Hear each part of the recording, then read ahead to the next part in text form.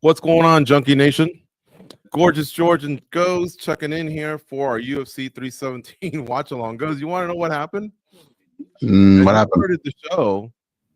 I was watching the end of the prelims, right?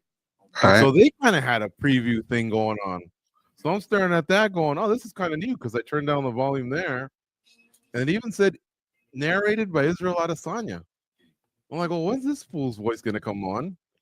And then I started thinking, wait a minute, I'm in the wrong screen. Here we are. UFC 317 watch along. Allow us, folks, to stumble out of the gate. We've been at the UFC Fan Expo for 2 straight days, and it's been some long days. This is on the heels of me coming back from a long trip. So we're working on fumes a little bit, but we are watching the fights. Have you seen the first 2 guys? Yeah. Pretty violent, huh? I do want to add something else. Getting sick. Yeah. Dude, it's been a lot. I forgot that you were on a flight not that long ago. Yeah, exactly. I've been battling getting sick. When did I wake up and think this is not good? I think it was Tuesday morning, and I flew Wednesday. But anyhow, no excuses. Here we are. Everyone's grinding over at MMA Junkie. We're the MMA Junkie Radio team, and I'm George, and that's Goze. And we're the hosts of MMA Junkie Radio, and we'll be your hosts for the next 5 hours for this UFC 317 watch along. Now, that includes 2 hours of prelim fights, 4 fights, prelims. They're going to get started in a sec, so we'll pivot to that in just a moment. And then we have the pay-per-view, which is 3 hours for 5 fights, including 2 title fights, the vacant lightweight title between Ilia Topuria and Charles Oliveira. Sorry, Charles Oliveira and Ilia Topuria. I got to give more respect to Charles Oliveira. He's getting so overlooked. He is a former lightweight champ, and I get that Ilia is also a former champ and undefeated, but I'm sorry, he's coming up. So it's between Charles Oliveira and Ilia Topuria, and I might have tipped off who my last-minute switch is for my MMA Junkie staff picks. Also, we got Alexandre Pantoja, not Alexander, Alexandre Pantoja. He's going to be facing off against Kai Kara France in the co-main event. So aside from that, we got 3 other matchups. We'll get to those in a second. But now's a good time for you guys to hit the like button, first of all, to just kind of trigger the beginning of the show, kind of help us get to the front page, or at least higher on the front page of YouTube. It all works between likes and views and things like that. So all that helps. And if you think a pal or someone might enjoy this, share it with them. Just copy and paste what you see on your screen and share it with them, or post it somewhere where you think others might get to it if they're not available right now. Because like I said, we'll be with you for 5 hours. Now, so quick results, and then we're going to give you the first pick of our next fight, and then we'll kind of settle into what this is all about. So Jonathan Denise defeated Alvin Hines, some heavyweights here. They went at it, and it was a unanimous decision, but it was 2 rounds to 1. Jonathan Denise, man, Hines' face was messed up, and Jacoby Smith came out of the gate in the first round of his fight against Nico Price and just bludgeoned Price, but then he hit a wall, the adrenaline dump. And so I thought the plus 800 underdog, Nico Price, was going to come back and sting Jacoby Smith, who was minus 1,000, minus 1,500, minus 2,000. I saw him all 9,500 I saw. Wow. But Jacoby Smith rallied and was able to learn the lesson, but still get the win. So those are in the books. Terrence McKinney and Vyacheslav Borisov are next. Goze, explain to everyone how that part works. We're going to give our pick, and then we'll settle in and start our watch along. So we are going to give our pick, both of us, who we think is going to win the next fight. I'll give you the odds. If you go up to the top of your screen, if you're watching here, you have your BetMGM tab, and you have your chat tab where you can chat with us. And then once we make our first play, you'll be able to see another tab pop up, and that will be where all of our fight picks are stored for the night. For the most part, we do pretty good. Even when we say we suck, it's still actually a pretty decent night. So I guess we'll start off here with this first fight. Borisov is plus 150. McKinney's minus 185. So we both give a pick here. You want to go first, George? Or you want me to go first? Go ahead. I like McKinney, but I'm actually going to go with the underdog. I agree. He is now. Oh, did it just change? No. Okay, he is plus 150. So I agree. I think this is a little bit more evenly matched from what I've seen. I did like McKinney's start to his career. He settled down a little bit with. He's very popular, all right, and I think he's looked at as more of an elite fighter than he is, and he's lost 2 of his last 3. But I just don't like the odds. If it was more even, I'd probably side with McKinney. But I'm always looking at underdogs because this sport is so crazy. Uh, these are 4-ounce gloves, and with favorites, you just have so much to to make up if you get kind of caught in some sort of a boat. I'll admit I had like 25. Well, I actually bet 26 because 26 is my lucky number. So 26 to win like almost 300 on Nico Price. And that thing almost flipped, because what was his opponent's name? Jacob. Sorry, I lost it for a second here.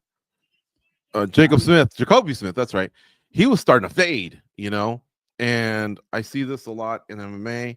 Sometimes you have to weather a storm or whatever. So we'll see. We've interviewed Terrence McKinney before. Very likable guy, but again, when I see underdogs that have a chance to win the fight, I'm going to take them. Borshev, I think, has pretty dangerous hands. So we'll see. And again, if you're asking me who wins the fight, McKinney is who I would tell you. But who I'm going to bet, I'm not going to lay minus 185 on McKinney. I'd rather go with the underdog. So that's that. Now, a lot of times that's just the pick that we'll give. Doesn't necessarily mean we'll play. I play way more than Goze. So most of the time when I say it, I'm playing it. Whereas Goze is kind of chilling. He picks his spot. He's a lot more disciplined than I am. But at least we agree on this one. We'll see how it goes. And Goze was being kind when he said, we do pretty good. We actually do really good on these watch-alongs. We just blow it all on baseball and hockey and basketball. But here on the watch-alongs, we're pretty money. Just ask. All right, Goze. I was just about to say, the question I've gotten the most tonight, or over the last 2 days, is what I think of the main event.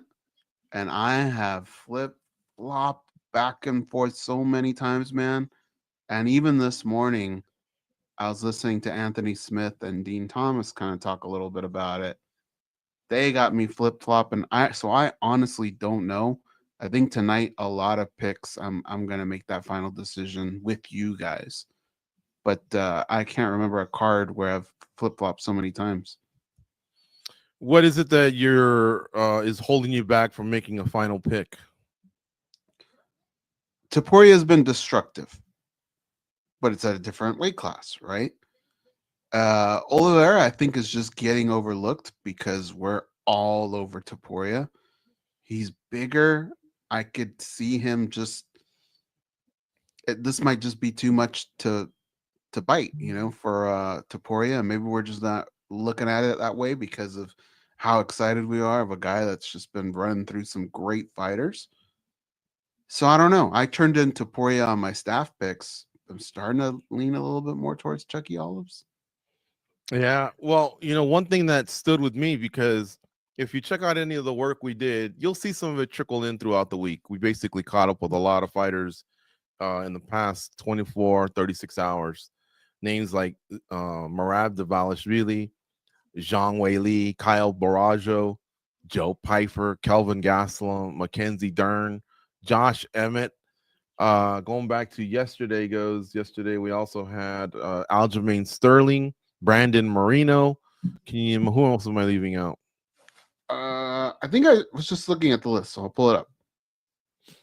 Okay, well, the one common theme was, while you do that, was that do not sleep on how hard Oliveira hits. A lot of people have commented that even though he's got that long, lanky frame, that jiu-jitsu game that he styled on so many fighters for so long, he developed a formidable wrestling game, offensive takedowns, and his striking game, and he punches a lot harder than people think. Go ahead. What's that list look like?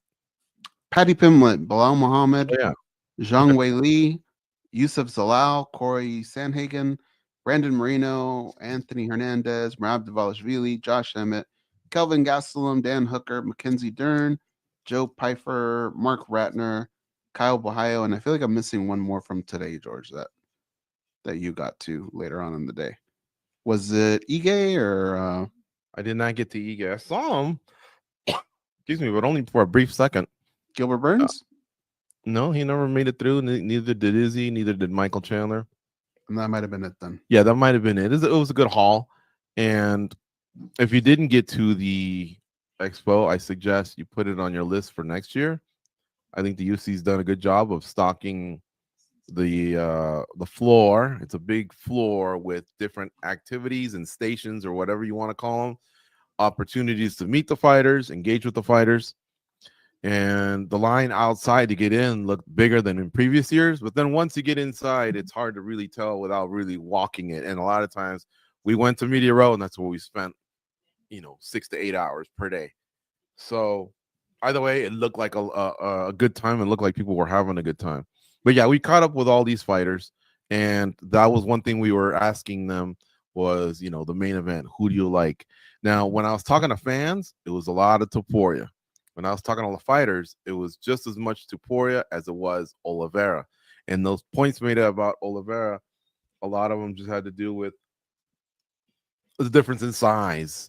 When you are overlooked and you kind of have a chip on your shoulder.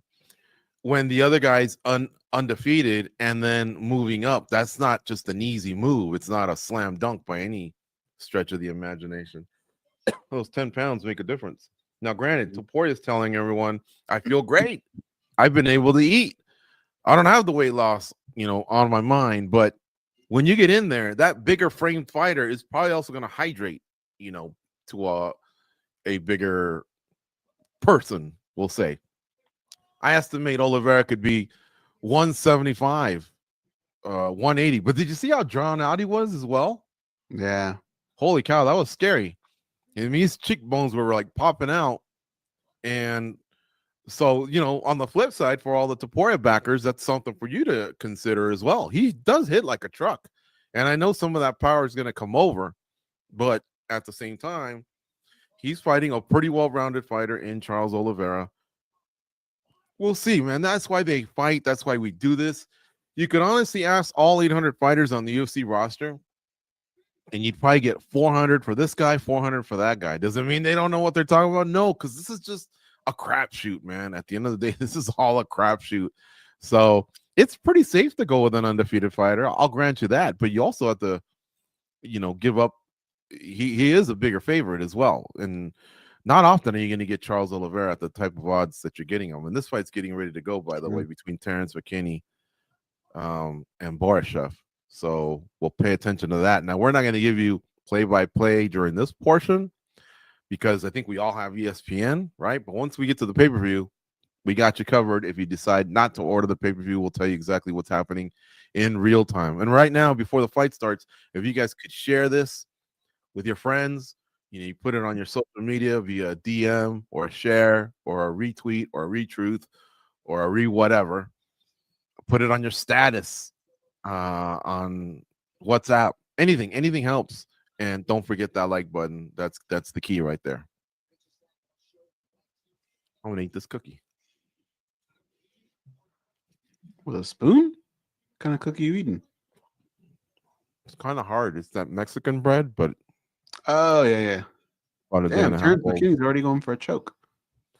Oh, then you're way ahead of me. What do we do here? My fight hasn't even started. Oh, really? Shit, This one's about to end.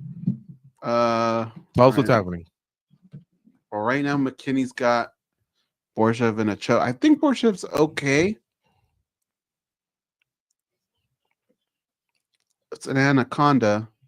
Oh, now he's putting a lot of pressure. Now he got top position. He might get him here. Borishev's head's turning red. He's kind of tapping with his feet. That should be a tap right there. What the? Like we were saying, take Terrence McKinney. What in the world? Is it over or no? It's over. Yeah, Terrence McKinney just got the tap. I mean, I guess his hands have been free to tap, but when a fighter's kicking their feet like that, I know that in the past referees have considered that a tap. Well, one of the feet. Okay, I'm watching it right here. It's almost like I'm watching your replay of what really happened. The referee's right over it. He's fighting it. And let me see. I'm looking for these feet that you're talking about. If I lit your feet on fire, that's He what could it looks tap like. though. He could tap.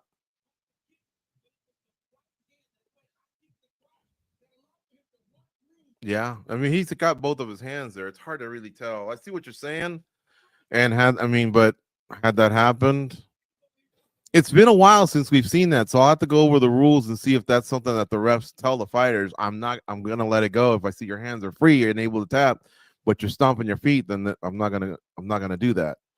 Mm-hmm. But that was quick. If we're $100 players, we're already down 100. I can't believe how fast that fight went. Yeah. I mean, it ended. The streams are so inconsistent that the fight ended before my fight started for Goze. Okay, the fight ended for Goze before mine got started. So we'll have to sync up in just a sec. Yeah, where are you watching it? Because you, I don't think we've ever had that big of a margin. I'm in the same crib as you.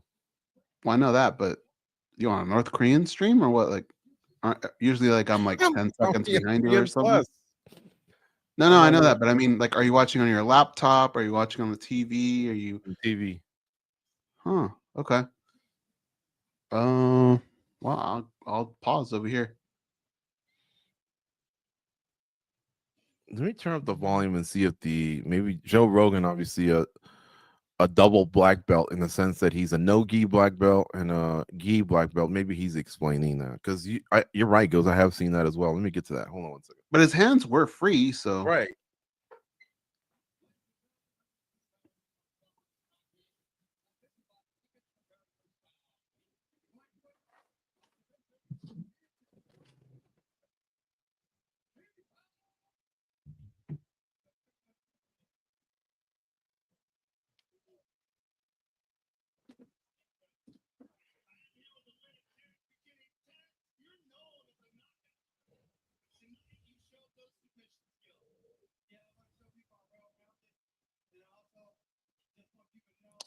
Is my stream too loud, George? I can't even hear it. Okay.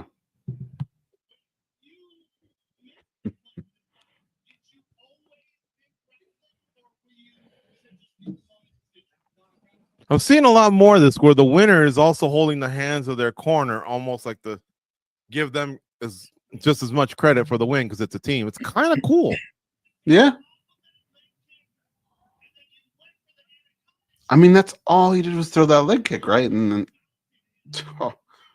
I mean, that's got to sting. A whole camp, all that preparation for this.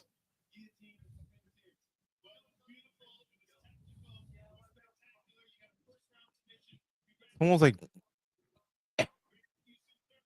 Terrence McKinney was tapping into our watch along and he heard what we said. He did not like this. Not a good start. I'll defend myself by saying this. Let's look at his record, all right? Terrence McKinney has just beaten this guy.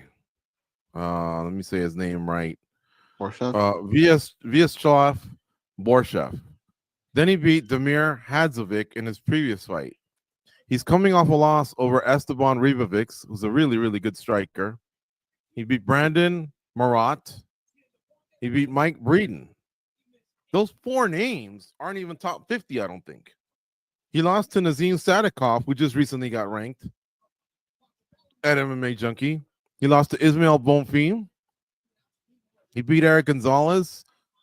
The Faraziem win is a good win. And I believe after that, Faraziem wound up getting going on a 5-fight win streak. He lost to Drew Dober. So what he has to do now is beat a big name. He does that, and I think he can be catapulted, more into where he wants or where it appears that he is, but he's not. Because if you were to take him to the UFC Fan Expo, he'd be very popular, in my opinion. I think he's a well-known fighter, and he's carved that out for himself. But the results, the resume isn't as padded as you would think. True. Well, I guess we need to get in our next pick. You go first this time. I might have jinxed this. Make sure I'm as current as I can get. Fast forward to Saturday.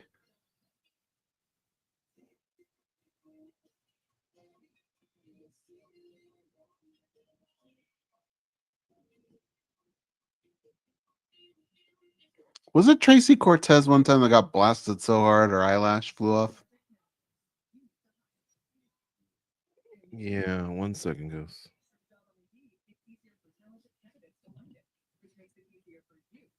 Okay, I think I'm closer. Oh, yeah, it could be. It rings a bell, but I don't remember. Sitting at that expo brought back a lot of memories, and now I realize there's a lot I've forgotten in this sport about interactions with people that we've met, people that do other stuff that aren't involved in the sport anymore. And then I see a lot of other names where they are still involved in the sport and they are still, contributing and what have you. But uh it was a fun 2 days back at it and kind of reconnecting with a few MMA managers, a lot of fighters, some UFC staff. Because of these watch alongs, we haven't been to a lot of shows in the past few years between the pandemic and then this setup here. That's a lot of FaceTime that we were used to in the past was there. True. Okay, I'm on commercial break, so we'll sync up before the next one, but doesn't mean that we can't talk about it. So let's get to the next fight. This is the second fight of 4 featured prelims here on this watch along, and then we'll have 5 fights on the pay-per-view. So we're going to be with you guys at least till about 10 p.m. Pacific, 1 a.m. Eastern. So you might as well start going to Uber Eats and figuring out what you're going to eat, because if you enjoy fights, the best ones are still yet to come. And the first 3 have not been bad. Even though the heavyweights went the distance, they were banging.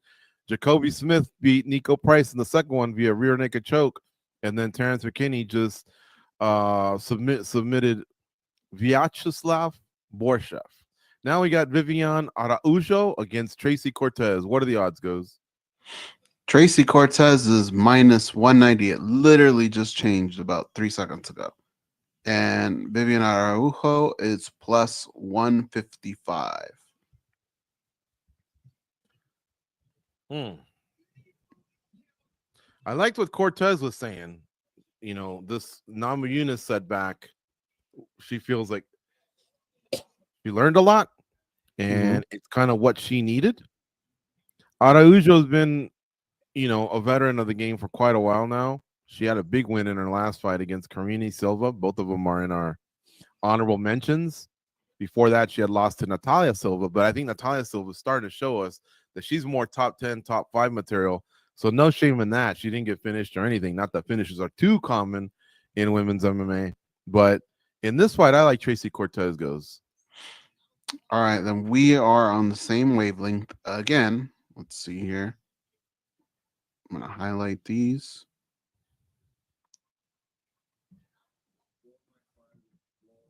Losing a close fight to Rose Namajunas, I don't think is a bad thing. No. It's close though, where I would consider 190 is about my limit. Yeah, if you're wondering, because I've been preaching underdogs, at some point you have to adjust, right? With this fighter, with Tracy Cortez, 190 is about my limit. Yeah, I've already been, I've already sided with Nico Price, Alvin Hines, this Borshev guy. So at some point I got to start getting my getbacks too. But I think Tracy Cortez is a pretty talented fighter, actually. So I don't mind taking her. She's only 31 years of age, so it's not like we can say, she's cruising along towards the latter stages of her career. Like I said, her last fight is the Rose Namajunas loss, and I think she seemed to take that one more in stride than I see other fighters do, where they don't really learn from the loss. I mean, prior to that, she beat Jasmine Jasdavicius, who I think has a 5-fight win streak going, or a 5-fight win streak going. The scalp, Cortez doesn't fight too often, but she's beaten some tough veterans along the way. She just happened to get, checked against Rose Namajunas. Late notice, if I'm not mistaken. I think she got pulled off the Maverick fight. And this was in Denver, Colorado, although she never offered that as an excuse, but that is where Rose lives. That is 1 mile elevation. So anyway, I feel pretty comfortable in this pick. I'll lay the 210. Well, you said 190. That's even better. Yeah, 190, and it just went up to 190. I think it was 180 when we started talking about it a little bit.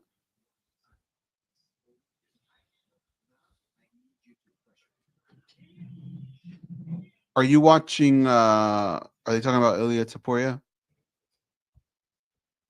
Am I talking about him? No, on your screen.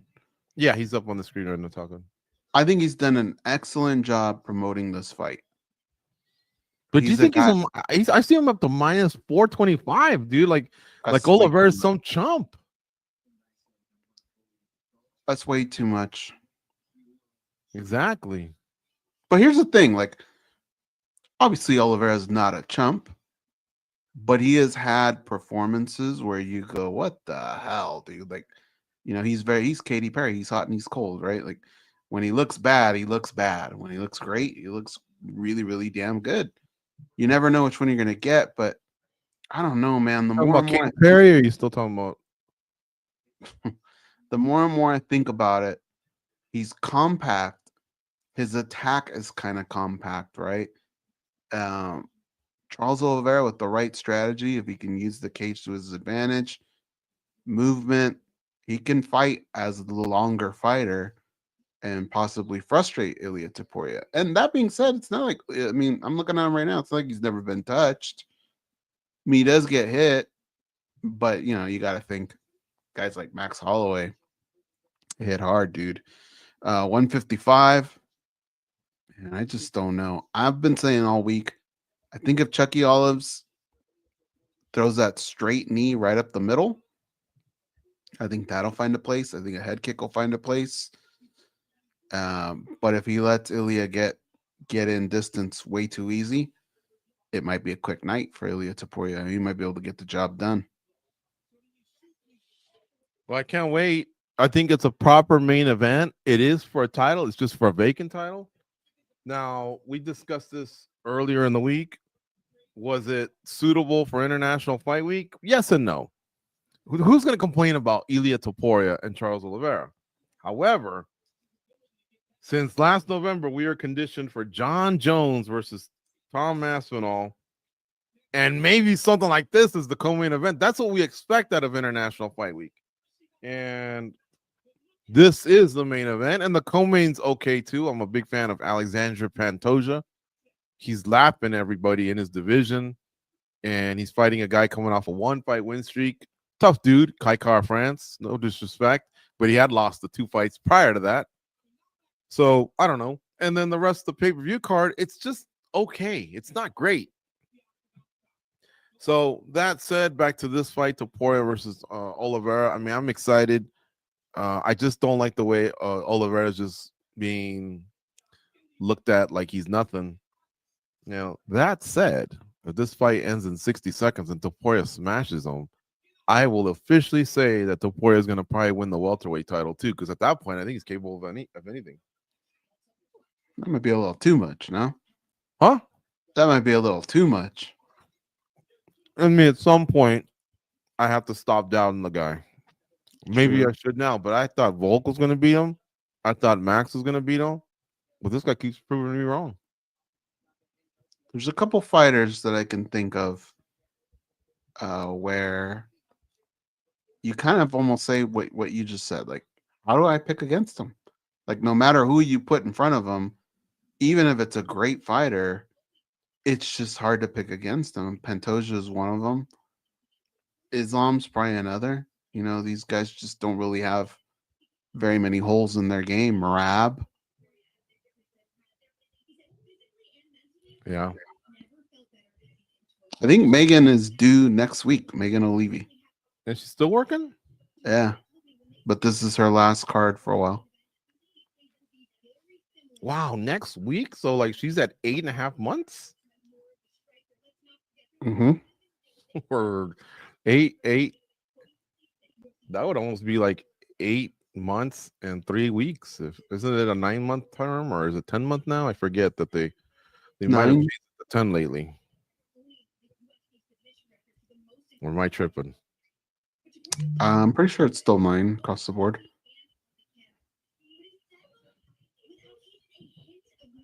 Well, best to her and Joseph Benavidez, her husband, former UFC flyweight title contender, multiple time title contender. He just couldn't cross that finish line. He did come close against Dominic Cruz in the WEC back in like 2007 or 8. He had a great fight against Dominic Cruz, and I thought he beat him, but he lost a real close 48-47. I can't remember if it was unanimous or split, but it was close. That's when Joseph was competing as a bantamweight. Then the UFC created the flyweight division, and the rest is history. So Dominic Cruz actually has wins over Demetrius Johnson and Joseph Benavidez at bantamweight. Those are two of his title defenses, if I'm not mistaken. All right, the Cortez fight's coming up here. The ladies are walking in. Looks like Tracy Cortez comes in first. Or who comes in? Who's the A side here? Oh, man. Now I think you're ahead of me.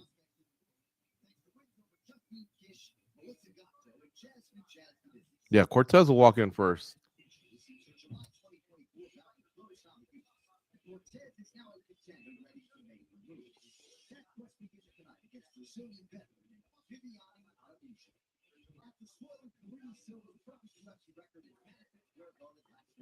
Let's see the rest of this. Quite a few Dana White Contender Series fighters, right? That's going to be something to watch going forward. Honestly, it's just, I think a lot of fighters that used to compete in the regional shows have curtailed their careers there and just take it to Dana White Contender Series, roll the dice there. If I win there and I impress this guy, I'm in. Versus having to wade through the politics of getting a title shot at LFA or CFFC or Shuto Brazil, Shuto Japan. What are some of the other promotions? Octagon, Brave. I was gonna say Bravo. There's a lot of them out there, and now it seems like hell. I wonder if it's tough to get fighters to say I'll be on the Ultimate Fighter, because Dana White Contender Series just is it, man. There's just no way around it. If I was a manager, I would direct fighters towards that. Yeah, there are a couple that have done it, gone on the Ultimate Fighter, and said, looking back, they are happy with that decision. But it's such a commitment, and yeah, I don't know. That Brazilian guy that Eric coaches, Gabriel Santos. He doesn't. What's his name? Myron Santos. Yeah, he doesn't regret it one bit. But then what are you supposed to say? If you're an alumni, you can't say, yeah, man, it was some bullshit. You're gonna put it over. But he followed it up with some good info, as to why he liked it and the things that he learned from it. So you tend to believe him, I guess.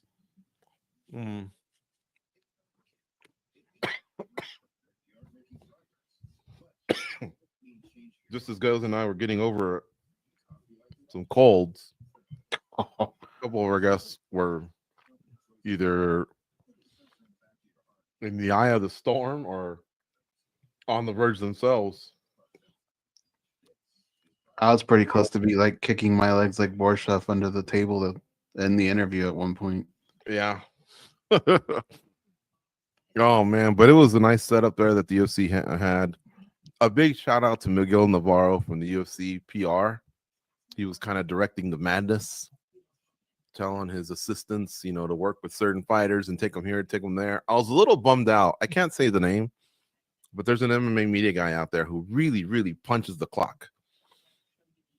You hear his names after all the press conferences. Usually goes Oscar Willis from the Mac Life. You can hear the English accent. He's English, not Irish, by the way.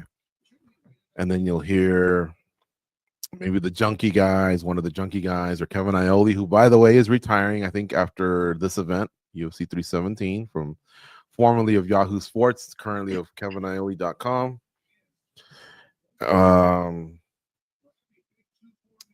Then the MMA fighting guys, and then you usually hear this next guy. And he was telling me today, he goes, he didn't score many interviews, and he had a good position. He came well prepared. He was dressed.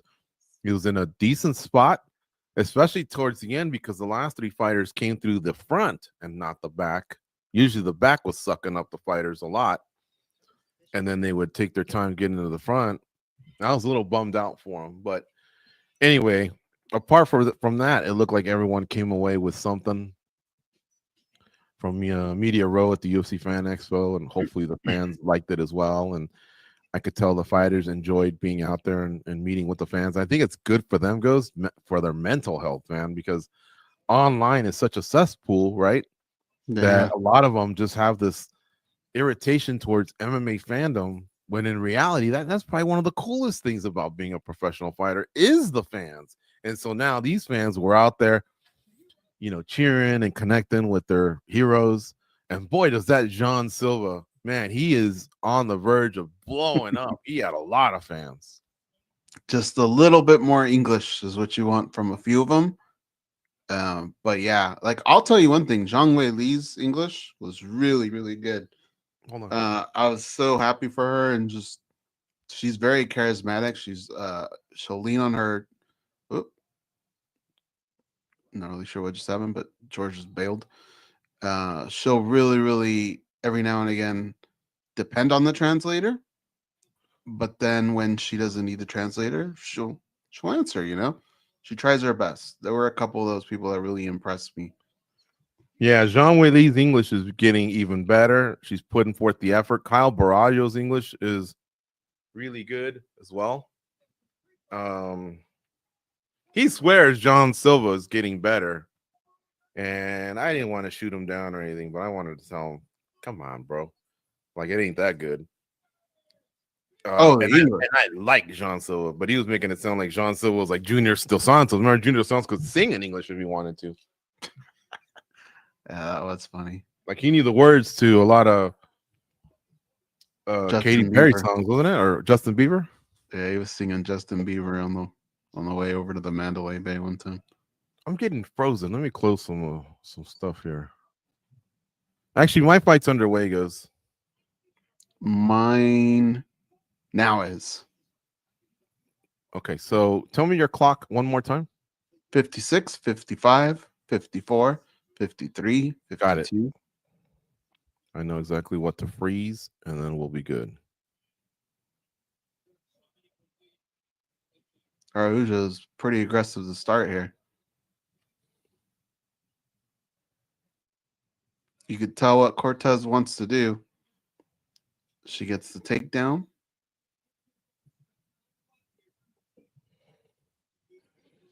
Okay, I'm at 425, 424, 423, 422. We're good?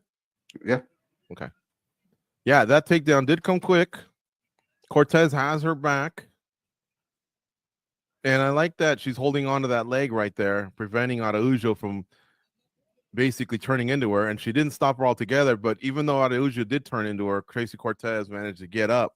Now she's taking a knee.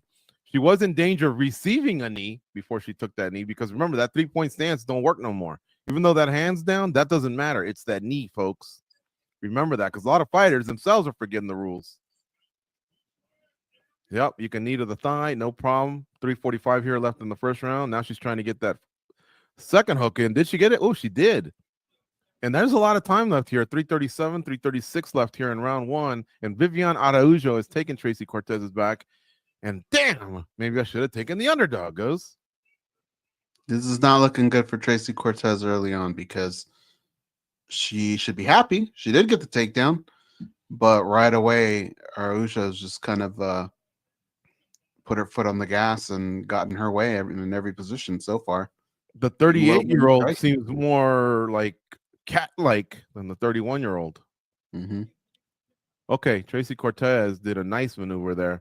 2-on-1, fighting off the choke. She's down. She's to her knees, and now Araujo might slip off. Tracy Cortez is getting to her feet, forces Araujo to let go of that last hook.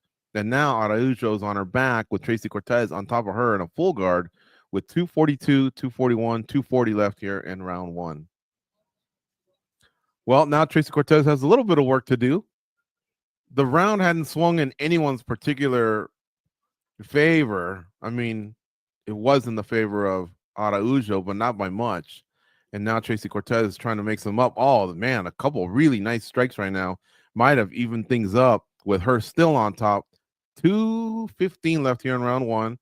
Now she's trying to clear the half guard position and get into full guard, or sorry, full mount. She is in half guard. These are women's flyweights, 125 pounds. Valentina Shevchenko, your champion. Some insight here. It appears Zhang Weili really wants Valentina Shevchenko next. She's not interested in. Oh man, that elbow to the spine. Oh, Yeah, is that an elbow to the back of the head? You gotta be careful with that strike, because if you hit the spine, not good. Yeah, that was pretty egregious. I mean, it was like a 12-6 almost to the back of the head. Let's see what happens here. I was saying, it looks like Zhang Weili's preference is to go up and fight for the flyweight title. And you know how the UFC's operating; they make you give yours up. And so when I talked to Mackenzie Dern today, she said that that's what the chatter seems to be, and so she's in favor of her versus Verna Jandarova, which would be a rematch of their 2020 encounter, which Dern won, by the way. Now Vanjihova is working off a 5-fight win streak. Dern's working off a 2-fight win streak. But both ladies are Brazilian, and she also mentioned that the UFC is going to Brazil in November. And she said it was a pay-per-view. I asked her, I go, for a fight night? She says, no, it's a pay-per-view, which that would mean there's 2 pay-per-views in November because they usually go to New York. Didn't Ratner say something about a pay-per-view too in the interview? There's so much going on, but was it Vancouver or what did he say? He said they're going to Vancouver soon, but he didn't say if it was going to be a pay-per-view or not. Okay, Cortez is now going for a front choke like a guillotine. She's standing up, and she's not letting it go. She is twisting it, but Araujo doesn't show much concern. In fact, Araujo uses it. Well, is she out yet? Not yet. There's 13 seconds left on the clock. Could be in trouble here. I think she's okay. There's no panic. There's calm in her body. She seems to be all right. She's going to be able to ride this out. That's the end of the round. Of that round, it goes to Tracy Cortez. Everything all right? No. Want it open? 10-9 Cortez. So, yeah, I know I said a lot there, but I think expect a Shevchenko-Zhang Weili matchup after all. And I think expect Dern and Vanjihova to compete for either interim or undisputed. Mm-hmm. Because the UFC seems to be making their champions just let the title go if you're going to move up. Weili seemed to be open to going up and coming back down. There's she is a specimen, man. Sitting next to her, I was like, there's not even an inch of fat anywhere. Like, it's all muscle, dude. Yeah. And she can speak complete sentences. When I've seen her talk at events, she'll say like, New York, how are you? I love you all. Thank you for cheering for me. You know, kind of like something that you could possibly remember. Whereas with us, she was conversing in full sentences. She's just not fully comfortable putting it out. So she shortens things. Mm-hmm. Maybe she doesn't want to get, stick her foot in her mouth and say something she wasn't supposed to. But did anybody win you over? Patty Pimblett. Even if you weren't like, let's just say you were a fan, but now you're even more a fan, or you weren't a fan at all. Yes. In the Dern interview that I had with her, she was very honest. She said, if Zhang Weili was staying at 115, she goes, I would let Verna Jandiroba. I'm not even going to pretend like I would be next. Verna Jandiroba is next. She says, I'm the number 2. And I was like, okay. And here's another thing she said, she said she still thinks she's got work to do before she's good enough to beat Zhang Weili. Now, she says she wouldn't turn down the fight because she says that's just fighters aren't programmed like that. But she says, if I'm speaking to you honestly, I can still think there's holes in my game that I need to to fill. And that's how good she thinks of Zhang Weili. So honestly, her fighting Verna Jandiroba would allow her to take another fight and get better so that she is better for Zhang Weili. But she doesn't think Zhang Weili is going to stick around. She thinks she's going to go up to face Valentina Shevchenko. But I just remember 2 times, maybe even 3, thinking, man, She doesn't have like any type of ego. How about Joe Pfeiffer? Okay, that was an interesting conversation. I started out by asking him, what did you learn from your fight versus Gastelum? Because you obviously won, but towards the end, Calvin Gastelum was gaining steam, we'll say. And he said, he just kind of learned a lot, got a lot of valuable experience, pacing, but he also felt like he's being slighted by those that are saying he was faded towards the end. Me. And he kind of quoted fight stats and presented how this guy had this amount, this guy had this amount. He goes, it was a 1-2. He goes, I did take it.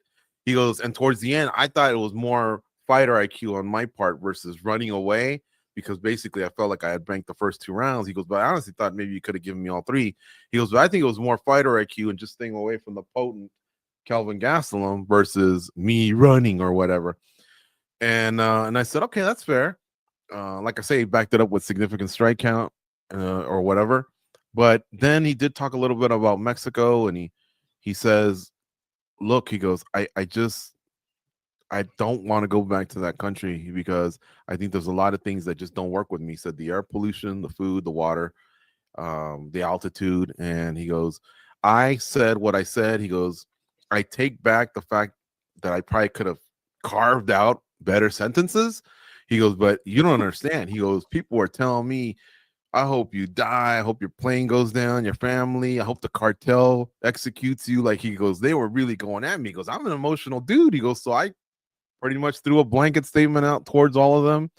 And he goes, at the time, I probably kind of meant it. He goes, but it was me basically spitting venom back at those that were spitting venom at me. So, I kind of get that. Yeah, as we kind of unpacked it all, I was like, all right, I kind of get it. I never once played the on-part Mexican card or anything, because I gave him his due, and I said, hey, look, you took some of it back, you rephrased it, you kind of specified this, that, or whatever. Hang on a second.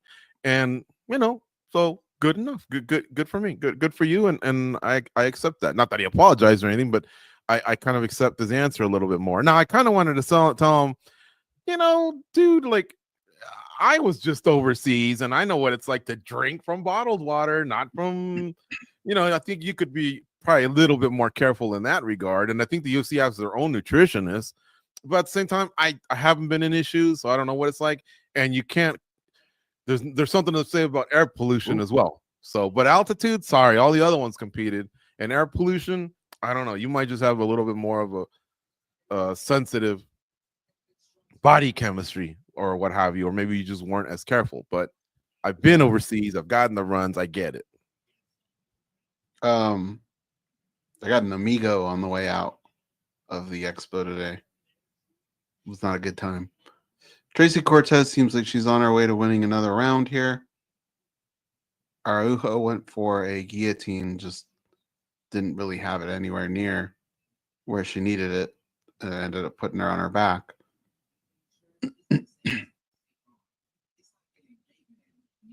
Man, we're going to get a lot of Bateman commercials today. A lot of Bateman and a lot of Tom Brady.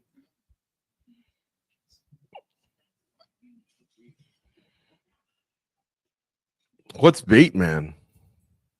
Oh, you've been gone, huh? Shit. That a movie? No, Jason Bateman?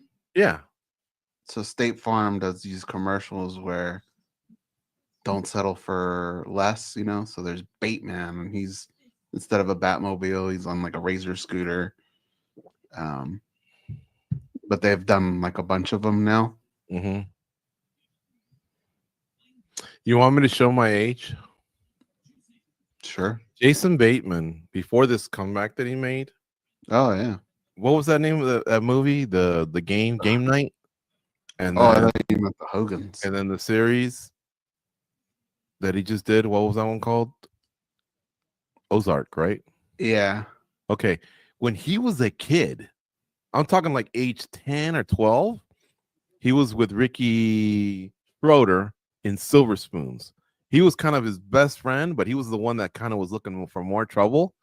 He was What? kind of funny and sarcastic back then.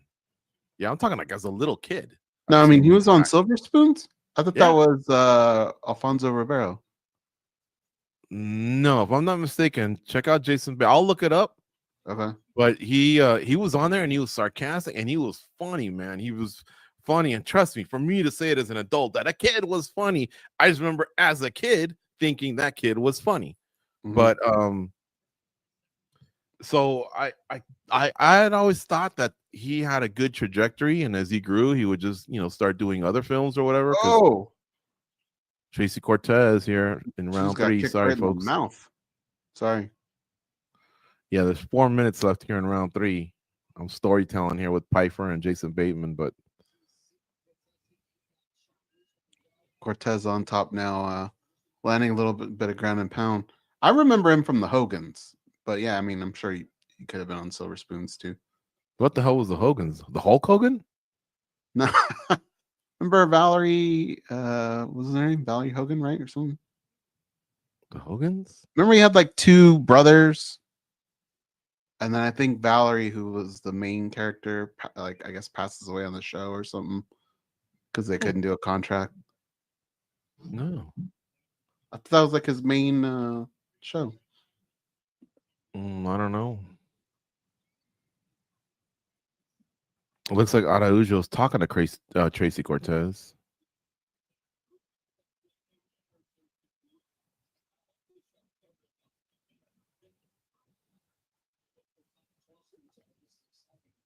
I'll give it up for Jean Silva, Mackenzie Dern, Kyle Borrajo.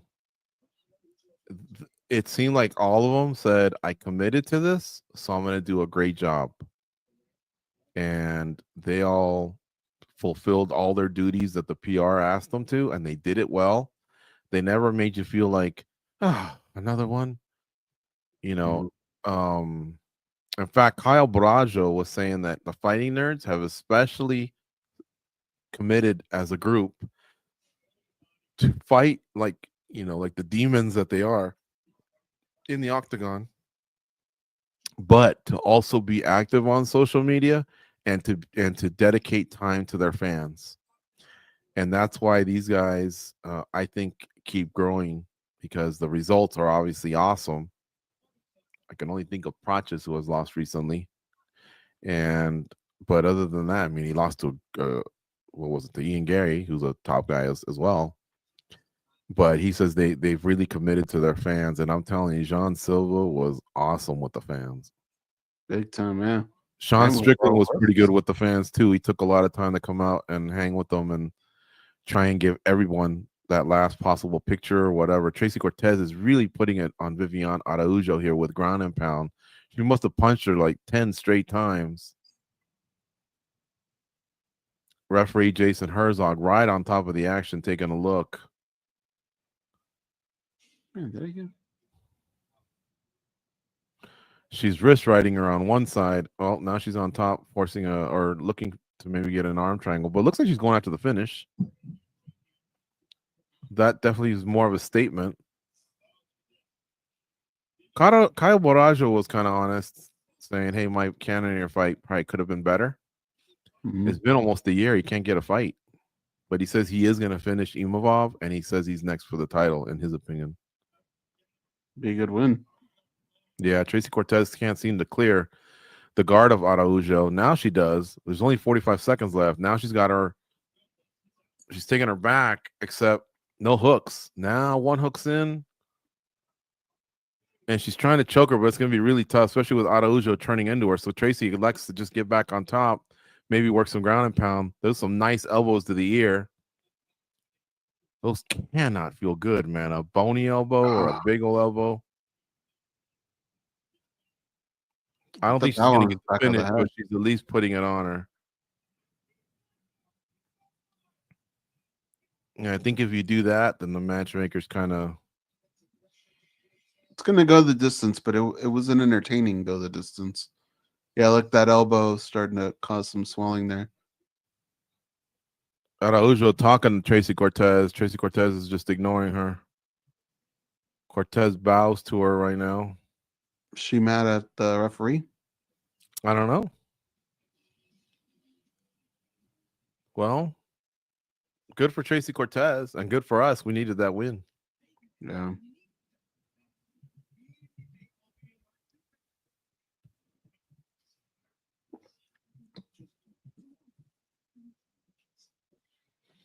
The next fight coming up, folks, is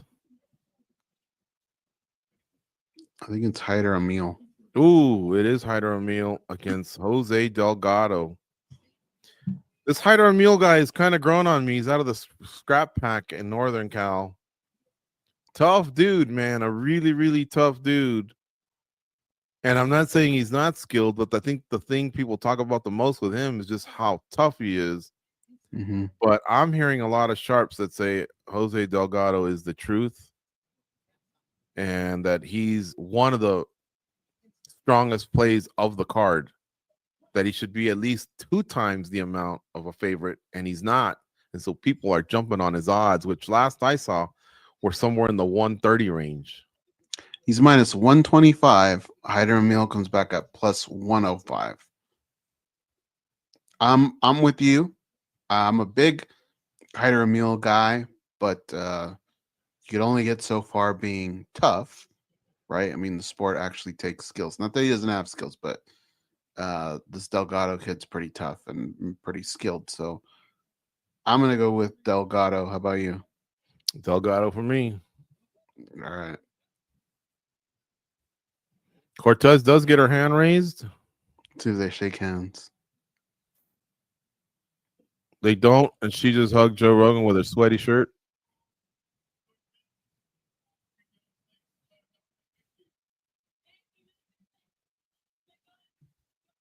Joe's got to be like Peter Griffin. He's probably just got a million of those shirts.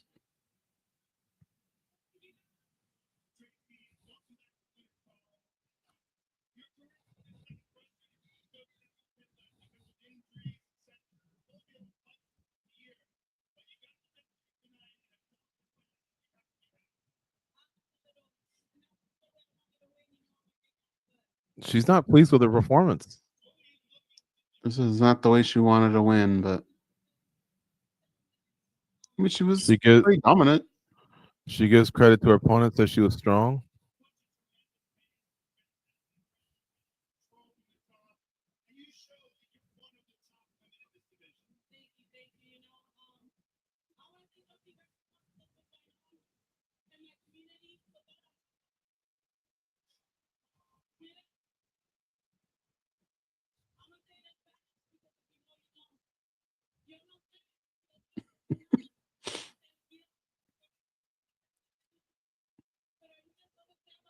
When someone says if you know, and you don't know, you feel really left out.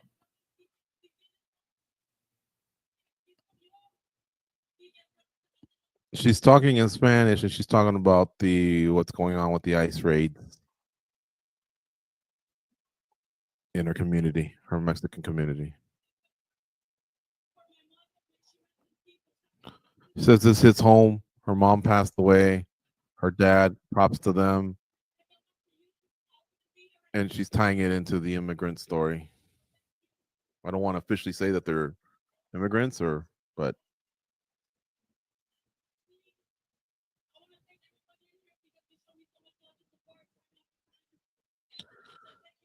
Joe Rogan backs out and says, "Thank you, Tracy. Thanks for the time."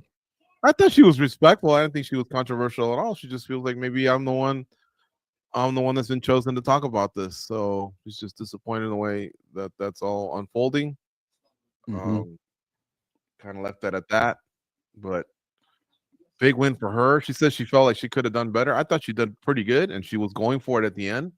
And she is in a deep division. Remember, we have Natalia Silva, Jasmine Jasdavicius, Erin Blanchfield. I know she didn't beat Macy Barber, but what else can you think other than she's the one ahead of Macy Barber at this point and her 6-fight win streak? Manon Fiorot is coming off a loss from Valentina Shevchenko. Alexa Grasso lost to Natalia Silva.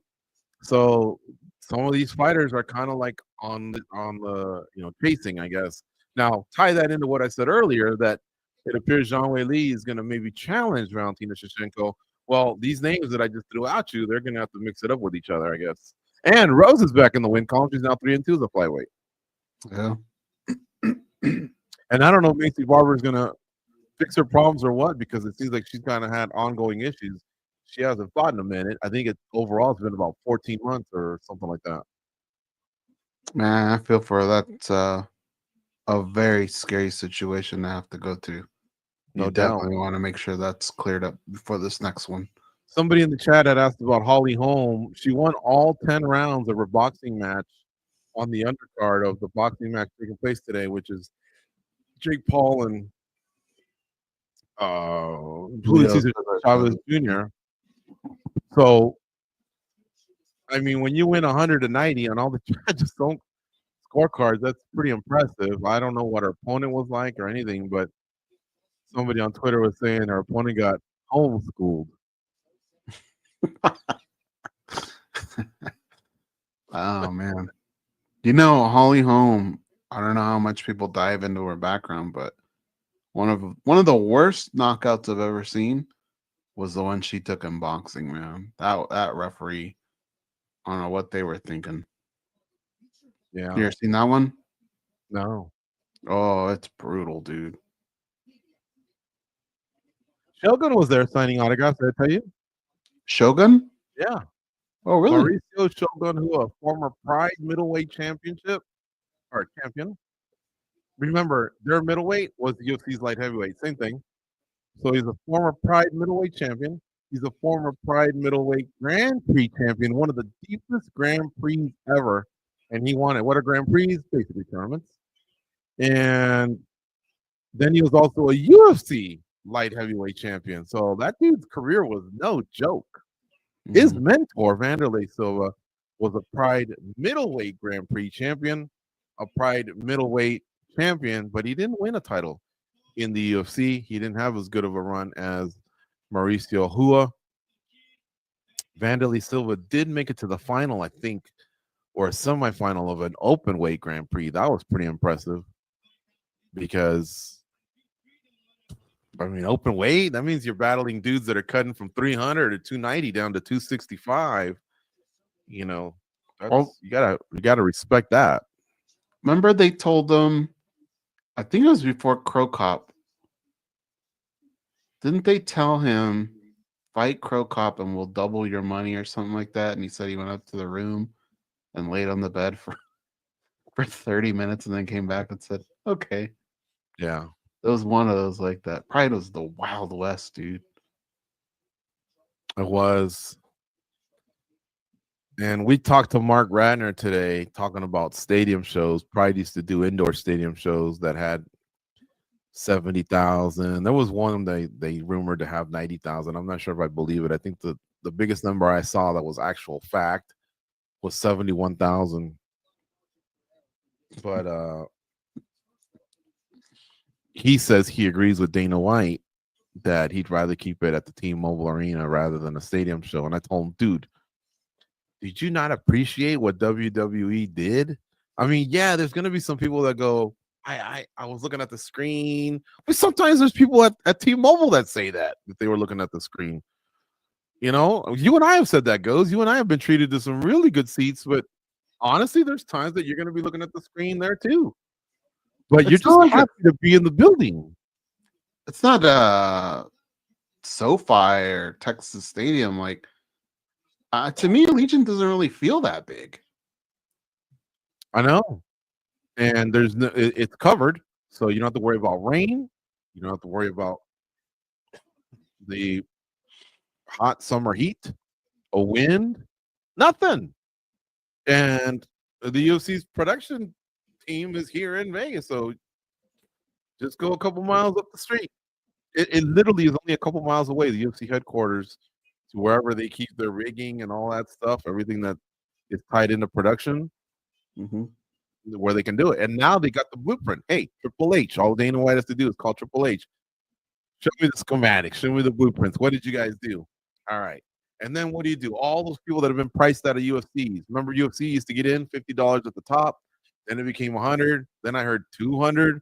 Now it seems like there's people that tell me that they can't get in for less than $300 to $500, and that's one of the nosebleed seats.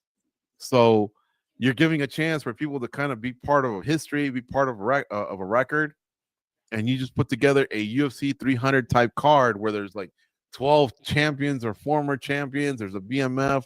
There's everything you can think of, but you give the fans, something special, something out of the norm. I'm not saying wait for UFC 400 to do it, but that one should have been done with either Conor and Diaz, or I think Conor and Poirier might have reached that point, and Ngannou and Jones Aspinall. I mean, Allegiant's been around since when? 2021? 3 years now, right? Yeah, I mean, I don't know. I just think they should do it one time. Goze is given the idea if there's any fighters left from the WEC, have them come out wearing the WEC gloves. Bring back Brittany Palmer in her WEC outfit.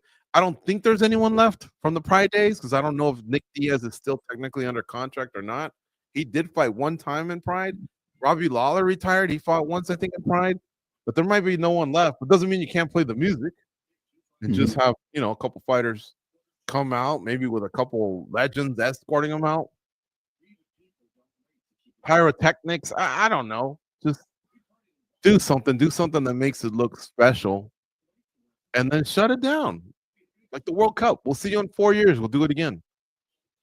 Yeah. Maybe have Fedor walk down the ramp and induct him into the Hall of Fame. How's one of the greatest fighters in the world gonna never be in no Hall of Fame? There's no Bellator Hall of Fame. There's no Pride Hall of Fame. There's only one Hall of Fame. There's the UFC Hall of Fame, at least the ones that count. I think a couple other attempts have been made, but they haven't really caught any traction. So what are you going to just do? Like, Fedor, you don't belong? I mean, Kazushi Sakuraba only had 2 fights in the UFC, and he's in the UFC Hall of Fame. Boss Rude, I think, only had 1, and he's in the Hall of Fame. So it wouldn't be that weird to say, hey, Fedor, you were the king over at Pride, which we bought and we own the library. You're in the Hall of Fame, and that's that. Yeah. Hell, shove him in the contributor wing if you have to, even though that'd be dumb, but the contributors never fought, right? Yeah, if you're gonna do it, I'm just saying, like, tighten a few things up, from the past, and then going forward, it's all about the UFC, baby. That's what it's been for the last 15 years. There is no more Strikeforce. There's no more Bellator. There's no more Strikeforce. Wait, I say that already? Bellator, Strikeforce, Pride, WC. It's all gone. But it doesn't mean that you can't throw it back like the NFL with their throwback jerseys, or Major League. Sometimes they have the teams in Spanish, they'll give the Latino heritage some love, right? Some of the players wear pink in October for women's breast cancer, the throwback jerseys I talked about. I just don't see why they couldn't do something like this. One time, break that stadium record, use that stadium like you said you would. Dana White said he was going to use that stadium, and get a bunch of people in there that haven't been in a long time. But do it on an international fight week.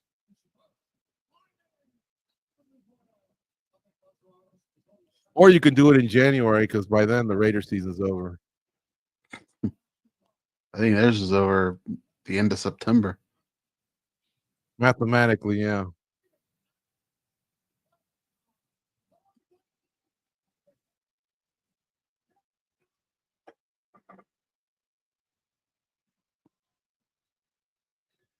They got Pete Carroll now, though, right? Yeah. Hyder looks lean. He's tough, man. He's got a granite chin. Got a very interesting backstory. Nolan King did a good interview with him about a year ago, maybe less. There's Gilbert Melendez, the former Shudo featherweight champ, former WEC lightweight champ, and former Strikeforce lightweight champ. A one-time title contender in the UFC, but he lost a split decision to Benson Henderson. But he still has a lot of hardware. Personally, I didn't think he lost that fight either. It goes, if John Anik were to say thank you to Chrissy for that, when she walks around the catwalk and tells you what round it is, and then or if Is there a big difference between that and thank you, Chrissy? Yeah. Just that tone? Yeah, that tone says everything.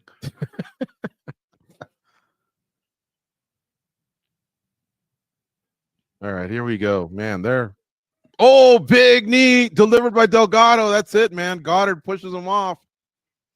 He knocked him out. Wow, these are happening quick. Hyder Emil is pretty shaken up, but he's kind of wondering why did he stop it. I think most fighters, bravado makes them do that. Yeah. And the You ultimate, kind of make an argument though. Like, it probably wouldn't have gone his way anyway, but I see where he's coming from a little bit. maybe, but you know, when the ref's holding you up, you can say, "What do you think?" And I would have came back. You know, I was clearing my head. But if the referee just kind of goes, "Hey, let's see you stand," and you wobble around, then you got your answer, right? But obviously, the ref's job is to protect you. I don't know, because that knee was money, and the follow-ups were too. I think he made the right call, but it has to be disappointing for Hyder. I mean, here's the replay. I guess what I'm saying is I don't think it's out of this world either. I think he was trying to grab his leg, but he was pretty far gone. Oh no, that was 3 solid shots. See here, like he's on his way up. I'm not saying he wasn't, in a bad spot, but he was getting up. Great call, Goze. You disagree? You think he should have got more? No. I'm just saying I could see where his argument's coming from. Like, see here, I was trying to grab a leg and then he got up. I'm not saying he wouldn't just get put right back down, but the fact that he was trying to grab his leg and standing up maybe warrants just a little bit more. I think if Goddard lets him go, he would have kind of went in a circle and then fallen flat on his face. Maybe he would have gotten thumped again, or I mean, look at last week, right? Like the bloodbath that was going on there, that could have very easily gotten stopped. You talking about Baku by Azerbaijan? Yeah, double bonuses that almost weren't. Yeah, I was gonna say that was a lot of decisions. How many unanswered shots did Nolan say it was? 90 or something like that. Who was it the one face first a few weeks ago? Face first? Face first. Oh, I think that was in PFL. Wait. I remember we were talking about it because we were saying it was like Rocky. Man, some of these fights have ended quick.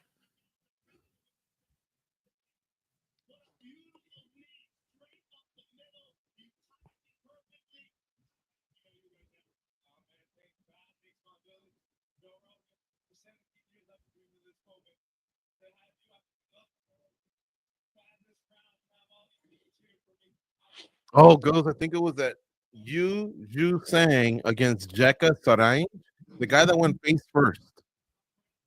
Like nose first, literally into the ground.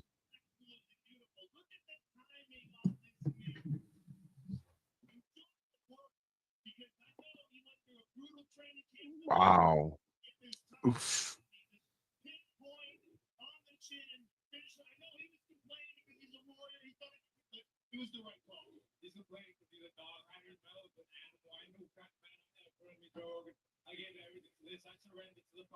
Yeah, that needs money.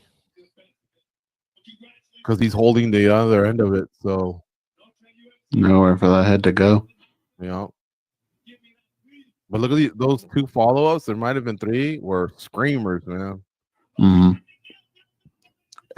If I'm Delgado, I would say something like, I would have my phone out and saying I'm on Amazon right now buying shit because I know I'm gonna get a bonus. Because there's nothing more he could have possibly have done, right? Other than kill him. I mean, what else? Like what you look at the UFC and go, well, what did you want me to do? What did I do wrong? That's like the perfect ending. You gotta give him his money.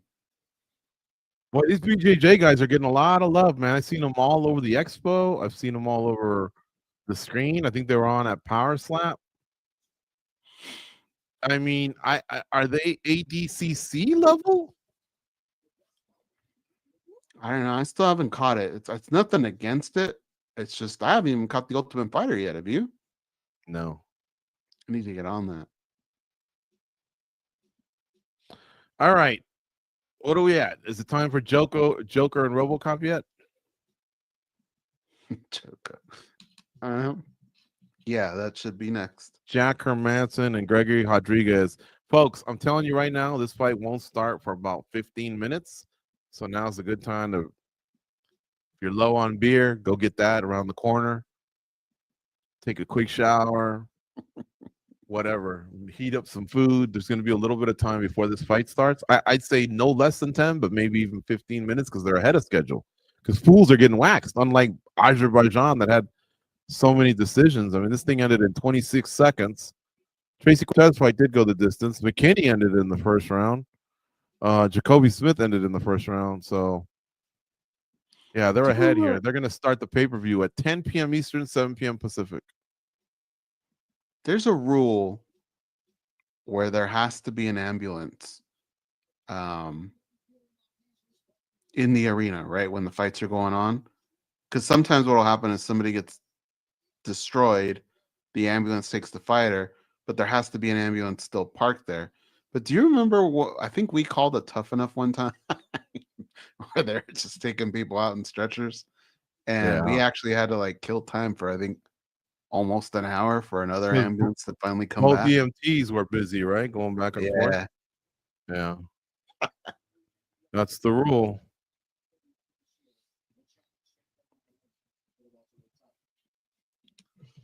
What are the odds on this one goes between Rodriguez and Hermanson? All right. Rodriguez is the favorite, right? RoboCop is minus 220. Hermanson's plus 180. I don't know. 220 to me is a little too high. I like him. I like Rodriguez, but it's a little too high for me. Hermanson's 37 years of age. Rodriguez is 33. So there's not too much info on 4-year discrepancy, at least none that makes you sway. Not like when you get to like, I think it's 9-year, it's really heavily towards the like 3/4 towards the young guy.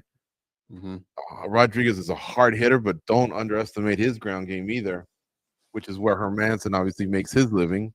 I think his stand-up is just suitable to survive, but he really wants you on the ground, but I don't think it's enough to punish you, whereas Rodriguez can flatten you out. I don't know, man. I like Rodriguez. I know I've been pumping the underdogs lately, but right now we did good with Cortez and Delgado. I might want to stick with Rodriguez on this one. I agree. All right. Remember, George and I now have the ability to pick different fights, but we just have agreed on these so far. So that's why when you look at your tab, you'll see a double, but we can go against each other. We've done it before. We'll do it again.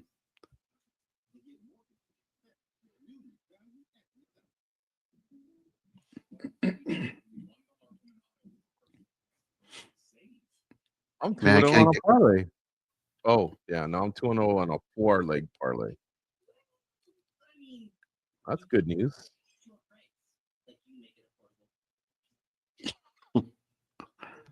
I forgot to tell you. Do you remember when I was on search for hand sanitizer? Yeah. So today at the Fan Expo, guys, there were moments where it wasn't as packed.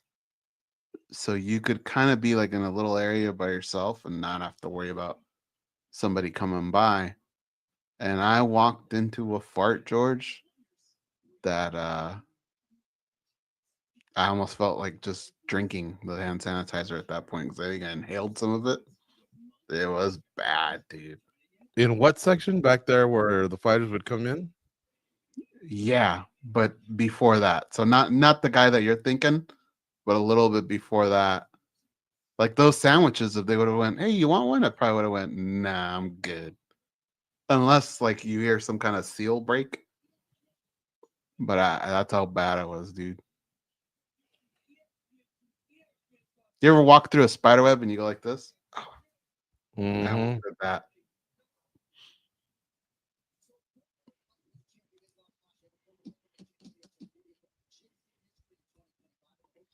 Okay, I want to see. I think it was this one, man. I think it was Jekka Saragi was the one that just went straight face first. Oh, Oh, let me turn this down.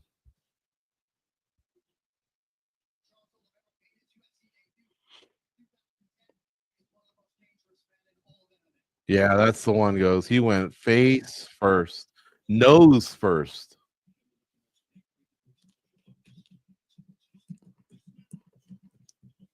Wow.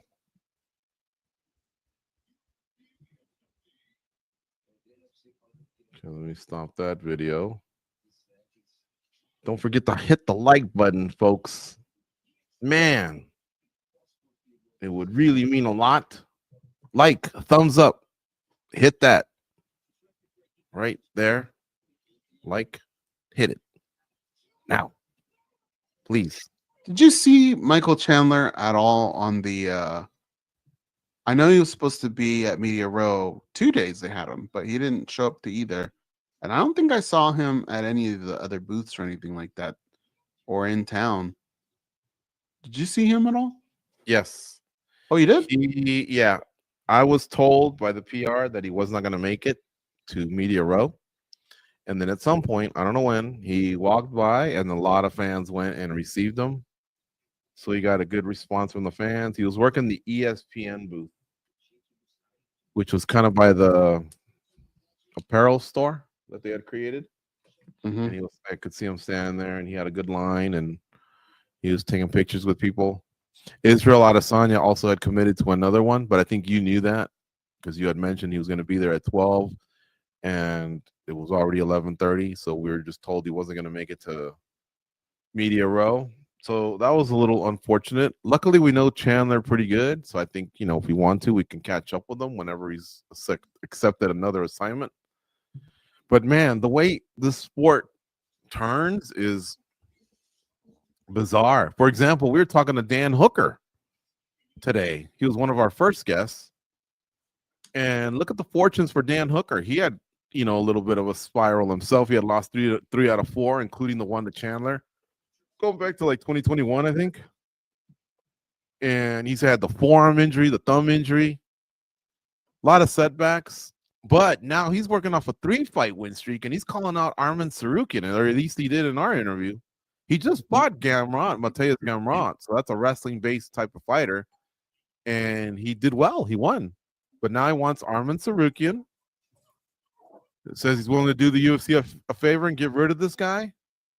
And now, if you look at Chandler, I think he's lost 3 in a row and like 5 of 6 or something like that. So the fortunes turn there, with both of these fighters. Big time. Now, Chandler's 39 now. I looked. He's 39. I thought he was 37, but he's 39. He really, really needs a win in his next fight. And he will get a fight. Otherwise, I don't think he'd be at this expo. I think they would have let him go. But he will get a fight.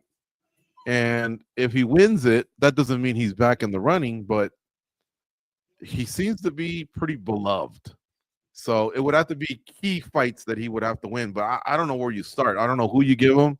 He just needs a win, and then he needs major wins if he wants to continue. He leads a pretty clean lifestyle, and he doesn't skip workouts. But obviously this last loss to Paddy Pimblett hurt a lot. Now, at the same time, it made the UFC a new star, and I think the UFC finally believes in Paddy Pimblett because I thought they were kind of protecting him a little bit. They're giving him matchups, and he was doing good, but we weren't convinced. We weren't convinced until he did what he did to Chandler, and then it was like, oh, shit. Yeah, he opened up a lot of eyes with that one. And the thing is, he still seems like he's getting better. So the sky's the limit with that kid. Chandler needs to turn things around quick.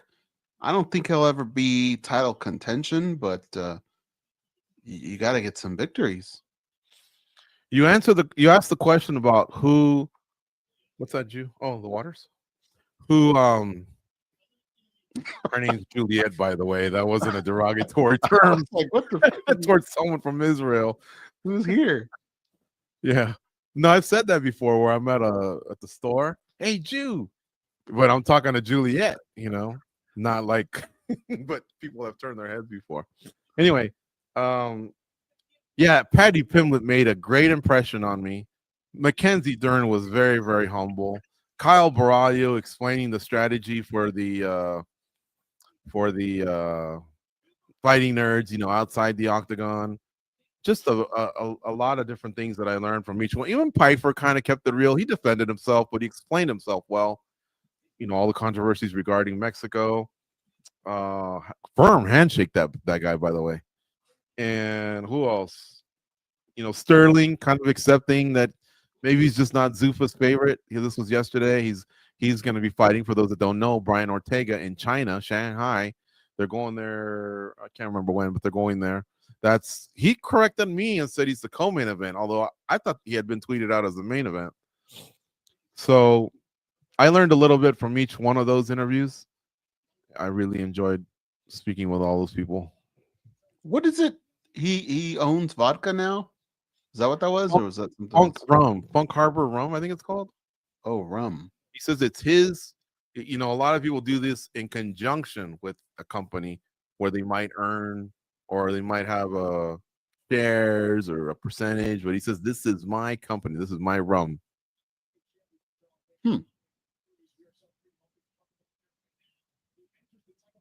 I know obviously Connor's got or had Proper 12, right? He had a share in it and he sold it. Masvidal has mezcal. Yeah, like another form of tequila. I feel like speaking of tequila, Chandler, I think, is with a tequila company. Yeah. Although I haven't heard him talk about it as much lately, but and what I think doesn't Dana White have a bourbon? Was it the Howlerhead or what is that? Oh, I didn't know he was a part of that. Yeah. But you know what I do? I'll give just about anything a try. But I do remember somebody saying they tried Howlerhead, and they were just like, it's horrible.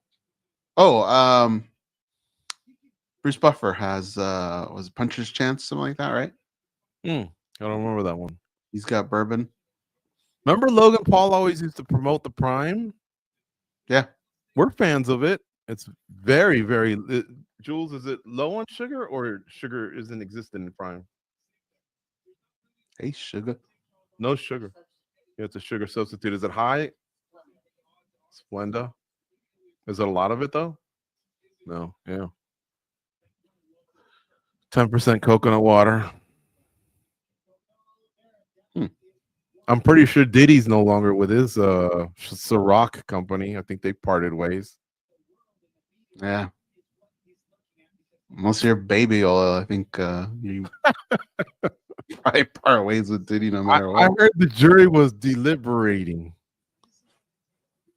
I know every person's got their day in court, man, but not that I sat there and watched every second of the trial, but you get these recaps and people were very graphic. They had videos, they had text. I mean, this one's, I don't see how this one goes any other way than a lifetime of being behind bars for Puff Daddy, P. Diddy, Sean Combs, whatever he wants to call himself. If you walk into that deliberation room, I would imagine, just for a show, everybody's in there playing like Connect 4, Wordle. There can't be somebody in that room going, like, come on, man. That was some brutal shit. Yeah. That's what I'm thinking. Like, they say if the deliberation isn't that long, that it's more than likely a not guilty, which I think was what OJ was. But yeah, that's some heavy stuff, man. And now I think the son is implicated in some stuff as well. So the apple didn't fall far from the tree.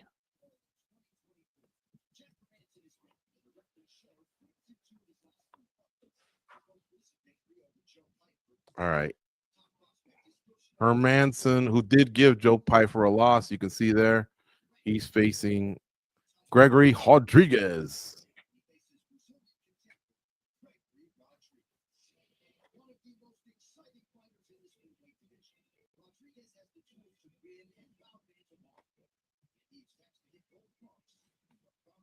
Yeah, it's hard. Minus 220 for Gregory Rodriguez, plus 180 for Jack Hermanson. Chat room, who do you like? I'm anxious to see what y'all think. I see a comment there about Kevin Lee. I don't know if you guys saw, but he did some social media. He was talking about the loss. He could barely talk. He was like a ventriloquist. I'm not bagging on him or anything, but he had his jaw wired shut, and he even admitted, I'm probably gonna have to drink through straws or eat through straws. He didn't expect it to last too long. In fact, now that I think about it, goes, weren't we going to interview someone? You don't have to say the name, but someone that was in a similar situation, and we're supposed to catch up, but they had a problem like that as well. Yeah, I think they're going to be Tuesday. Okay. But or if they've been public with it, can we say their name? Not this person, but I do remember Cub was public with his, and I want to say his was like 3 months or something like that, right? I don't remember. But Kenda, his wife, was there, and I kept looking for Cub, and I kept meaning to walk up to her and say, "Where's Cub?" Now, I think she still works with UFC. I don't know in what capacity, or maybe she doesn't. So I thought they might be there. I'd have to look at this roster and see if he has any fighters going. But I missed on 2 occasions just saying, "Hey, is your husband here? Or is he around?" But it could be that she had hosting duties or anything, something like that, which is what she used to do before she got married to Cub, and they had 3 kids. Her badge said staff on it. Ah, okay.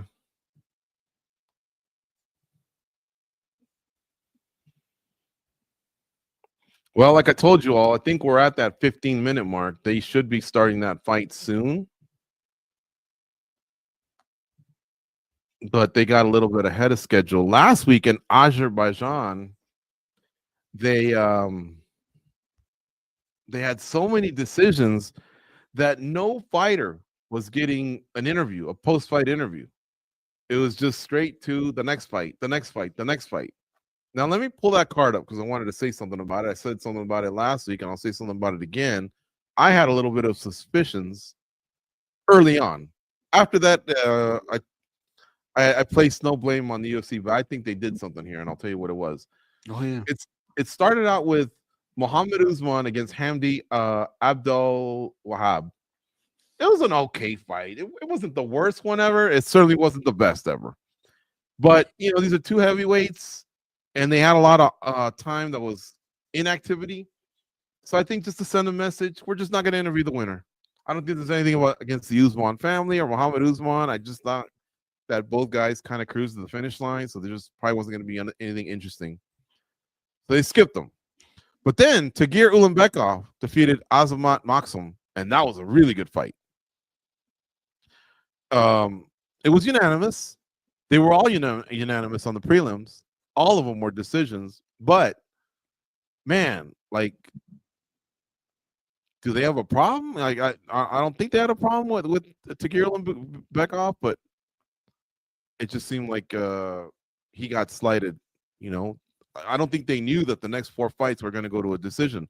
But after that, they did. Claudia Segula, Daria Zila Nikyayova. Wow. Zelyans Nayakova. Yeah, she beat Melissa Mullins. Park Zhang Yang against Ismail Nardiev. Ko Sik Hyun versus Oban Elliott. That was actually a pretty good fight. They just, like I say, they weren't giving anybody any time. And this one's had all kinds of time. What was the controversy, though, Goze? Do you remember? Was it Muhammad Usman? The controversy? Yeah. We had suspected that someone got just slighted. Or was that the week before? It was the week before. It was dude from I've Been Everywhere. What the hell's Batista? Oh. Nah, there was another one, though. That was like 3 weeks ago. I forget. It's not important. But, yeah, Azerbaijan, man. A lot of decisions. The first 6 fights were a decision. And then in the 6-fight main card, 4 were decision. There was only 2 finishes. Mitzelplik defeated Tofik Musayev by submission, and Nazim Sadikov and Nicholas Mata TKO. They got the whole 200 grand, but I thought Mitzelplik, well, he was overweight. That's why he didn't get it. So never mind. Park, though, man, he was gutsy to come back, the Iron Turtle. Yeah, here we go. They just started here with Hermanson and Gregory Rodriguez. RoboCop. Cool nickname. Both guys have their hands up. Hermanson was the one actually backing up RoboCop. I like RoboCop's uppercut. A bettor has put $25K on under 1.5 rounds in the Hermanson Gregory Rodriguez fight, according to DraftKings Sportsbook. So that guy's got to sweat out 7.5 minutes. Ooh, overhand right there lands for Rodriguez, excuse me.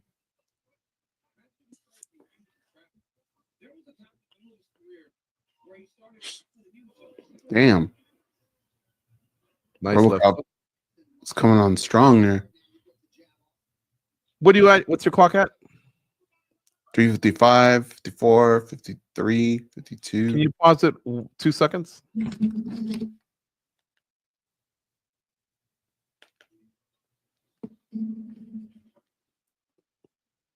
Are we set? Huh? Are we set? I did 2 seconds. Yeah, okay. Ain't that some bullshit that in the streaming world we can talk for about half an hour and then we got to reset it again, even though neither one of us did anything? I guess one stream can just be faster. I mean, that's one thing I don't like about the streaming world. Especially in the same house. Because a second ago you were going, uh-oh, and I was like, uh-oh, what? And then it happened. RoboCop's bleeding, though, on top of his head. Could be. He's pushing Hermanson back. That bettor, by the way, he is bleeding, Goze, you're right. That bettor's already lost 2 of his 7.5 minutes. What was it, 25K? I'm not sure. I wonder if he's relaxed or not. Can you imagine that being your play money?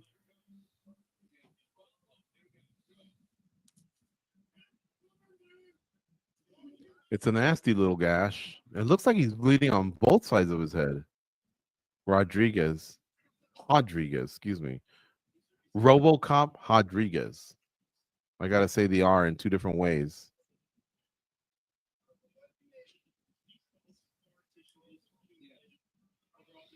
I wonder what made the Portuguese just make their R silent or like sound like an H.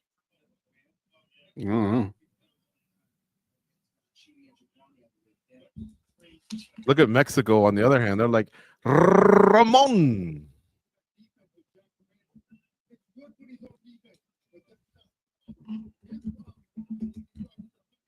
The Portuguese said, I don't like the way that sounds. Let's just make it into an H sound.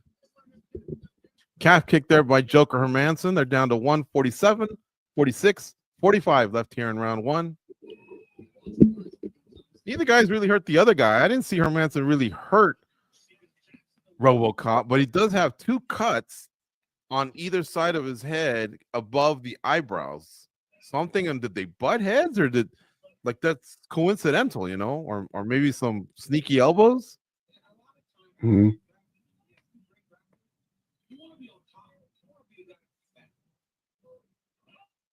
Hermanson's striking's a lot cleaner than I remember it. He's got a little bit more confidence now. He goes for a takedown and that missed. Running into RoboCop must be like running into a brick wall. His muscles have muscles.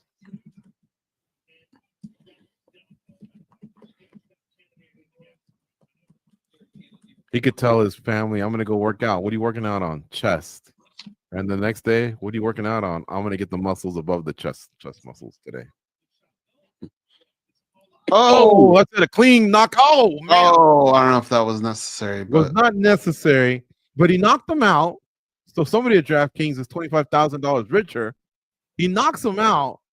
Hermansson's flat out, and the RoboCop even gives it a half second, like, should I or shouldn't I? And then he came back and gave him one more hammer. It was completely unnecessary, but under the rules, you go until the ref stops you. I thought it was something he clearly saw, just decided to do. He does not strike me as some sort of a bad guy, honestly. But look at Hermansson still laying there, Goes. Usually they don't show that angle. They're trying to wake him up. Herb Dean and the doctor were looking at him right now. Here we go. Here's the overhand. It's a left. Yeah, and Hermansson saw it coming, closed his eyes. He's out.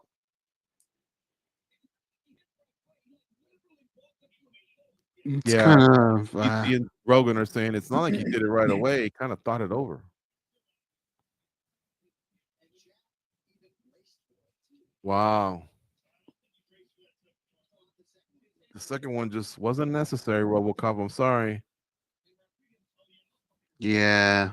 If Herb had actually straight out tackled him like a linebacker would a quarterback, it wouldn't have happened. But usually refs don't do that. I just think that there was this hesitation, and Herb was under the impression that he wasn't going to add the second blow, but it was a hammer fist. Right clean in the face. 25K goes for that dude. Gotta be. I mean, it only took him less than 5 minutes. A couple hands of blackjack.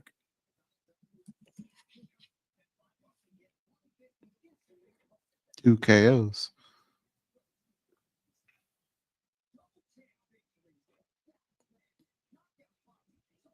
So now you all got about 20 minutes before the next fight because the prelims are over. Goes Hermansson's still out, like in a crucifix position. His hands are out, and he hasn't like even folded up where they're tending to him or anything like that. I mean, you can't do the interview always like that. So yeah.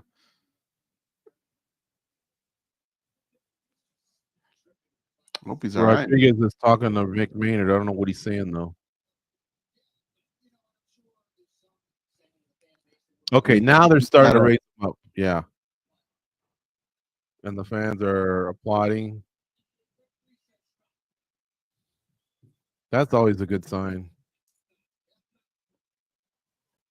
But Goes, this is one where Hermansson needs 9 months to a year off before he fights again. Mm-hmm. I'd have to look back and see when was his last KO. It's those consecutive concussions that can really, really. Excuse me, Hermansson. Let's see here. He's 37. He beat Pfeiffer in the last one decision. I'm sure he got hit in that one, but he did lose via punches to Roman Dolidze in December of 2022. So, 6 to 9 months. That one was bad though.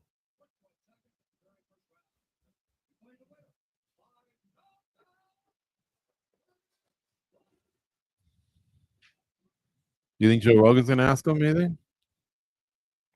I don't know. Here it comes.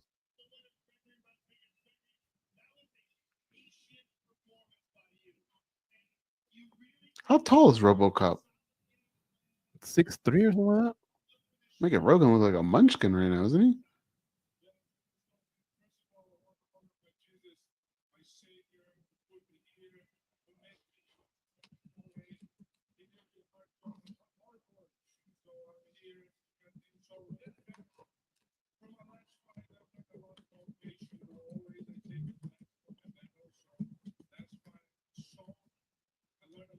Well, he's talking about the patience of his last fight.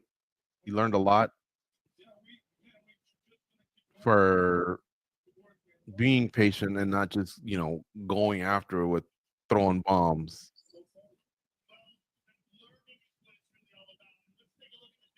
Now they're going to show the big screen. Joe's walking him through it. I wonder if that'll say anything. Rogan tells him, I kind of wish you wouldn't have landed that second shot.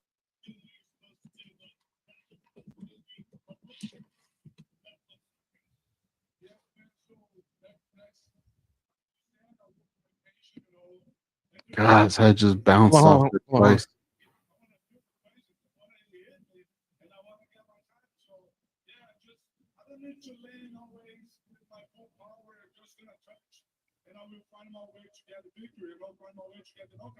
I'm not coming for the knockout. I want to fight. I would fight the 3 rounds, but he doesn't address it. He doesn't address the late punch. But Joe Rogan clearly told him, I wish you wouldn't have done that.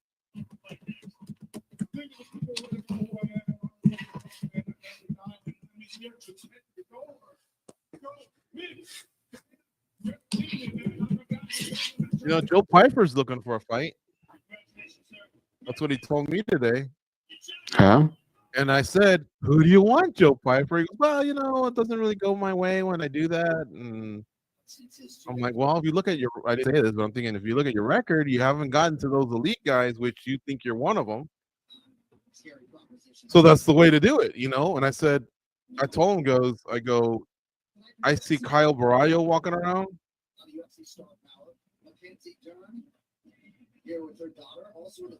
Let's see, who do we see here? Marlon Vera. They showed Mackenzie Dern. Bilal Muhammad. Okay. And I said, listen, I see Sean Strickland walking around, Kyle Barallo walking around, Fluffy Hernandez walking around. I think a few of these guys are booked. But is that the company you feel like you're in? He goes, I can beat all 3 of them. I think you need to be more clear about it, Did he grow on you at all? At times, yes. I think he's just a little rough around the edges. But he did clean up the Mexico part when he told me, hey, listen, my DMs were blowing up. People wanted to wish death upon me and for my flight to go straight into the ground, or that hopefully a cartel takes me out. And I'm thinking, well, you did say that it's a shithole, But he goes, I don't want to fight there. I go, so you'd go to the sandy beaches of Cancun? And he said, no, I think they want me dead there. So I go, all right, well then maybe we just leave it at that.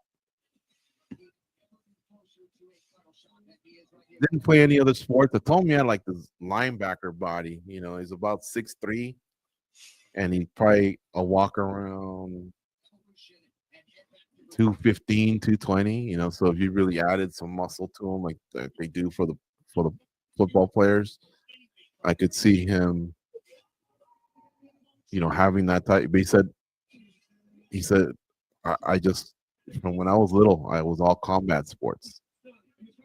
But he did grin a little because I go, hey, what about Eric Lindros, man? The Broad Street Bullies, those are some hockey terms from the old days. Eric Lindros was a star center, except this guy liked to mix it up, but that guy retired because he had so many concussions. Even though he's a center, he could score a lot. He was getting in fights, and so he was getting checked, and eventually he was one of the guys that had to retire while he was at his peak. And he appreciated the reference to Philadelphia. Broad Street is where remember the old Philly Spectrum? Mm-hmm. Where the 76ers used to play when they had Moses Malone and Charles Barkley and Maurice Cheeks and all those guys. Now where Rocky fought his first fight? That's called Broad Street. Yeah, exactly. So they had that, and I think either that and Veterans Stadium, which is now whatever the Phillies call their stadium. I think they used to occupy the same parking lot on Broad Street. Yeah, he grew on me a little bit. Not my favorite, but like I say, we need some heels in the sport, and I think he can play that angle up a little bit. But I think he needs to call out names and not just leave it in the UFC's hands.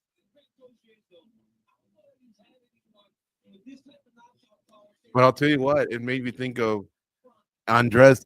No, not Andres. What was his name? Who was the Escobar who scored a goal against his own team, the Colombian? He was also Escobar. It was Pablo Escobar, so he was Andres Escobar. And it was just a joke at first, like, oh man, once he gets home, they're gonna kill him. for scoring a goal against his own team when Colombia was at the height of its cocaine problem, right? And all the cartels, they were the main ones that were in Colombia. And sure enough, that did happen.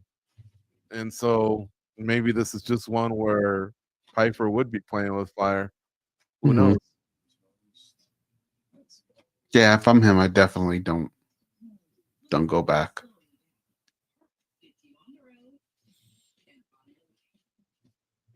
At 7 p.m. Pacific, 10 p.m. Eastern, the UFC's pay-per-view portion starts. You all have a decision to make. If you've ordered it, you're good. We'll just sync up. We'll watch the fights together. If you didn't, don't worry. We got you back. We'll tell you what's happening in real time. We'll give you a little bit better play-by-play and color commentary so you know exactly what's happening. I know a lot of you are betting. You're live betting. You're fantasy fighting. You got bets with your friends, your family. You want to know what's up. We'll tell you exactly what's up for this fight main card. It's all going to start off in the the Peyton Talbot's in the featherweight weight class, and he's got Felipe Lima ahead of him. You might as well get in now. You got the odds on it? Yeah, Lima's minus 160, Talbot's plus 135. A lot of hype around Talbot. He maybe got brought down to earth a little bit in that last one. Lima's tough, man. He's a tough out too. I apologize. These are bantamweights. Talbot's 9-1. Felipe Lima 14-1. You said Talbot's minus 135? No, Talbot's plus 135. Okay. And what's our record so far out of the 4 fights we've done? 3-1. We lost our first one, then hit the last 3. I think Talbot's an outstanding prospect and athlete, but I saw some quit in him in the last fight. I'm going to go with Lima in this one goes until Talbot proves me wrong that he's back. He didn't seem to have a plan B or a plan C in his last fight, and it looked like he mentally checked out.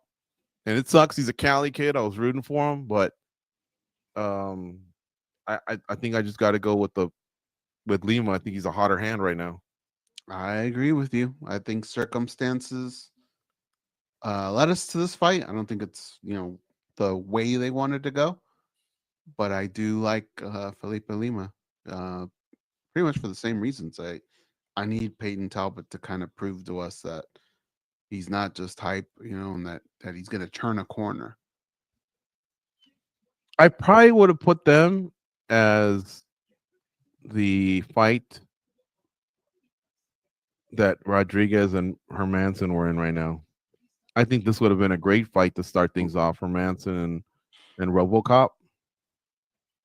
Now, oftentimes they'll say they'll give you the appetizer so that you get the main card, but I don't know if that still exists, that strategy. You were either going to get it or not. You don't sit there and say, well, whatever these guys deliver, I'll make my decision.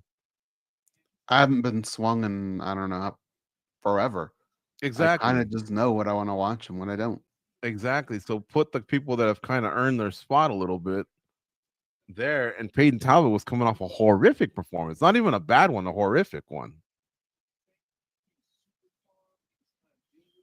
But whatever. It's Peyton Talbot against Felipe Lima. We've made a pick. We're going to take Felipe Lima. After that is Benil Dariush and Renato Moicano. That's followed by Brandon Royval against Joshua Van. And we get to the title fights. Alexandre Pantoja against Kai Kara France. Ilia Topuria versus Charles Oliveira.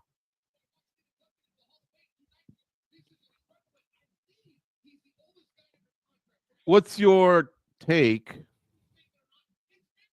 Hang on a second.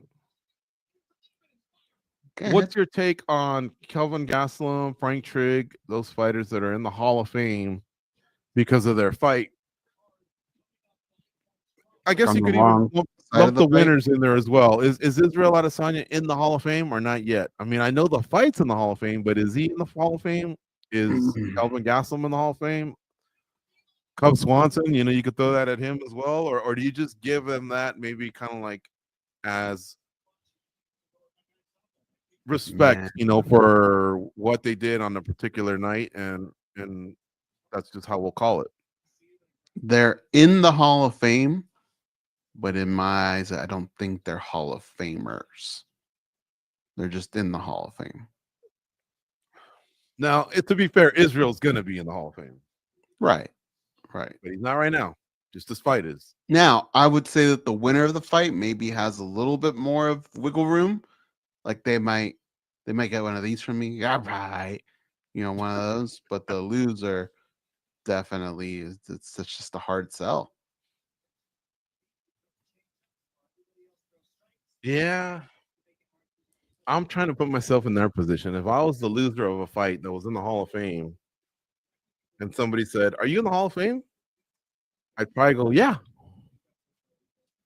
Now, if they started kind of like poking around and all that, like, "Oh, You change man, the subject like, fast, did right? you win a title or something like that?" Then I'd probably just say, "Man, how about that Israel and Iran? They're really going at it," and try and change the subject because I don't think I'd have too much standing unless it was just a matter of me being in the Hall of Fame. But if I knew I'm basically not going to be in the Hall of Fame, and that's the only reason, I would try and slip that in. And if it worked, great. I don't think I'm officially lying. Like, I don't think someone could circle back and go, "Wait a minute. You said," I'd say, "Hey, you asked me if I am." And yeah, I was inducted in the Hall of Fame with this guy for my fight, and try and cover it up. Mm-hmm. But at the same time, I think if the UFC is careful with who they put in the Hall of Fame, like Doo Ho Choi is technically in the Hall of Fame. Right. I think Coach Swanson's closer to being on the Hall of Fame than Doo Ho Choi. But technically, he's in the Hall of Fame, and Dan Henderson's not in the Hall of Fame. Mm-hmm. So, I don't know. Gasol and I were talking about it today, and I was asking him, how do you feel about it? And do you feel like there's work that you want to do to properly be in the Hall of Fame one day? And he was pretty honest. He goes, "I realized I was the losing end that night. It was a great fight. I appreciate it." He goes, "It's what I get asked about the most." But it's not something you play around with. What the hell is Brandon Royal doing? I hope that doesn't have to do with the concussions and stuff. what's happening? He had this big hat on. It was like it said neuron something. I don't know. Anyway, I've been a person that thinks you just can't mess around too much. When it comes to Hall of Fame, dude, that is just such a special place. And I always talk about how in football they line them all up. And that when you look to your right and you look to your left, you are surrounded by just bad asses. Well, Deion Sanders was complaining that some people had slipped into the Hall of Fame, and he felt like it's like there's another level here. possibly, but Deion Sanders was like an incredible level, right? Hard to Right. reach that level. But in the UFC, when you line them up, they just don't add up. They're just not in the same world. We were joking with our former colleague. Well, maybe I shouldn't say that, but I'll own up to it. We were joking that it seems like the lower end of the Hall of Fame is Donald Cowboy Cerrone. I'm not saying he doesn't deserve to be in there, but I'm just saying most conversations start with, well, if he got in, then somebody else should be considered, shut out, or accepted. And I guess that's fair. If you're going to say, you're obviously not going to say, well, if GSP got in, right? But Cowboy fought so many fighters, and he developed his brand, and he's famous, and he was beloved, and he had a great walkout song, and the grandma would come in and kiss him, and like I say, he starched some fools. He got starched, but whatever. The UFC accepted him in the Hall of Fame, but because he fought so many fighters, and he took some L's, some of those guys that gave him the L, if they had similar roads and didn't win a title, like Cowboy didn't win a title at WEC. He got close. Mm-hmm. He didn't win a title at the UFC. Then is that your way in? For example, Jim Miller. Jim Miller fought Cowboy Cerrone. Jim Miller beat Cowboy Cerrone. And he's an Iron Man. He didn't win a UFC title, but what he's done is pretty incredible for such a long time. Other fighters respect the hell out of Jim Miller.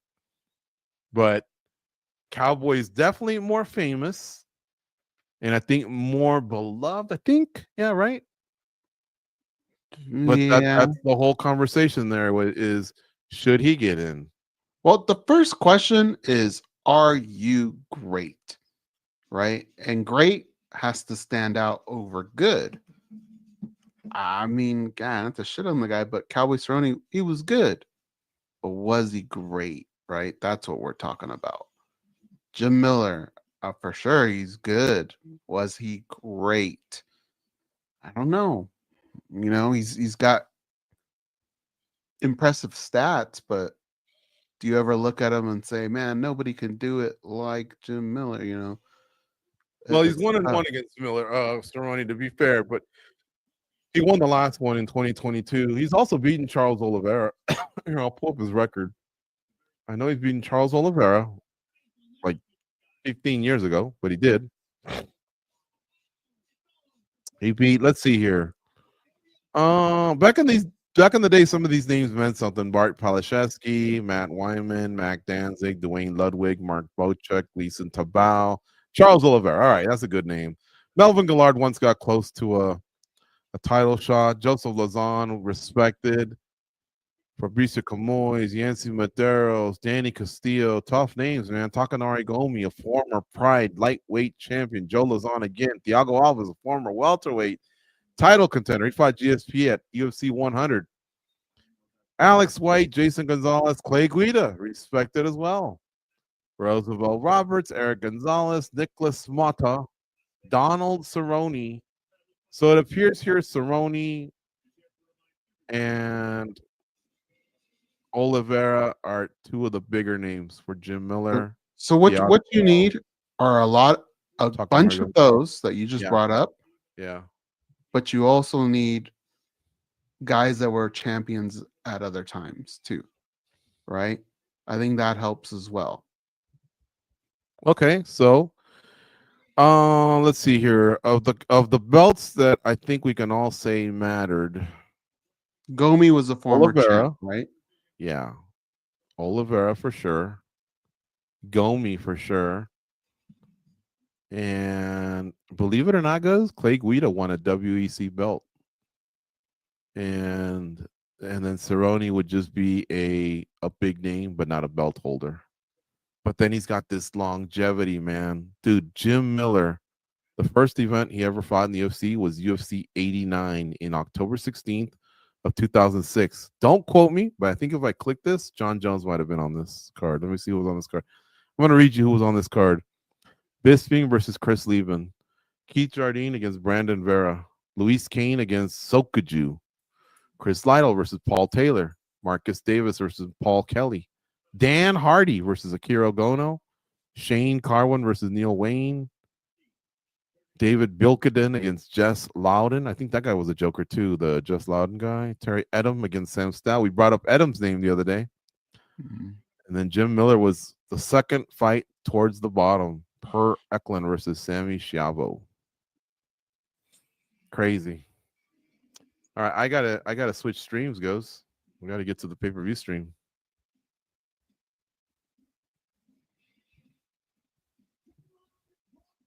Are you there yet? Yeah.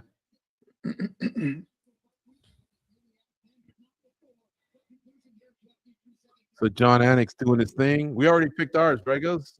Our fighter? Yeah, we both went with Lima. Okay. Let me see if I'm gonna play him or not. What were the odds? Lima was minus 160. Talbot is plus 135. Is that a gift? No,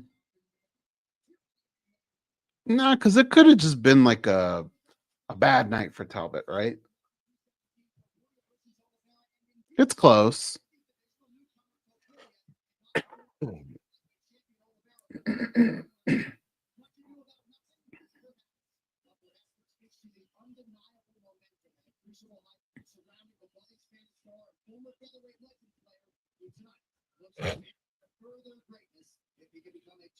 We got to hunt John Anik down before he leaves and grab him by the scruff of his neck and tell him to make a decision.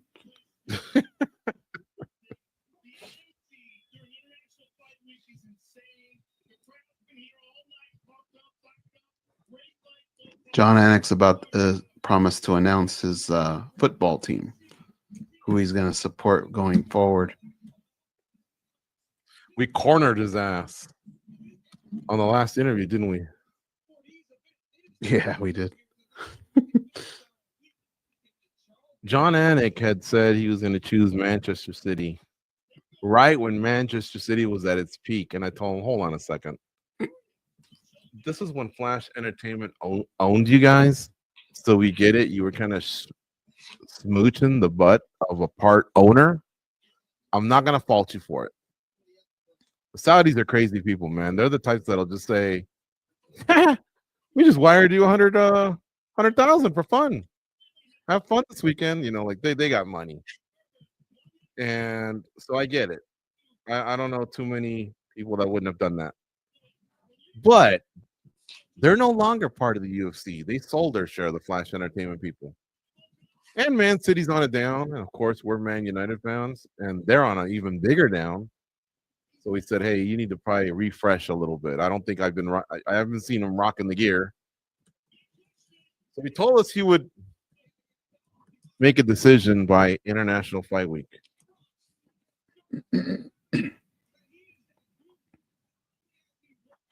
You think he's out of town tomorrow morning? Huh? You think he's out of town tomorrow morning? Yeah, hell yeah. First thing. So what's your plan? I don't know. We got to wake up early. But maybe late night. Oh, thank you. Another one? Okay.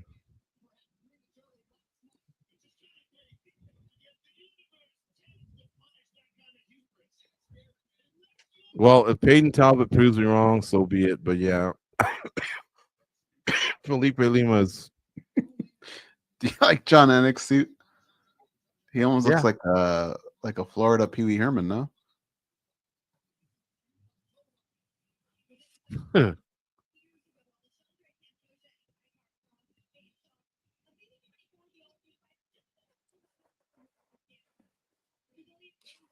How do you know Megan's due so soon?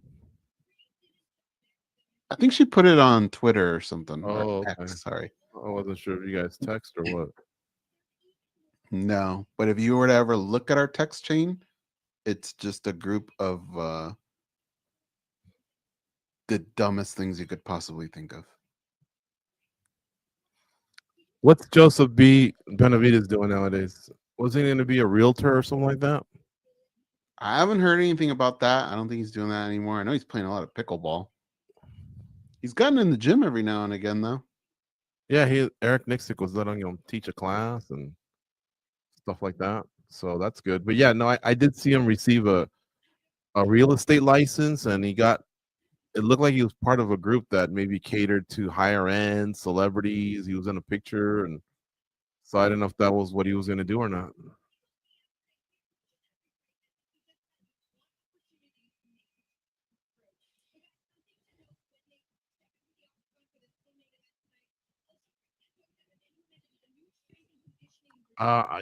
Kai Car France has power. They're talking about him. And Pantoja can get rocked. So that's not the craziest thing I've ever heard of. But Pantoja's removed himself a little bit more and more and more from those times where his chin was a little more questionable. And now he just seems to be a storm, dude. A very confident guy, too. Mm-hmm.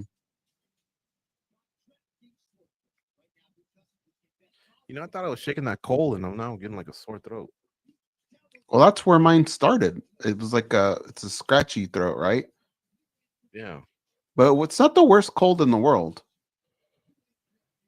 Definitely gotten way worse ones. Do you think you're coming out of the woods? I feel like I'm still fighting back and forth.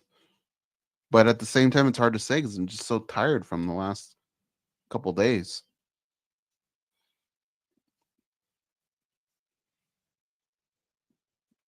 We're at 7:10 p.m. here on the Pacific time zone. The fights are going to start very soon. Hayden Talbot and Felipe Lima are going to lead things off. These are bantamweights. We've talked a little bit about Peyton Talbot and that loss he took where he just did not look good at all versus Raoni Barcelos. And by the way, since then, Barcelos has won again. He beat Cody Garbrandt. Man, Cody's really nice to watch in the first round. He throws nice hands, and then he kind of diminishes a little. But I don't want to take anything away from Raoni Barcelos. That's 2 big wins for him. And as far as Felipe Lima, he's 14-1 overall. He can submit you, he can knock you out, but he does go to more decisions than anything. His last win was a decision win over Miles Johns. Prior to that, he submitted Mohamed Naimov. And those have been his 2 fights in the UFC. He came in through Octagon. That's what the promotion's called. So we'll see. 27 years of age. Just announced Shogun's name. Diego Lopez is there too. Alexa Grasso. Kamaru Usman. Chuck Liddell. Chuck Liddell just never goes out of style, goes. Nah. How is it that like another veteran can be shown and you can tell people are like, who's this? But Liddell will always be Liddell. He just helped put the sport on the map, you know. He was one of the first guys to transcend, to actually like be on TMZ and movies and TV, all that. And that mohawk the haircut doesn't hurt either. Yeah. Yeah, the haircut helped a lot. Because that's what, like, you back then, that's what you expected when you heard mixed martial artists. You expected to see a guy look like that.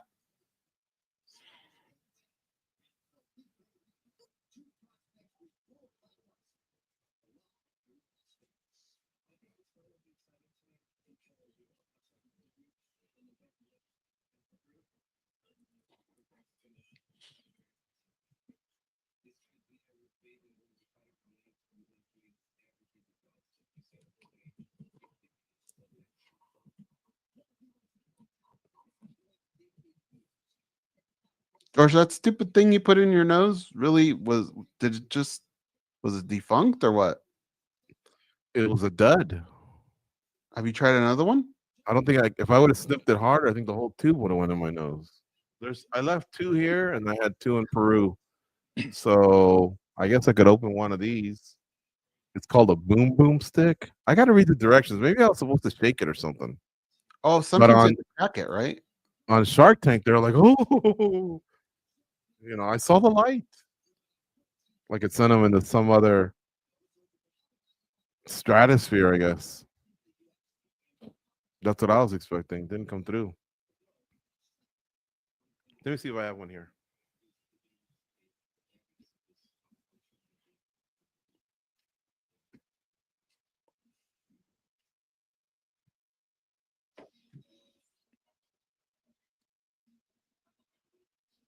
See, part of me thinks he was setting me up. Where then I go, oh, that's not that bad. And then I try it and it's the worst. Has anyone ever tried the boom boom stick?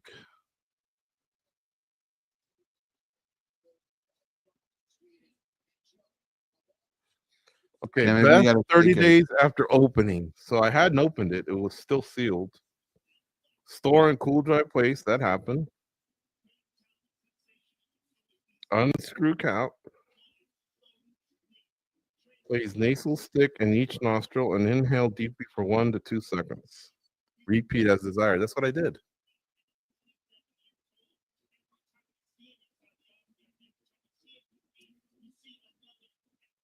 I'll try it again with this one. Okay.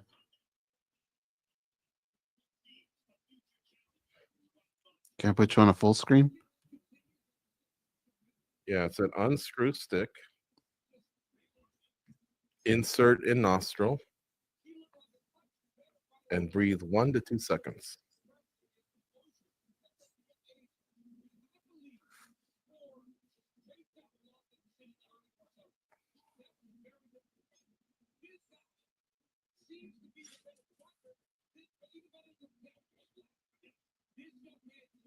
God, I know I did it longer than those guys at Shark Tank. Nothing? Maybe you got one of them Joey Okay, Diaz nostrils. this one's stronger than the one in Peru.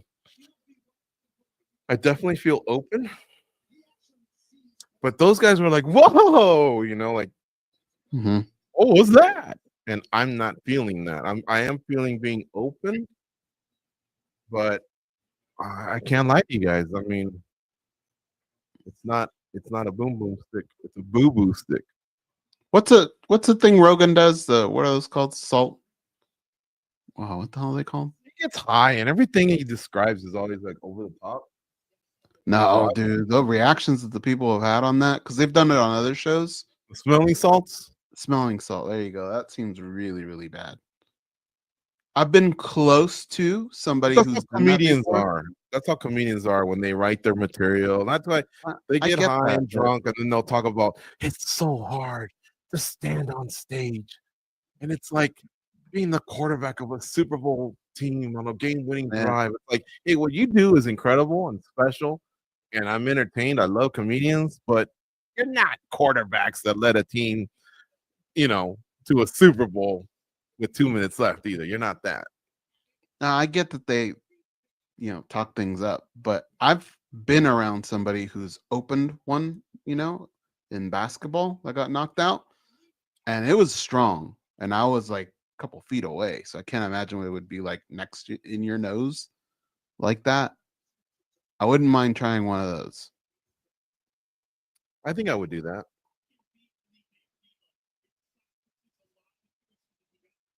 Again, I feel still open, but it wasn't like I saw on Shark Tank where they all did it. And I mean, unless I was supposed to go even further, but I don't think I could have gone further and done it for like another second. I'm gonna go on YouTube and see what's what. But that was brand new. 26 years of age for Peyton Talbot, 27 for Felipe Nima, 5'10 for Peyton Talbot, 5'6 for Felipe Nima. A 2.5 reach advantage for Peyton Talbot at 70.5 to 68. Talbot weighed 136. Felipe Lima 135.5. Again, these are bantamweights. What do you think of Bruce Buffer's quote? Goes 1 to 10. What do you rank them? I'm a little behind you, so give me a sec. I'll give it a 9. Nice, huh? Yeah, I like it. So I'm a little ahead. You tell me how far ahead I am once the clock starts, and then we'll sync up. Felipe Lima looks a lot more confident than Peyton Talbot.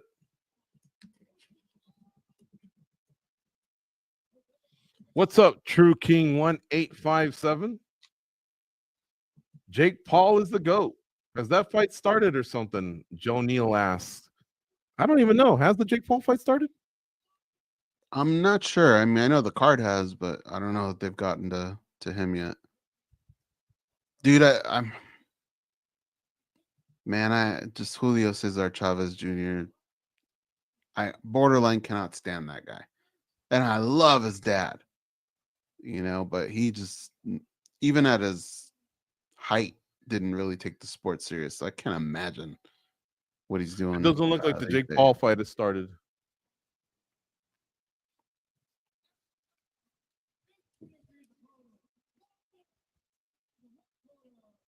Alianza Lima is beating Melgar. Goes.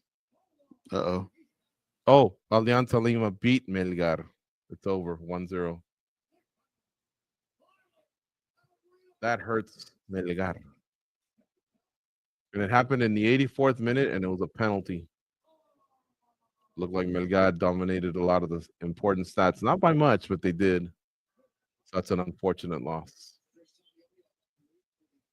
All right, folks, here we go. I may pause for a few seconds just to line up with Goze. I'm underway here. Chris Tione will be the third man in the octagon.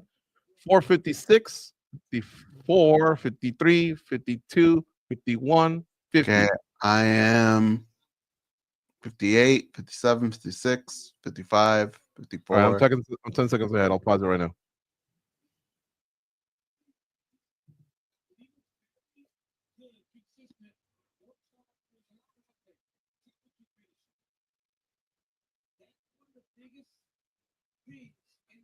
Okay, we should be lined up. Okay.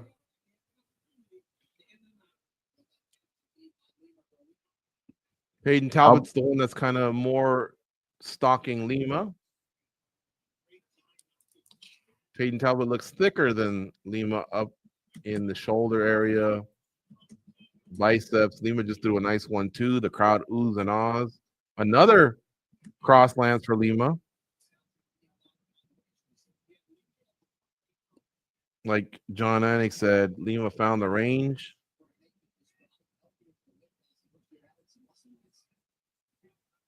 Peyton Talbot's hands look a little nicer right now. His 1-2 looks pretty nice and powerful.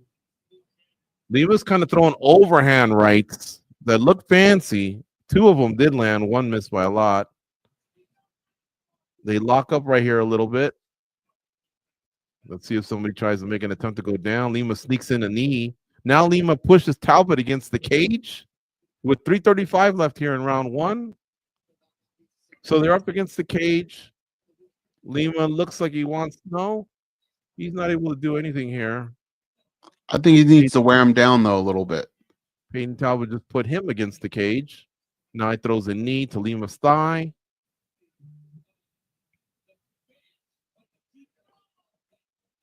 .310 left here in round 1. They separate from the cage. They're back in the center of the octagon. Oof. Spinning back kick. Misses for Lima. Lima does catch a leg and gets a takedown. Talbot gets up right away. Lima still holds on. He's got a back take on him, but they're standing, and he's trying to drag him down, and he's successful. But now in a scramble, Peyton Talbot might get in a top position. This is confusing because he's in his guard, but they're backwards. So they're inverted. Now that he's out of it, now that he's out of it, he's going to be on inside control, standing up over him. Talbot's landing a couple strikes on Felipe Lima. Lima gets out of it. Now he's kind of taking Lima's back. They're both on their knees. 2:17 left here in round 1. Talbot does have his back, but no hooks. Lima's now rolling forward. Talbot blocks that. Now Lima's attacking the leg. Talbot spins around, and he's back inside of the full guard of Lima. 2 minutes left here in round 1. He's dropping elbows, but Lima is blocking them. But still, they had good force behind him. Now Lima's putting his back up against the cage. He gets up pretty quickly. Man, they're all over the place. They sure are. This fight's all over the place here. Talbot is pushing Lima up against the cage while they're on their feet. And Lima's kind of, well, he had his knee lifted a little bit. There he is right there. He's blocking anything from happening in terms of like a knee or whatever. And now Lima's on top now. Peyton Talbot down, and now he's in his full guard. There's 1:15 left. Lima's going to have to do some work, I think, to catch up. Not a whole lot, but something. He's on top of Talbot right now. He does need to make up some ground because Talbot landed some nice elbows. But this fight's been all over the place.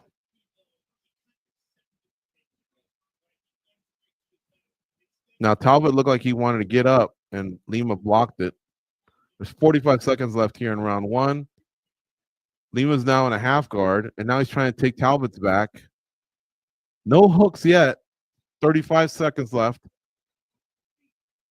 Peyton Talbot's in a turtle position, so it's hard to get the hook in. Lima's trying, but he misses, and that's an opportunity for Talbot to get up, and he's up. Now they're against the fence.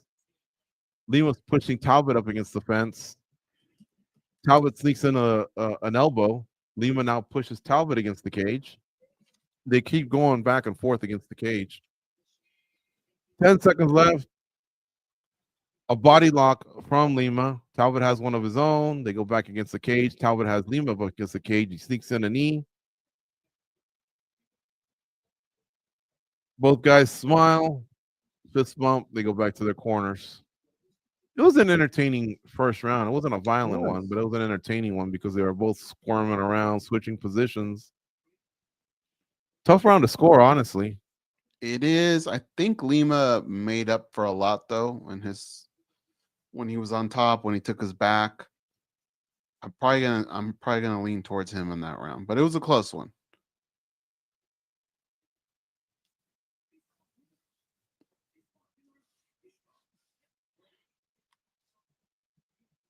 Yeah, see those early punches, we forgot about him. But remember when he was finding that cross?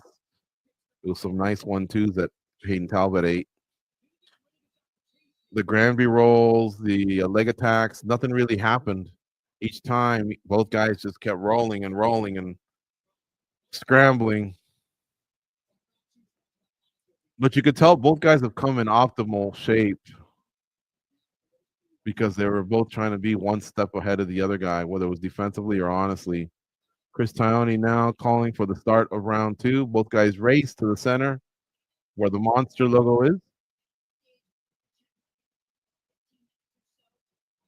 Is Red Bull's stance still that they hate MMA? I don't know, but what was Megan O'Leary saying? They're going to check on someone in 15 minutes? Did you happen to catch that? No, my volume's not high enough. Oh, nice. Lima just pieced up Hayden Talbot. Pretty nice. They're still on the feet, by the way. So Talbot credit to his chin. But those strikes definitely score points. And now Lima went in for a takedown, but Talbot had a nice sprawl. So he wasn't able to do nothing with it. But now Lima focusing on a single trips Talbot. None of it works because Talbot ends up on top. And he's in half guard. Aljamain Sterling impressed with the action here. He's tweeting. So Talbot's in half guard. He's on top. He's throwing a couple elbows. Nothing's really snuck through. I think the hardest strikes still come from Lima at the beginning of this round. But let's see what Talbot can do here if he can make some of that up.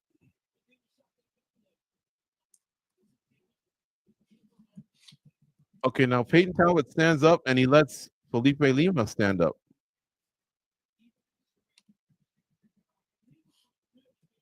And Lima just landed a nice stiff jab. 322, 321, 320 left here in round 1. Spinning back fist lands for Lima, but not much on it. He took some of the starch off it. Peyton Talbot misses with a couple strikes, but he does land a jab right now and an inside leg kick. 306, 305 left here in round 2. Talbot stalking him. Talbot and Lima both switching stances. Right now, they're both in orthodox. Lima goes in for a takedown again. Misses. Every time he's missed, Talbot's just stronger and winds up in top. And Lima kind of gives it up. So it's almost like he's his own worst enemy. But he's got to do something with this position. He's got to land something. There you go. Now they're in the center of the octagon, so Talbot might be able to score some points here because Lima doesn't have a fence to go all the way and crawl back to so that he can get up. He hasn't even started that. Now, that said, Talbot hasn't done too much here, but I think he still has to make up a little bit of ground.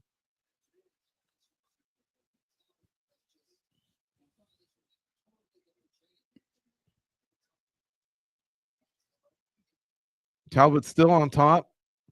Very comfortable in that side control. I would have just stayed there, and man. now he allows Felipe Lima to stand up again. There's 157, 156, and 155 left in round 2. Talbot threw a leg kick. Didn't have much on it. I want to restart and slow down a little.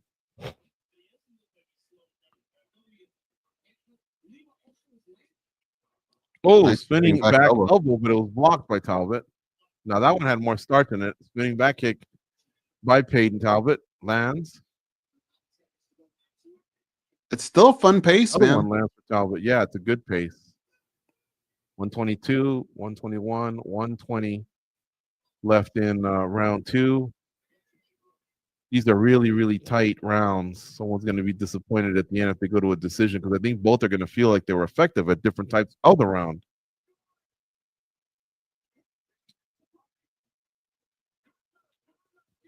Linear kick there by Felipe Lima a few seconds ago. I don't see those too often. Nice right hand Oh, from Talbot. very nice. Talbot just went for another home run, missed, and that caused Lima to get a position on him where he's backed up Talbot against the cage with 43, 42, 41, and 40 seconds left. He's trying to drag Talbot to the ground, and he's successful. Now he gets a wrist right on one side. Nope. Does he still have it? Possibly. He's trying to get a hook in, but now Talbot gets to his feet. Who's too high? Lima is on his back, but I think Talbot's going to shake him off. So now he's on top, north to south position with 20 seconds left. So Talbot will wind up probably on top to win the round. Let's see if we can do something. Maybe a couple elbows could clinch this round for him. Or just some strikes to the ear, anything. Instead, he tries to mount him, and he does. And in that process, it was impressive. He kind of wowed the crowd. But was it damage? No, but I think he won the round, Goze. Yeah, I think it's even here. I think that impression lasts. And remember, both rounds are close. It could be Talbot 2-0. It could be Lima 2-0. It could be 1-1. Who knows? I couldn't tell which corner said it, but one of the cornermen said 1-1.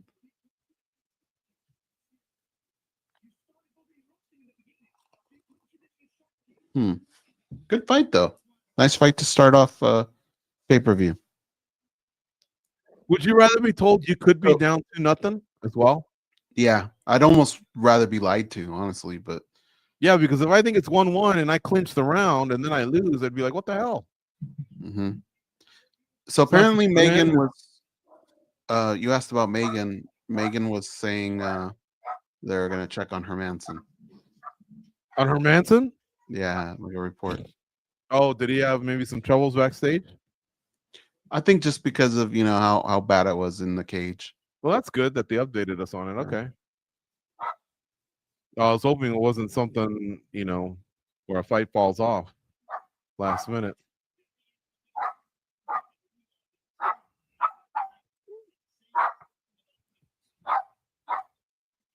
So these guys are underway here in round 3.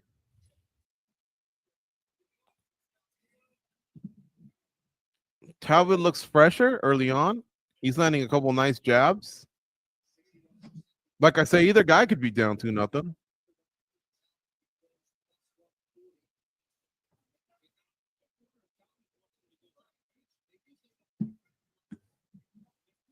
Ooh. Oh, nice knee sneaks in for Lima. He had just missed a big right hand as well. Back fist lands for Lima. 1-2 lands for Lima. But none of them are the hardest hits either. Right. Peyton Talbot's eating them pretty well. But you feel like Peyton Talbot's leaving stuff on the table right now. You feel like you could push a little bit more. Lima, again, just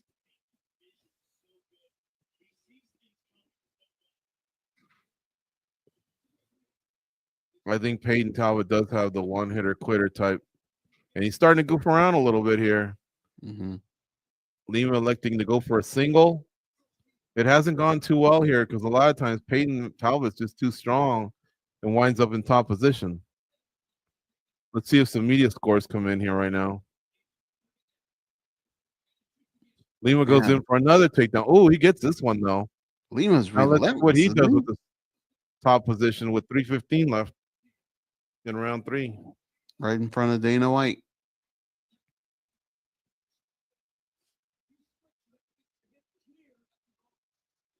And the only 2 girls that decided to wear all orange. One's like a tangerine.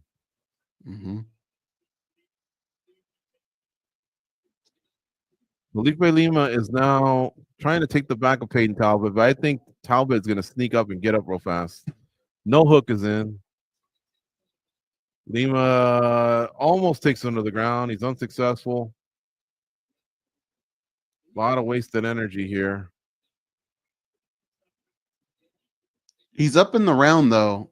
Talbot's the one that's down. And, while he's defending everything Lima's given him, he's not scoring anything. He's got to be more aggressive. He's holding his hands out, kind of goofing around.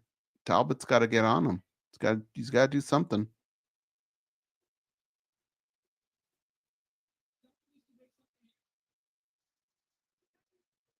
Let me see what the live scoring is. Sorry, the live odds. Little combination there from Talbot. 156 left in the last round. It's a close fight. I think Lima's winning this round. Talbot's starting to turn it on a little bit.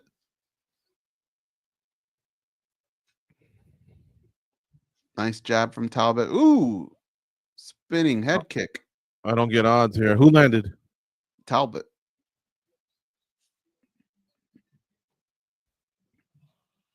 Head kick lands for Lima. He slips and Talbot gets a front choke position. He immediately reverses to the back. Lima protects himself, spins around. Talbot on top in half guard. If I'm Talbot, I don't let him get up from here. Talbot's now just going to go for it, I think, with some elbows. Again, he's in half guard with 105 left. He mounted Felipe Lima.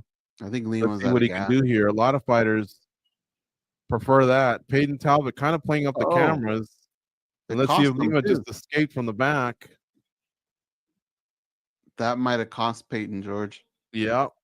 If it winds up costing him the round and costing him the fight, that little goof off him smiling for the cameras, unnecessary. But Lima's yet to really do anything either.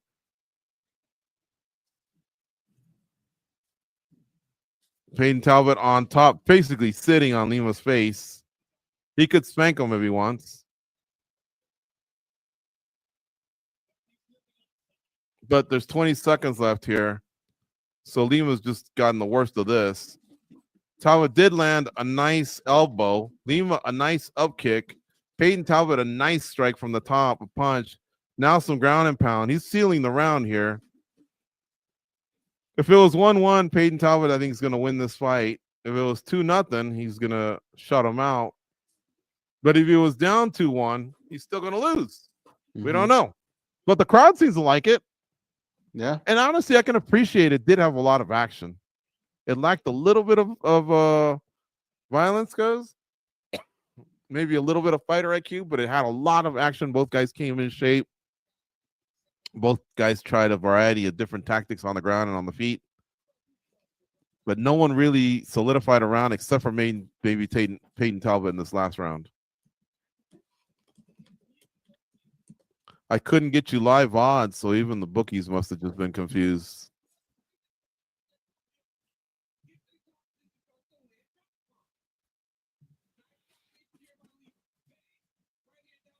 I mean, there's plenty of highlights for both guys, but a strong finish is good, is always good. It's not the slam dunk that it used to be. That heel kick was really, really nice. Yeah. But Lima ate it pretty good.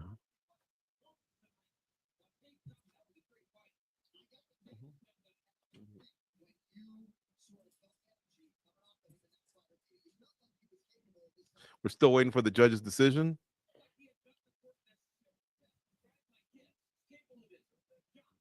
I think Peyton Talbot has shown us all that last fight was just probably one he might have phoned in or whatever. It's not like Han and Barcelo sucks. It's just that Talbot looked horrible that night. Uninterested, unprepared. Here's the decision. All three agree. 29-28. Peyton Talbot. And Felipe Lima bows down, seems to take it like a man. So it was one going into round three, goes. Yeah, it seems like. Yeah. If that's the case, then, Lima has to know he clearly lost that last one. I agree.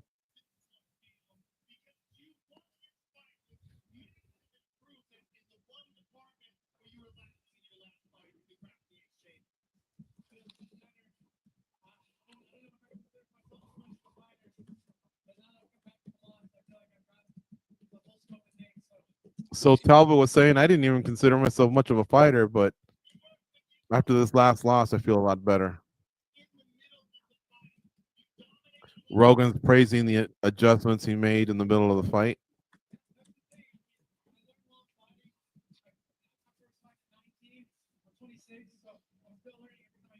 Talbot says he's still learning. His first fight was at 19. He's only 26. He doesn't have much experience.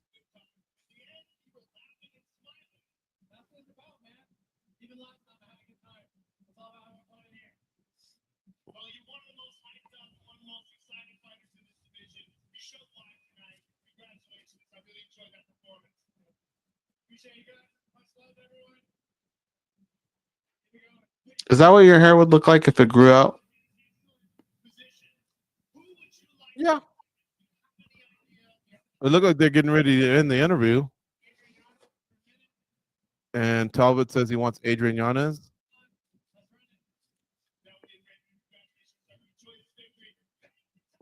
It looked like Rogan had said, okay, that's the end. And Peyton Talbot just kind of said, like, all right, everyone have a good night. And then Joe Rogan must have got something in the ear that said, hey, ask him who he wants next. And he says Yanez is his name, but he said he heard Yanez was hurt. Have you heard that, Goze? No, I haven't. Okay. Well, that one's behind us. And honestly, it wasn't that bad. Again, Peyton Talbot shook that off. Max Crosby from the Raiders. He's in the front row. Looks like Kyler Murray from the Cardinals. Mark Coleman, UFC Hall of Famer, getting some love. Mark Kerr just got put into the UFC Hall of Fame. Merab Dvalishvili really gets a big pop from the crowd. And there's Beneil Dariush. He's coming up next. He's going to be fighting Renato Money Moicano in a rematch of a fight they were supposed to have earlier this year in Los Angeles. I think it was January 11th, UFC 315. What are they on? What is now? 311? Right now. And it didn't happen because Arman Sarukian didn't fight against Islam Makhachev, whether it was an injury, a weight cut miss, whatever. Excuse me. Renato Moicano stepped in because he had a win streak going. Even though Beneil Dariush had been a higher ranked opponent or a fighter for the last 10 years, he was coming off 2 straight losses. And so Hunter Campbell told him, man, that one was a tough sell. Mm-hmm. So they gave it to Moicano, and Benny didn't even get a fight. Now, Benny shared with us that he got paid, so that's good. Yeah. And now they rebooked him. So let's see what happens. Now, Moicano's been trying to play it up that Beneil's an old man or something like that. He's got the gray hair, and he kind of does look like an older man of the two. But I think they're only a few months apart from what I heard. Benny's looked like that since day one, since the first day we met him, no? A little bit. Beneil Dariush is 35 years of age. Sorry, 36. He just celebrated his 36th birthday on May 6th. And Renato Moicano is 36, and he celebrated it on May. Goes, and Renato Moicano's calling him an old man, and Beneil Dariush is 2 weeks older than him. Not even 2 years or 2 months, 2 weeks. That's pretty funny. But they do look that way. Money Moicano. He cracks me up. Yeah. All right. Well, this fight's coming up very soon. Let's make a pick, Goze. Who are we going with? Where are they at? Marine Corps Air Station, Miramar. There's Dan Henderson on the bottom right or bottom left to us. Oh, yeah. Wait, is it him? Yeah. We'll be at Hendo's Barrel House tomorrow.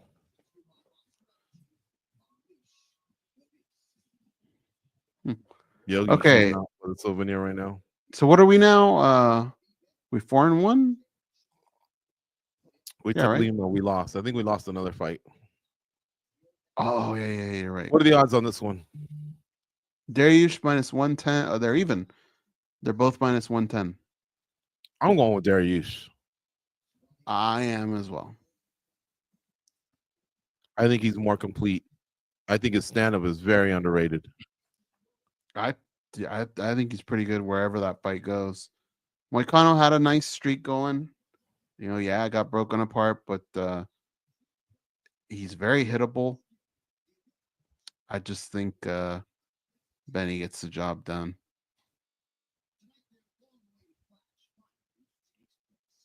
I think a loss for either guy that was really, really going to hurt. Probably more so for Benny.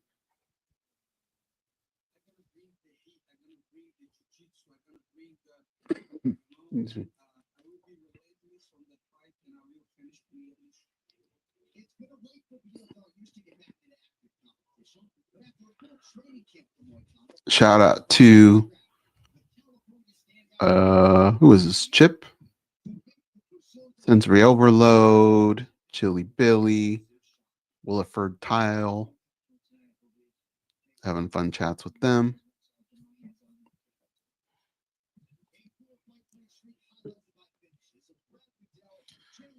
All right, let's see what kind of gas is left in the tank of Beneil Dariush. If he gets 3 losses in a row, that's tough, man, to call him a contender for the rest of his career. And remember, he was really, really close to a title shot at one point. The fight against Charles Oliveira was like a make or break fight, and that cost him in June of 2023. Then he followed that up with a loss to Arman Sarukian in late 2023. He took all of 2024 off, and then the fight that was supposed to happen in early 2025. Well, I covered that about 5 minutes ago. So he's kind of on an 18-month layoff, about a year and a half. Mm-hmm. That's not easy to recover from at age 36. But this guy's in the gym a lot, and he obsesses over fighting. So if anyone can shake it, it's him. And then as far as Money Moicano goes, well, he just took a beating. Look, but that guy's no longer at the top of the class. So prior to that, he'd beaten Benoit Saint-Denis, Jalen Turner, Drew Dober, Brad Riddell. Those are some tough names. He was kind of on a really, really nice streak. He got shut down by Islam Makhachev, but again, who hasn't lately? So we'll see. It's going to be a close one. A lot of his teammates are here in attendance as well. Who, Money Moicano? Yep. Yeah, he's part of the big American top team. Pantoja's on the card. Who else? I saw Kayla Harrison. Cliff Harris, huh? What's that? Kill Cliff, right? Who? Rodriguez? RoboCop? Yeah. He's part of that one? Yeah. Kayla Harrison's there. Pantoja's group's there. Instead of Kill Cliff, I said Cliff Harris. That's, I think, an old school safety for the Dallas Cowboys, if I'm not mistaken. Dean Thomas around.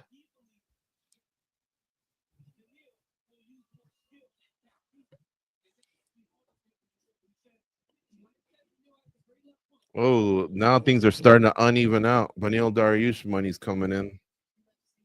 He's at minus 125. Moicano at minus 105.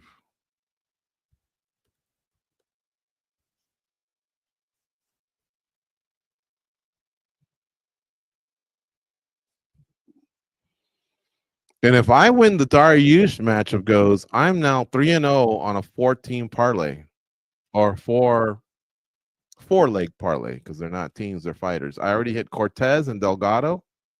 Dariush, and the last play is open.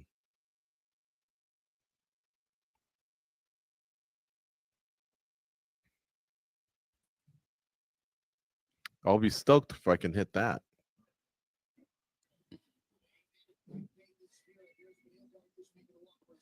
We wish you good luck.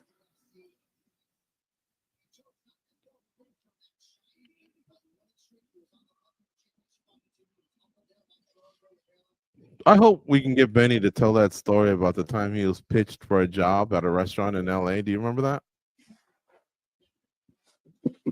It sounds familiar. What was it? I don't think I can say it, because when I asked him again, he says, I don't know if I should have said that. Okay. I think it's a funny story, and if he just words it right, basically he had to turn it down. But you know, as long as he doesn't say, hell no, I wouldn't be, associated with that line of work, then he should be okay. But it was pretty funny, and he's a religious guy. It was it was unexpected, that's for sure.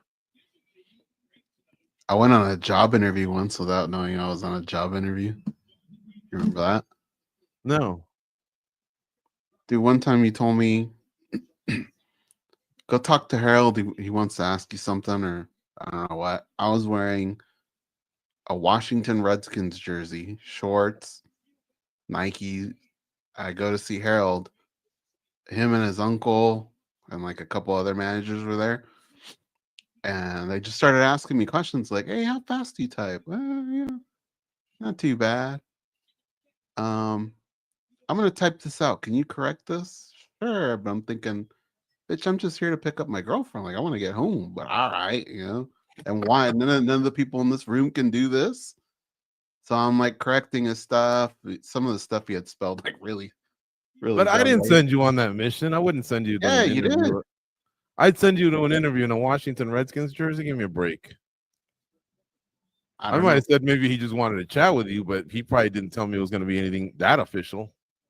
Well, and so then they go, write this pair. And finally, I even told him kind of like rudely, I might have even been like, Harold, what the fuck? Like something like that. And he kind of laughed. And I go, what is going on? And he goes, well, your brother said that you might be in need of a job. And so I thought, we could maybe give you a job here. I go, is this a job interview? He goes, yeah. And I go, do I look like I knew this is a job interview? They had me like write sentences out real quick and shit. And yeah, that's how I got that job. But I had no idea it was on a job interview. No, you're welcome. All right, here we go.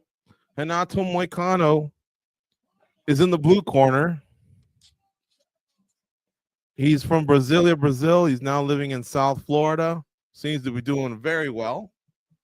Got a podcast going on. Very controversial figure. I think he just opened a school with Marlon Moraes. Beneil Dariush has his own school too.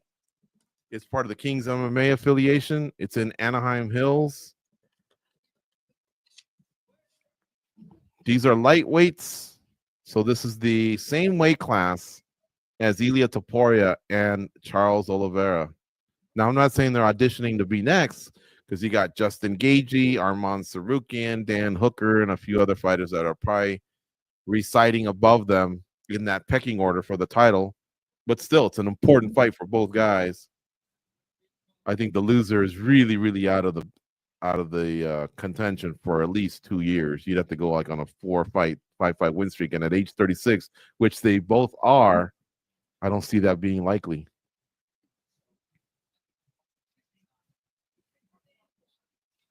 All right, here we go, Goze. I think where you should be synced up. The fight has just begun. 457, 456, 455. Yay or nay? I think I might be a second ahead of you on. Okay, so they're standing in the middle of the octagon. Benny did throw a kick to the head. Moicano blocked it, and I threw one to the body. He missed completely. Moicano trying to push him up against the cage little by little, threatening with some strikes. Beneil gets him to back off. Beneil with a nice inside leg kick. Moicano still kind of pressuring. Both guys fighting for that outside hand. Beneil throwing out of the southpaw position. Moicano, orthodox. Both guys throwing hard kicks. Playing patty cakes there with that outside hand.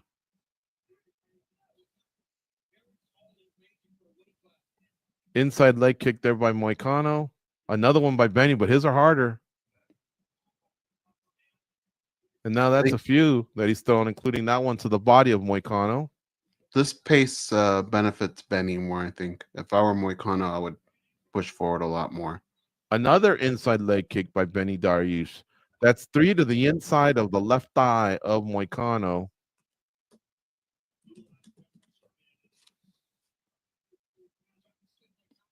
Again, both guys in opposite stances. Their outside hands, their jab hands, they're just basically paying patty cake. Oh, another nice inside kick by Beneil Dariush. You can see the redness inside the left leg of Moicano. Dariush misses with a head kick.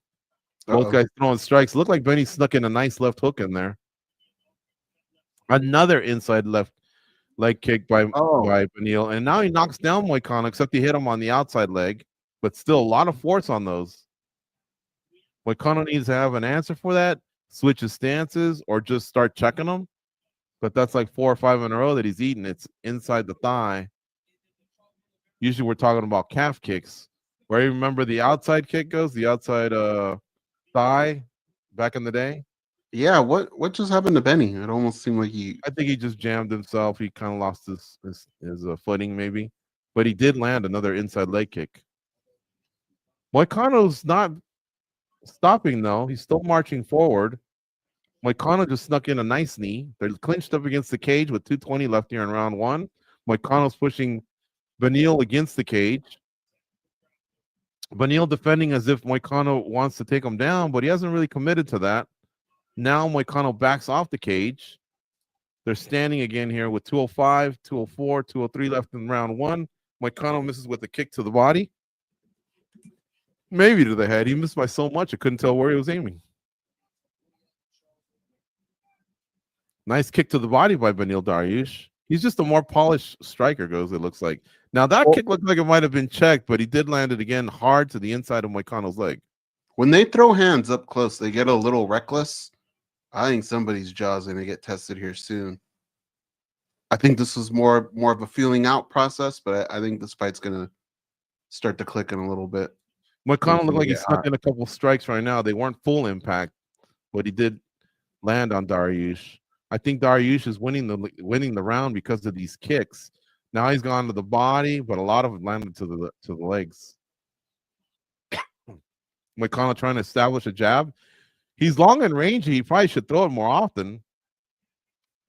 But it's Beneil that just landed right now with a nice cross to the head, one to the body. Oh, a nice one too by Dariush. Oh. Inside leg kick there by Dariush again. That's the notable strike of this round. Some nice kickboxing there, but Dariush is getting the better of the exchanges, although Moicano just knocked down Dariush. Did that even everything out? Who knows? But it was a nice strike by Moicano. 38 seconds left. Moicano takes his back. Dariush is scrambling around, not letting Moicano get a full take on his back. There's no hooks, but Moicano is landing a couple ground and pounds. They keep spinning around on their knees. It seems like Benny's back because he's defending correctly, but that strike was a knockdown, and in boxing, that would be a 10-8 for Moicano. He was down, remember, earlier in this round. Moicano's now being patient, trying to selectively find some spots there. He's hurt Benny big time. Yeah, his eyes are glazed. There's 3 seconds left. 2, 1.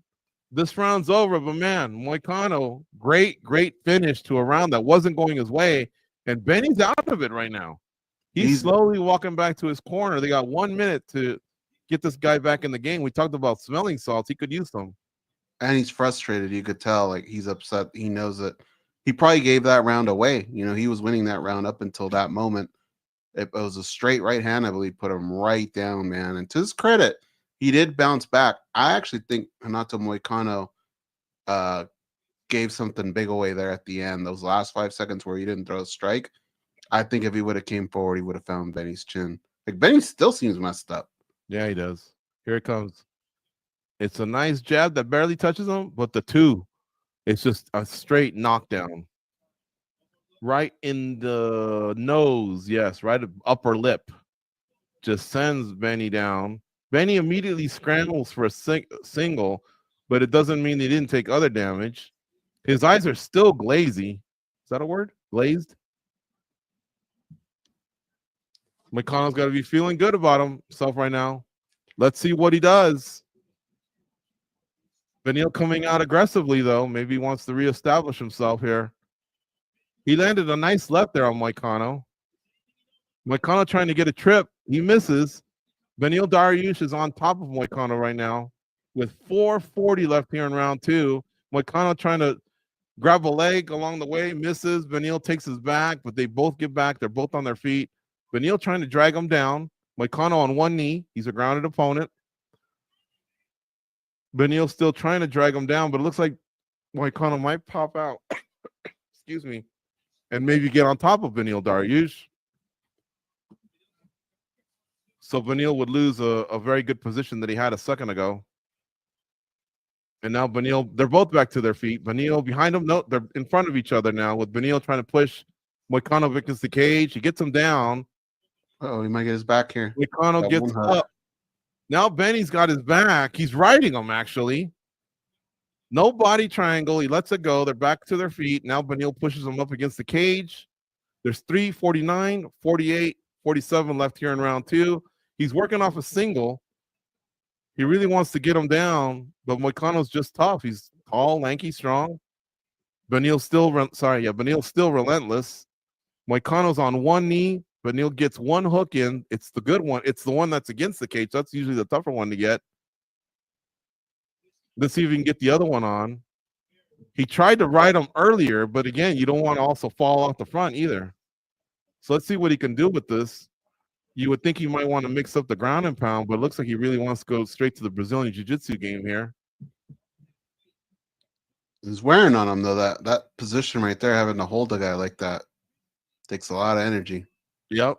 Now they're facing each other against the cage. Dariush is pressing Moicano against the cage. Moicano's frustrated because for the last 2 minutes, it seems like he's just defending, because Dariush is nonstop. And Dariush is really committed to this takedown. Well, at least there's no leg kicks for Moicano. He does get the takedown now, and now he's in side control. This is an interesting position because it's a good position for Beneil Dariush. And let's see what he's going to do with it. You got to be a little frustrated if you're Beneil Dariush, because round 1 was yours up until that last minute, man. He kind of let it go with getting knocked down. Here, whatever he's going to do from this position, he needs to make it count, because you don't want to see another round get taken away like that. But at best, you're going to make it 1-1, but you could be up 2-0, you know? Like Jack Dawson said, to make an account. Yep. All right, there's 2 minutes left here in round 2. Beneil comfortably on top of Moicano, kind of smothering him. Moicano not too interested in getting up. He's not putting his back against the cage or nothing like that. Part of it's due to Beneil making sure he doesn't have his back towards the cage. He always repositions himself, but at the same time, he hasn't let go of any elbows or strikes. He hasn't initiated any ground and pound. He is smothering him, though, with an elbow right on top of the face. So it's riding time. It's not damage, but it's riding time. He's definitely securing the round little by little because he came out from the beginning of the round trying to take it over. But there's still time left. Moicano won round 1 just by winning the last minute of round 1. So we don't know here until they stand up, if they stand up. But so far, he's riding them pretty good. I haven't heard any warnings out of the referee, Mark Smith. There's 107, 106, 105 left here in round 2. Beneil Dariush still on top, still not really initiating offense.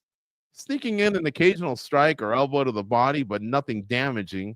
Here we go, separating himself a little bit. Nope, Moicano's still smothering him from the bottom. But if you're a judge, how can you not give this to Dariush? Even though there's not damage, you got to give it to someone, and this is a lot of riding time on top. Moicano's just doing nothing. That's the problem. Like, not even little punches from the bottom or elbows or anything. He's not giving you any reason why you would score it for him. And the fans are starting to show their displeasure. Now, Beneil's trying to drive a shoulder into Moicano, but I don't think that's anything. But he was doing it in a way like he had something, and Moicano looked comfortable on the bottom, that's for sure. Okay, now there's a shot. And here comes Dariush with a couple strikes from the top. That'll solidify the round for sure. Uh-oh. Moicano kind of went for a leg lock there for a second, but Dariush is okay. I think they're 1-1 going to round 3.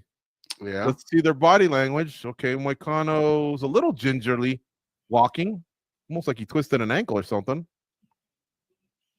We'll see what he says to his corner.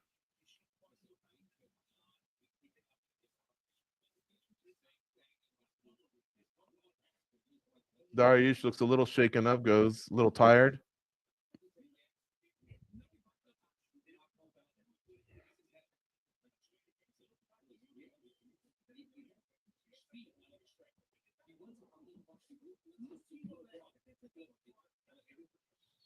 And then from Benny's side, he cleared those cobwebs. He's sucking wind. But they both look like what two fighters should look like after 10 minutes of fighting. But Beneil looked like he was still hazy when he was coming out for round 2 in his face. He looks better here. Moicano doesn't look as bad as Beneil did in coming out of round 1, but of the two, he looked like the most shaken up. Yeah, let's see what happens here in round 3. And there goes Benny right away with a head kick. It's blocked by Moicano, but still, he's throwing with some nice starch on him. Oh! Nice stinging left by Beneil Dariush, and Moicano just eats it. Beneil goes right back to the ground game. He takes him down. Moicano gets on one knee. Benny does have one leg in, one hook in, and looks like he's going to take his back. No, Moicano turns it around on him. Now Moicano's on top, but now Benny's scrambling. He's trying to get on top of Moicano. And he might turn into him, might be able to do it. This is all strength here, folks. Strength and conditioning. They both get back to the feet. Nice kick there to the body by Dariush. They're standing in front of each other. Again, Dariush just punishing with those kicks. One to the body, though, and he kind of like got caught with the timing of it all. So now Moicano's taking the back of Dariush while they're standing. And now they separate. And now a little jab by Moicano. This fight's been a little sloppy at times, right? It has. So I'm going to sound mean here, but neither guy would have anything for Makhachev. But, you know, they're still obviously two of the top lightweights in the world. Either something's wrong with Benny's cardio or his knee. But every time he goes to throw that kick, he's way off balance, man. Yeah, they're kind of stumbling around a little bit. Now he goes back to that inside leg kick. It might be too late to really stop the fight from that. But at the same time, Moicano just shifted his positioning, or he switched his stance, and now he's fighting as a southpaw, so he's protecting his leg. I don't know if it's because of that strike or what. Nope, now he switches back. Let's see if Dariush goes after it. There's 3:11, 3:10 left here in round 3. It's 1-1 going into round 2. Another inside leg kick there from Dariush. And now Moicano catches one of the kicks, tries to take him to the ground. He's unsuccessful. I don't think they'll score it as anything. And now they separate again. Dariush just landed a nice left hook. Another strike lands for Dariush. I got to be feeling like Dariush is winning this round, but not by much. And there's 2:45 left here in round 3. Yeah, and Moicano, 5 odds. I think you're right, but Moicano seems like he's got more spring in his step. Like he could close that gap really quickly. He's just not letting go of his hands. And his takedown defense is almost atrocious. Geez, the live odds on my site sucked. I can't get any. All right, so now Dariush is behind Moicano, and he's insisting on jumping on his back when very easily, you know, a lot of fighters will shake you off. Let's see if Moicano does that. Instead, he's kind of holding Benny's weight. That's about a 180-pound man right now. He's got one hook in. But now Dariush lets it go, tries to wrestle him down to the ground. And the wrestling is winning this game, this fight for Beneil Dariush. 146, 145 left. He just seems to be stronger in the upper body, and the wrestling is carrying him through. He keeps insisting on taking his back, and he kind of loses a little bit of it when he does. Yeah, every time it's costing him. Dariush just landed some nice strikes. Moicano's still in it. He's still swinging hard.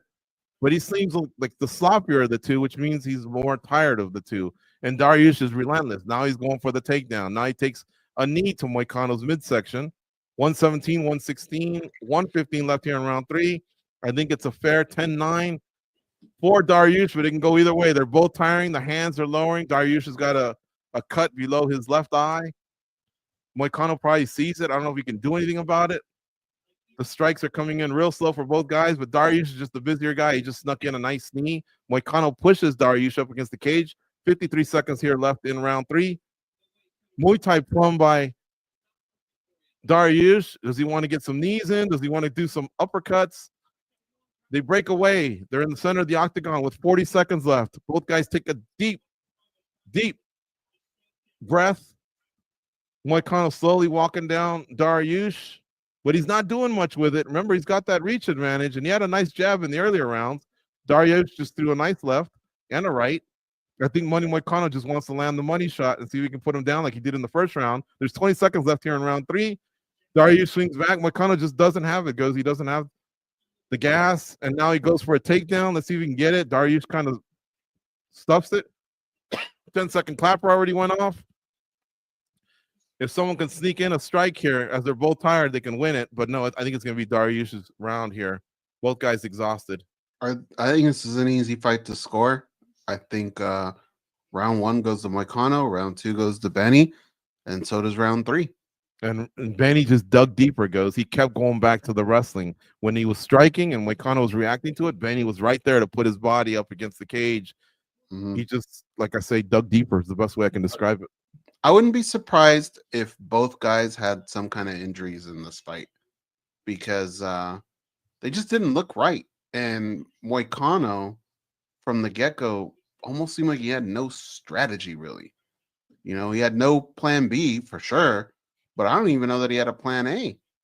And at times, Benny looked a little sloppy. Now, granted, he's coming off a bigger layoff, but I think either he was tired or something happened to his knee because neither guy just really looked like themselves tonight.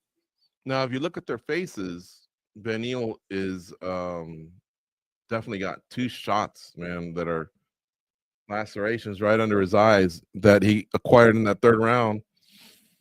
They're showing the troops here. It must be a fight party in San Diego, I think, because I know Dan Henderson, he lives in Temecula, and we have a couple bases. We have a Marine base in Oceanside and a naval base in San Diego, so maybe there's something going on down there. They've gone to it a few times. All right, we're going to go to the judges here. They got the decision. Let's see who wins.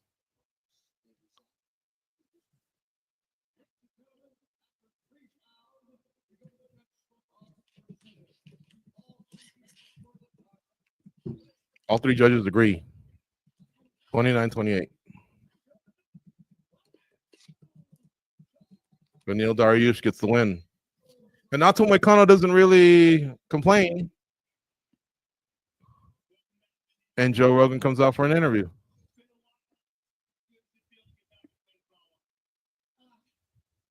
I want to thank my Lord and Savior Jesus Christ.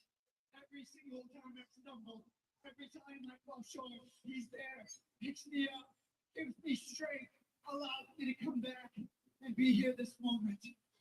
17 wins in the lightweight division for Beneil Dariush. That ties him with Donald Cowboy Cerrone, and they're both in second to Jim Miller's 24. Rogan's asking him about getting dropped in the first round. Yeah, I got lazy in the first, I think, and then I got caught watching. But I really felt like I was doing well in the first round too. You were doing well in the first round. The second and third, though, He says he knew he was doing well in the first round, but he got caught. I know it's been 2 years plus we've seen you inside the octagon. Obviously, you've been working hard. How good does it feel, though, to get this victory? Yeah, man, it felt good. Felt like my time was. How good does it feel to get the victory? And, Says it feels good. His timing was off. I don't know how else I can tell you, but man, this life, I want to put it this way. It seems kind of frustrated, huh? Fame is trash for me. I desire this because God put this in me. I'm going to go home tomorrow, sleep, wake up, and keep doing this, man. I don't care about my fame. I don't care about my future. He loves fighting. This is a desire that God has put in me. Doesn't care about fame or what people think about him. Just put you in that. God just made him a fighter. Is there a fighter that you would like to face next? No. I could care. Who would you like to face next? He's kind of dropping the ball there. He says he could care less. Whoever they tell him, he'll take the fight.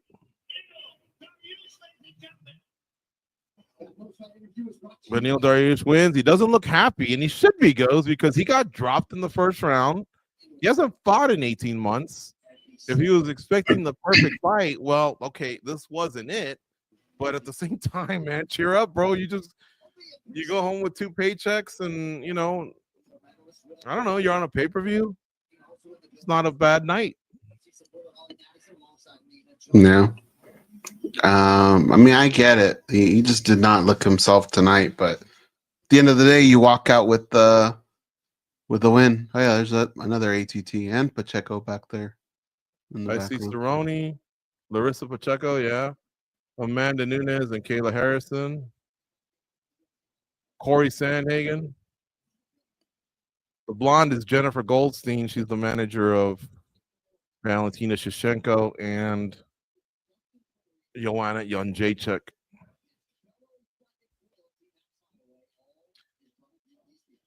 Well, we had to sweat that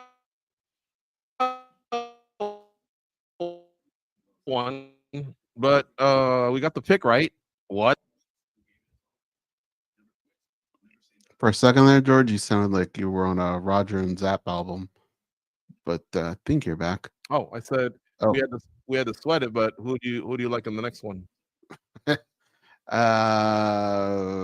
Royval and Joshua Van. Joshua Van is minus 120, and Brandon Royval is plus 100. This is one that I've gone back and forth on. Joshua Van has nothing to lose, but he's not fighting that way. He's going to take this fight serious. Brandon Royval, I mean, this is a nice bounce back that he's had, right? Like, nice comeback. You could argue he could have maybe gotten the shot, even though, he's lost to Pantoja. I'm going to go with Joshua Van. I'm going to drink the Kool-Aid a little bit. How about you, George? I think Royval's more well-rounded, more experienced. I do like the hot hand of Joshua Van. I love his one-hitter quitter style. Mm-hmm. But, man, 2 fights in less than a month. That's 2 camps. That's 2 weight cuts. And you're going up against the G. And that guy, Brandon Royval, man, he's battled the champion. Like, he's as good as it gets, with the exception of he's just not wearing a belt. But it's not because he wasn't close. So, I guess we're on opposite sides. I like Royval. All right. I'll remember that.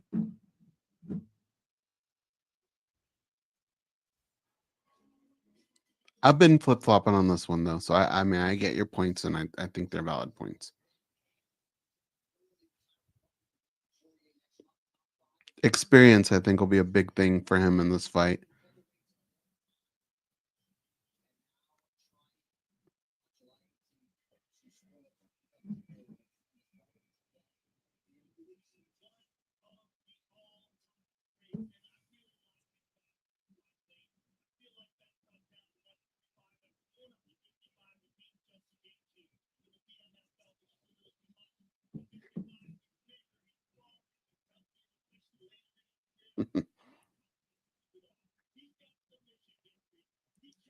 You didn't like Max Holloway's shorts, or you did? You didn't, right? No. It just looked like that's what a little kid would wear to the beach. I like Pantoja's shorts for tonight. I like Dustin Poirier's shorts. I tried to buy them one time until I went on the site and they were $100. I was like, nah, I don't like them that much. I'll pay $50 for a pair of shorts, but I'm not going to pay $100. But I did think they were cool. I'd love to put them up on the wall, but the problem is, well, yeah, I guess you'd have to like frame them, because if you buy like that little, like, so my gloves have a hand model, right? The model for the shorts, that alone, I think is like $50. So each one would be 150. Like, nah, it's too much.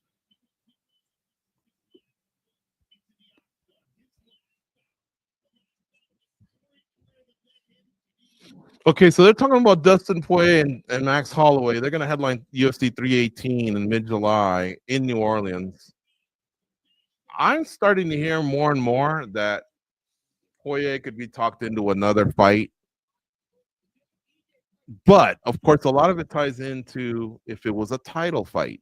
Now, Poirier at the same time has said, I admit that Justin Gaethje should get a title fight. So it's not like he's trying to run interference or nothing like that. But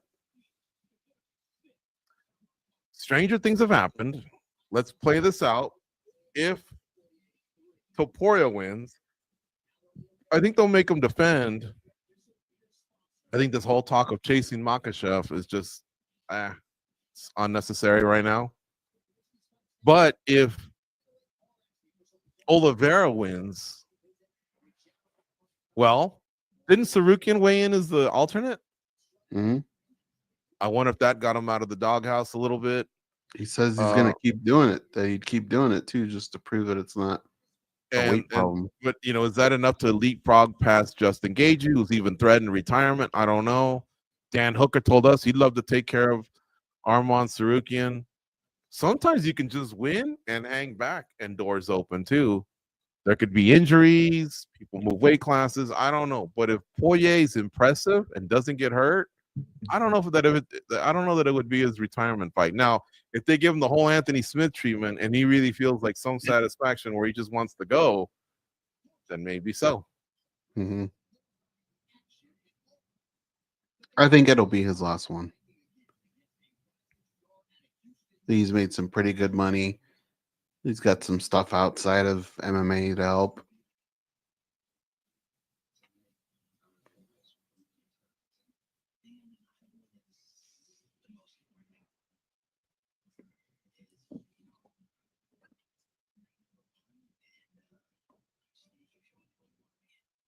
How many kids does Royval have? Was it 6? I don't know. 5 or some shit? I know Nico Price has 7. Is it really? Yeah. Does Brandon Royval really have 5 kids? I remember he's got quite a few. Nah, does he? Oh, remember? No wonder they call him Raw Dog.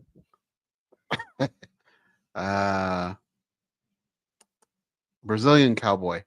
Didn't he have like 8 and like 6 Alex different baby Oliveira. mamas? Yeah, and they all lived on the same block or something. And his manager told us that, folks, something like that.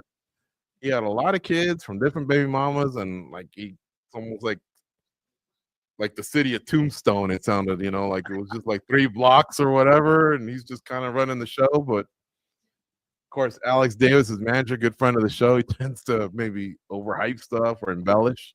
Maybe that's what it was, but I don't think he'd lie about the amount of kids. But I mean, well, he was there, no? Wasn't he there when he told the story? So he had every right to say that ain't true.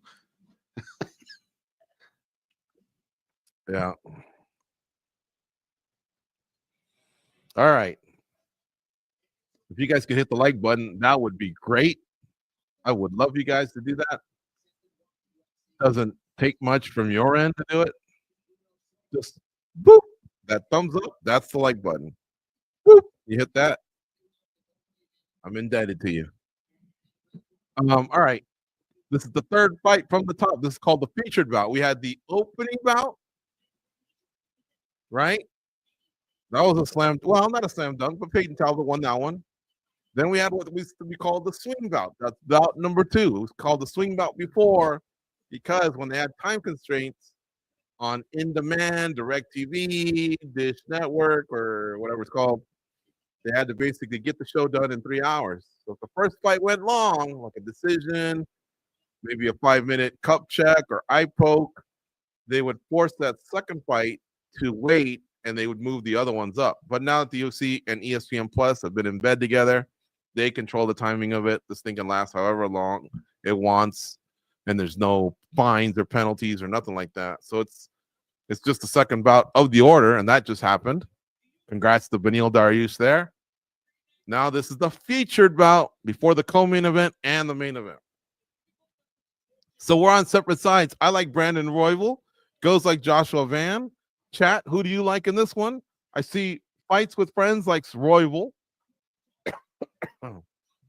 Let's see who else chimes in. Check 978. He's taking this fellow Asian. He likes Van. Van being from Myanmar, if I'm not mistaken. Same place as Ong Lasong, a former 2-weight champ at One Championship, part of Kill Cliff. I think he's now become one of the coaches out there. But yeah, let's see who else you like. Cybercop 0059. He likes Royval by volume. I like that. That's a nice little. It's a quick breakdown, but what he's telling us is the activity. It could Almost be like what Beneil Dariush did to secure round 3. The volume was too much for Moicano. They both were tiring at the end, but he dug deeper and he had more to give, and he was in better shape, it looked like. I'm with him on that. L.V. Robinson likes Joshua Van. Ray Will, 2007. Royval for him. The predictions are coming in, and the check marks, the thumbs up are scrolling up as well. Thank you for all for doing that.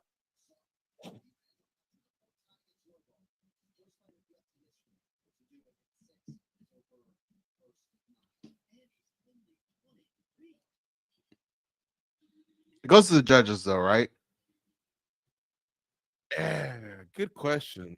You I know, think part it of me does. wants to say Royval by decision or Van by KO. It's not like I think Joshua Van is, I picked Royval, right? It's not like I think the other guy sucks.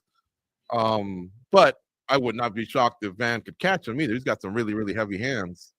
So part of me almost wants to say, well, maybe Van by KO or Royval by decision, and you cover your bets, but at the same time you don't because it can end in so many ways. Is your voice hurting? A little bit. Yeah. We've done a lot of talking in the last 48 hours.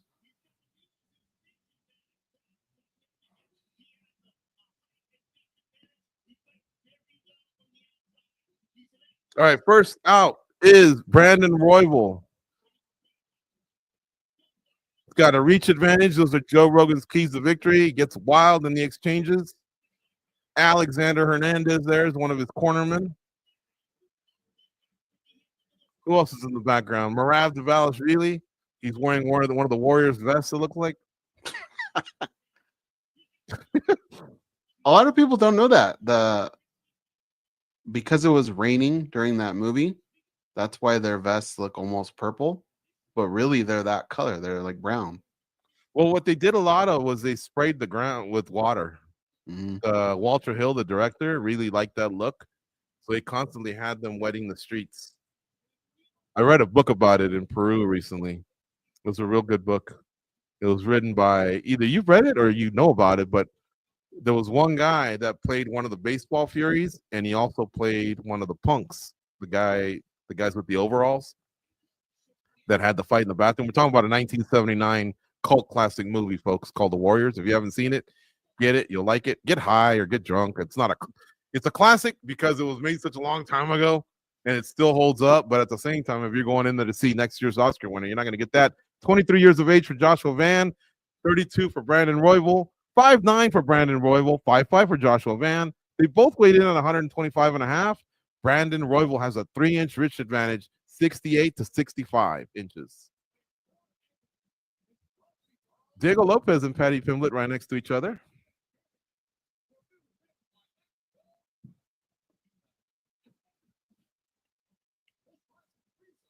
They had to have gotten a lot of ticket requests, right? Oh, Yes. he ghosted me.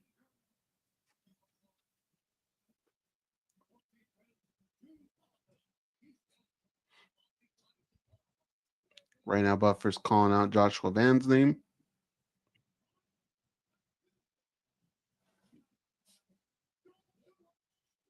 And up next is Brandon Royval.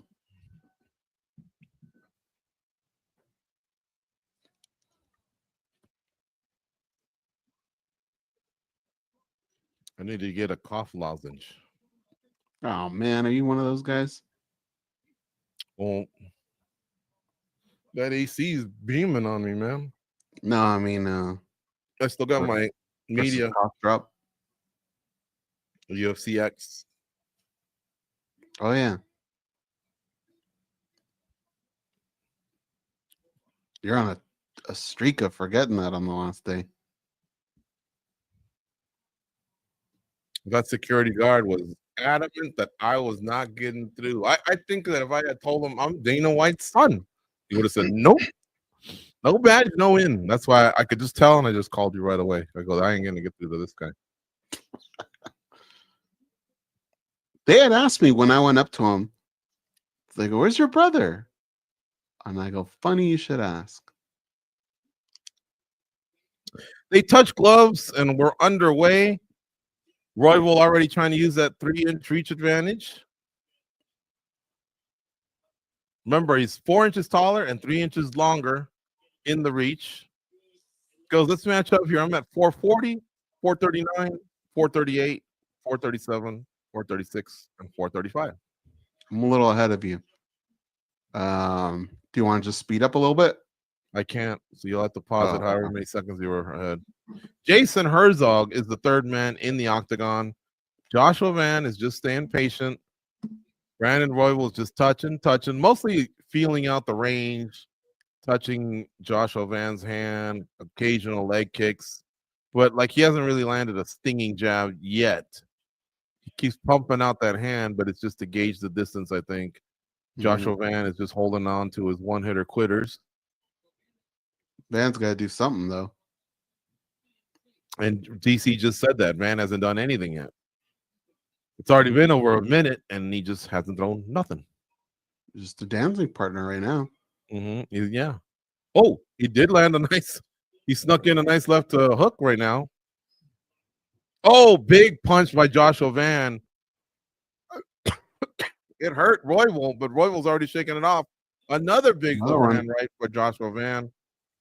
So you can just tell that power's there, and Royval's aware of it. But Royval's also eating those, to be fair, and he's still basically leading the dance. He hasn't backed off. He doesn't look shaken. His legs are under him. He's good.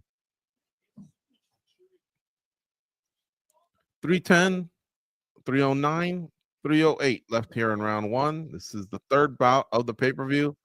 Joshua Van just again cocking up that right hand and occasionally landing it. And when he does, you can see Royval's head, get jerked around a little bit. Dude's power is no joke, but Royval keeps coming right back, pumping volume. Somebody said Royval by volume? Yeah. Well, we'll see. He is touching him a lot, but the harder strikes have come from Van, even though he's been far and few in between. Nice 1-2 lands for Royval, excuse me. So Royval's been pumping out this jab, but he's also just kind of flicking out his hand. I think that's what's really keeping him from getting Joshua Van within distance and landing some real power shots. Yeah, and every time Van touches him, it's effective, and the crowd oohs and ahs. And if you look at Jason Herzog, he's staring at Royval. And what do referees, what are they taught to do? To always watch the guy that's more hurt.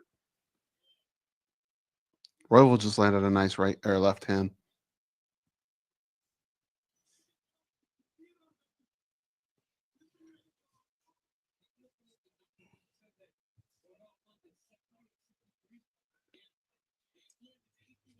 I think right now, Royval needs to be a little bit more concerned because I think Van's landing the more significant strikes. Yeah, if I get this straight, Van at about 30 seconds ago. Oh, here we go. There's the stats. 19 of 38 for Van, so 50%, and Royval 20 of 69. Because Royval's kind of feeling and touching, but he's not really landing. And now it looked like he just slipped, didn't necessarily get knocked down. Royval was trying to shake it off there with some facial gestures, like, no, he didn't knock me down. And he got right back up, and he's right back in his face. But you can't deny that he's been hit, and he's tasted that power. Yogi just got a hold of something, goes, if you want to tell Laura. Oh, never mind. Laura's here. Is that anything important? Okay. Oh, another right hand lands from Van. Okay, Van's got a good beat on what Royval's doing because he's countering nicely, goes. Yeah. And I'm surprised Royval keeps walking back into it. He's got to keep that left hand up. It's the overhand right that just keeps landing over and over. Yeah. Now we know Royval can go 5 rounds too, so he's got a lot of gas to expend. We're not at sea level here in Las Vegas. We're about 2,500. Royval's nose is bleeding a little. But still, Royval's gone the distance in Mexico, so he's always in good shape. Nice kick to the body by Royval. So he could probably put up a good pace. But again, Van doesn't use a lot of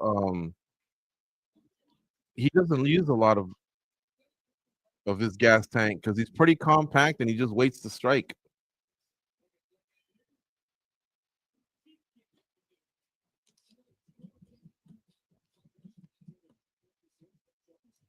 All right, so they'll clean up Royval's nose. It's just him leaking a little bit. It's not a break or nothing, but he got hit a lot in the face.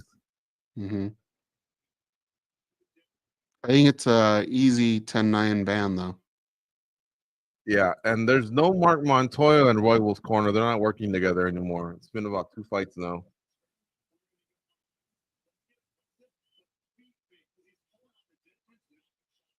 He's telling him the feet feint to throw Joshua Van off.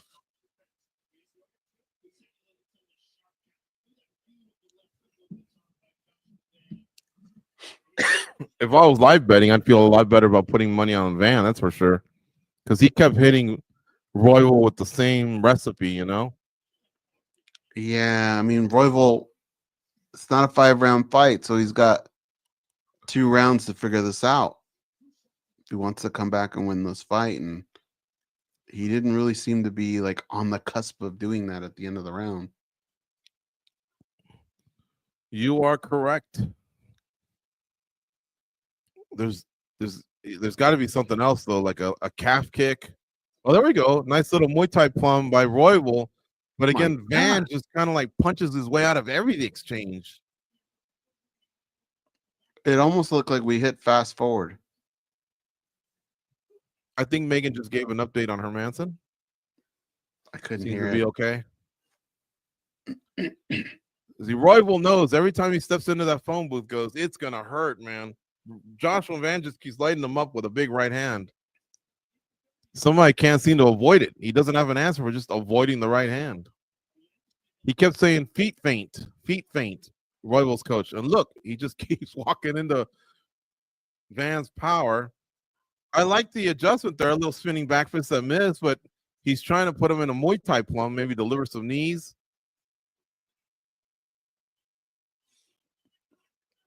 Royval needs more explosion in his striking. Oh, that was a nice left there by Royval. And DC and Rogan are saying that was the biggest shot of Royval for this fight. 3:35 left here in round 2. Van's already kind of walked through it, though. It didn't seem to affect him much. It was a nice punch. Remember, Van banked round 1, 10-9. Royval's not backing down. It seems like he's willing to eat some punches here. So it's not like he's not engaging. He's not electing to go via the wrestling route, and he stopped throwing kicks about a minute ago. He's trying to use his length. Now, maybe Van will slow down. Oh, nice right. Ooh, 1-2 minutes for Royval. They are socking each other right now. But Royval landed about a good 4 or 5 punches. Van might have snuck 1 or 2 in, but Royval definitely got the best of it. Joshua Van making a little bit of a comeback right now. Kick to the body by Brandon Royval. A lot of action, folks. Nice stinging jab by Brandon Royval. It could be volume. Somebody in the chat said Royval by volume. It might be. Remember, this other guy just fought at UFC 316, Joshua Van did.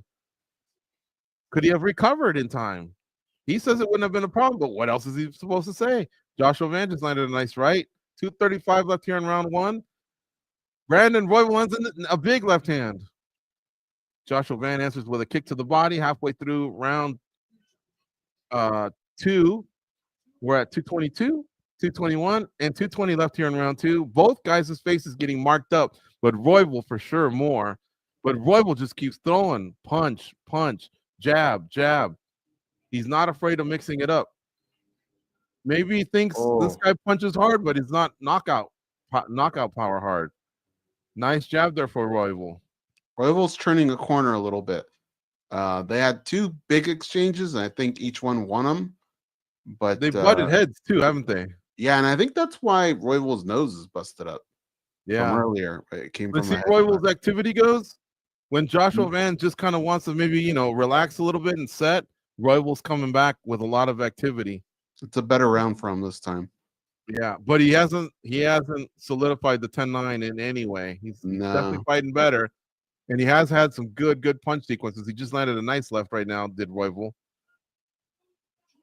But I wouldn't give him the 10-9 just yet. But Royval's face is really getting marked up. Wow, Royval's now starting to put it on Van, but Van keeps answering back with one-hitter quitters. Maybe to the body goes. Maybe to go to Van's body might slow him down a little bit.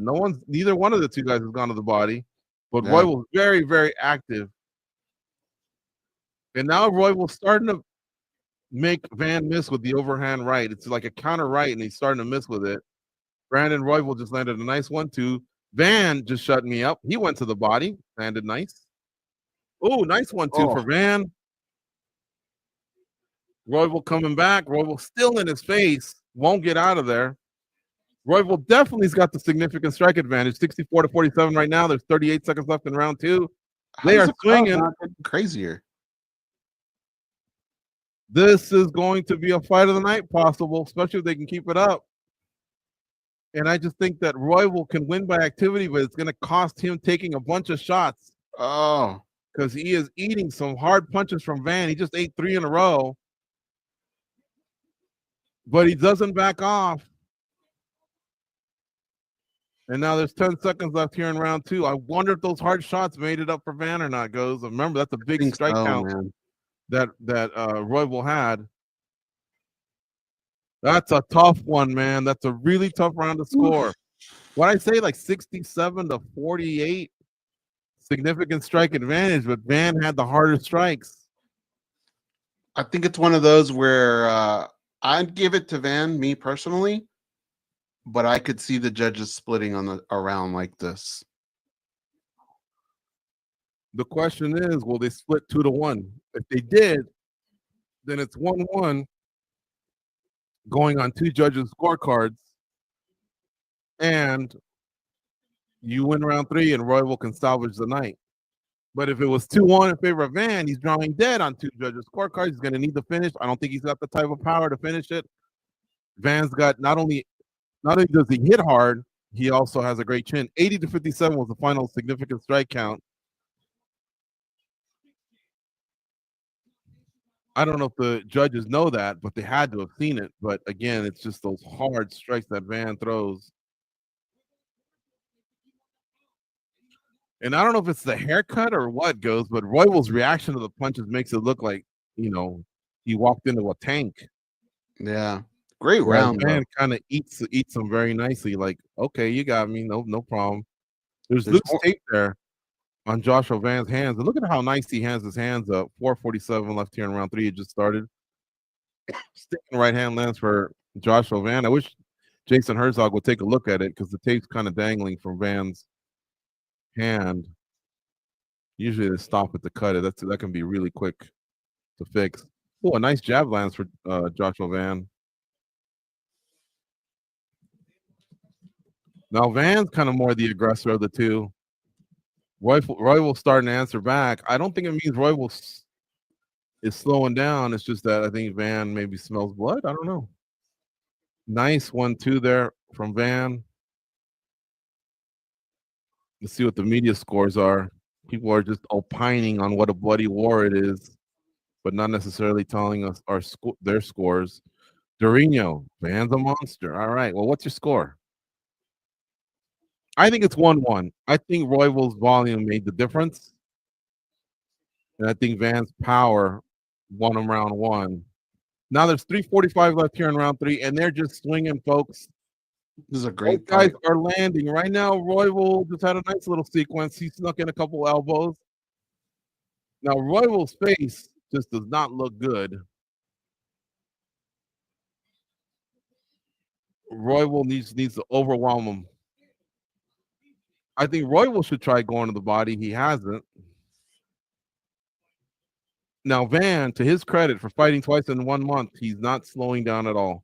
So he's going to be able to finish this fight just fine. I thought maybe in round 2 he was starting to slow down a little bit when Royval was just tagging him a little bit. But that wasn't the case.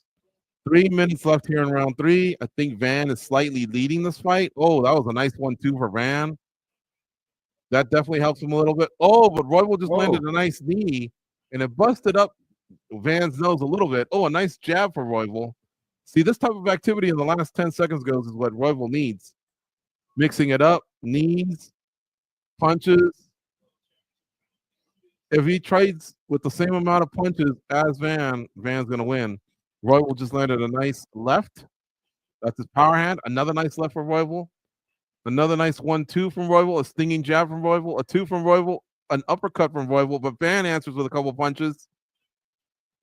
I wish we had 5 rounds of this. A lot of action here. 2:15 left. Royval made up some ground. I think Van might still have a little bit. But now Royval's starting to put some volume on it. Kick to the body by Royval. They are just swinging and swinging. Yeah. Van landed a nice left hook. Overhand left by Van. Now Van's face is a little unrecognizable. Wow, this is definitely a fight of the night, though, Goes. Yeah, for sure. I think, man, my head is spinning. I'm trying to figure out who's actually winning this round. It's very close. 142. 142 left, 140 left here. Van with a nice overhand left, snuck in the knee. Van with a nice 1-2. Royval eats it. Royval still on the hunt. Royval trying to hunt him down, but he eats a jab from Van. Another left hook from Van. Rogan giving him praise. He says he's very sharp. Royval landed a 1-2. Van answered with another strike. Royval sneaking in some leg kicks. They don't seem to be doing much to Van's legs. 112 left here in round 3. It's still pretty even, but I give the advantage slightly to Van. 107, 106, 105 left. Royval with a 3-punch combo. Some of them got through. Van with a wild right hand misses. Van with a nice kick to the leg of trying to stomp Royval's foot. Now, I don't know what happened there. I think Royval just kind of lost his footing, but he's back to his feet. But who knows how the judges saw it. And Van just throwing some wild punches. Lands a nice knee, though. Royval still coming after him. I think Van he's very tricky with that kick, Goes. He's throwing Royval off. He's kind of distracting him. It's almost like a stomp to the put him down. He did it again. Yeah. And he's doing it again. And Royval's now slipping around there a little bit. And now Van lands a nice left hook. He's taking control here in the last minute. There's 20 seconds left. The crowd is on their feet. 17, 16. Royval with a 1-2 misses. Van keeps hitting them with a couple lefts. They are just swinging right now. Oh, knockdown by Van. That solidifies the round. Can he finish them? 6, 5, 4, 3, 2, 1. The fight is over. Van solidified round 3 and won, and the crowd is going nuts, and it was an epic finish. I think Royval understands he may have lost. Mm-hmm. Van's on top of the cage like he knocked him out, but he didn't. It was the end of the fight. Royval came down on his leg kind of awkward, too, on that knockdown. Did you see that? That was very interesting what Van started doing. It's almost like he was kicking him in the shin, sometimes on the instep, and he kept distracting Royval. But that was a very interesting kick. Man, great fight.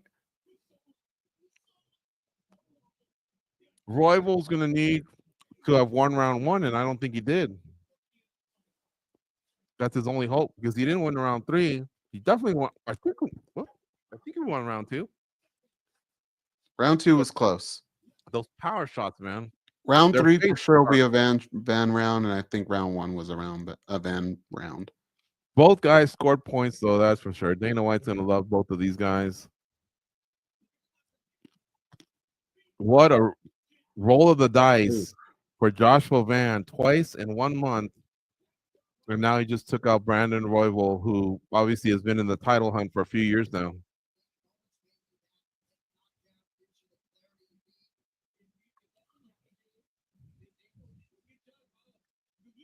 I want to see these guys fight again. It was 73-67 was the significant strike count for Brandon Royval in round 3. 36-31 for Van in round 1, 80-57 for Royval in round 2, 73-67 for Royval in round 3. But again, the finish and the power in Joshua Van at the end probably won him round 3. I think it's going to be 29-28 Joshua Van. Great fight, though. Royval, you can already tell by his body language. He doesn't like it. His face is going to be so lumped up tomorrow. Wow, one judge didn't even give Royval round 2. It was close. Imagine throwing 80 strikes, significant strikes that land, and still not winning the round. There's a lot of fighters that don't even throw that in a fight.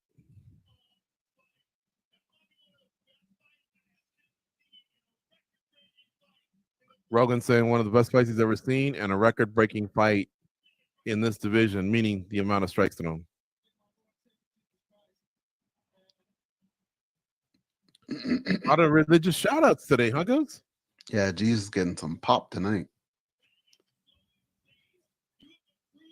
Jesus is upstairs just like, I'm feeling you, dudes.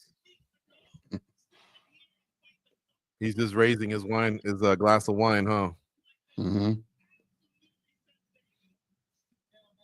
I'm Catholic, folks. I'm not coming at Jesus. I love Jesus too. He broke his toe. Jeez. I want to see those stomps again, Goze, because they were kind of out of the camera's view. They're perfectly timed. Every time he came forward, he just kind of like It was almost like like a weapon for about a 45-second pocket of round 3, right? Yeah. It's not like he did it all fight.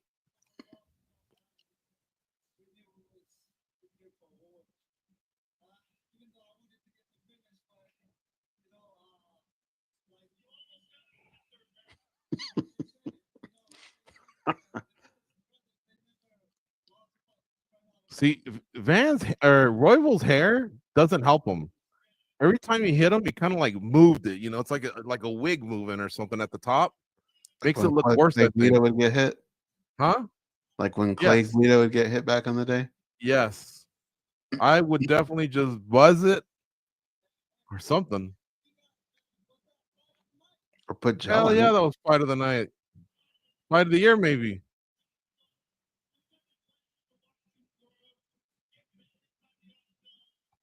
Dude, what a great night. This fight card on paper wasn't the greatest, especially for an international fight. We were expecting more on International Fight Week. But yeah, we've had fun at the Fight Expo. And here we go here.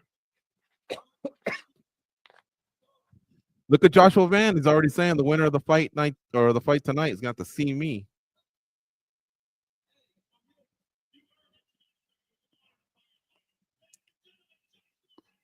You think his mom's like, man, I got this big old house, need some furniture.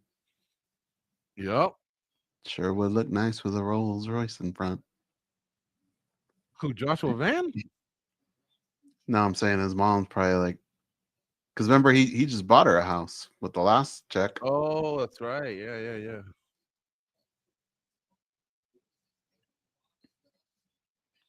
Matt Hughes. Robbie Lawler.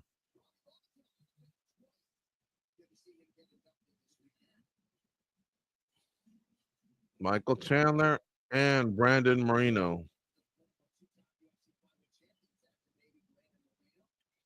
He didn't make the Aljamain face. Sterling. Oh, dude, I must have watched the clip. The fighting nerds, go look at him. I had to cut the clip of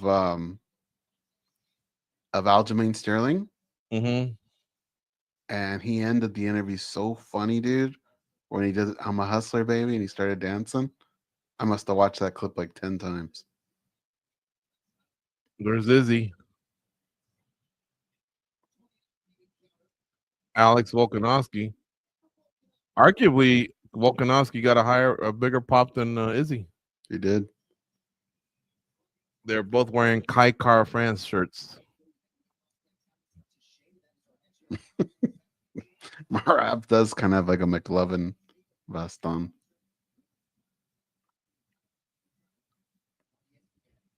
So that's next week, Lewis and Teixeira.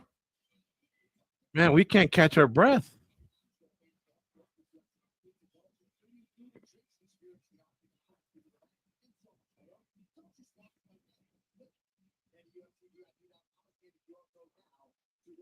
Kayla, Kelvin, Mackenzie Dern.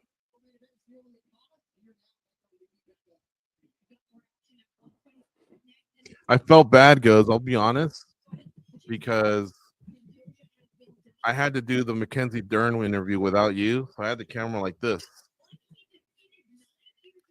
So I'm holding it, right? And I'm trying to basically have my eyes over the camera to see her hold the camera. And every once in a while, I got to look down to the camera to make sure that I'm not shaking or framing it. But as I do it, it honestly looked like if her and I were having coffee together, that every once in a while I was just kind of like checking out her boobs, and just back up to her, and asking questions and and reacting to her answers. And then every once in a while I just kind of like, let's check those babies out again, and then I'd go back up.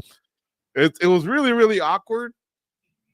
but she didn't in any way take it that way. I think she realized what was going on. And but yeah, and then I even had to move it a little bit because sometimes when she kind of like threw her hair back or something, like part of her head would be chopped off. So I kind of had to adjust it a little bit. And then when I'd adjust it too much, I'd have to zoom back down and it just looked like me perving, dude. Oh my God. I almost wanted to say, hey, come over here. Let me show you. What do you think how this turned out? You think it's okay? Just almost like constructive criticism, but just so she could say, oh, this guy was a professional.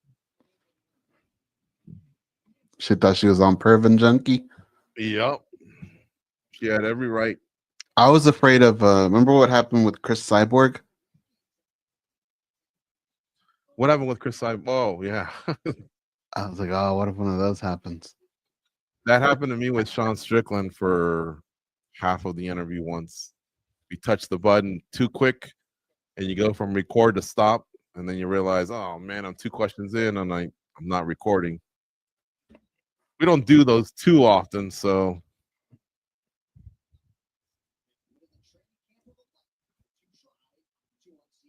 Who was it that did somebody did an interview where they flipped the phone, so and they weren't looking down until like the 4th question, and they realized they had been recording themselves the whole time. no way. Yeah. Oh man, I don't know. Dude. That's a blunder that I described earlier, but that's a real big blunder. Who was that? I know Mike Bond.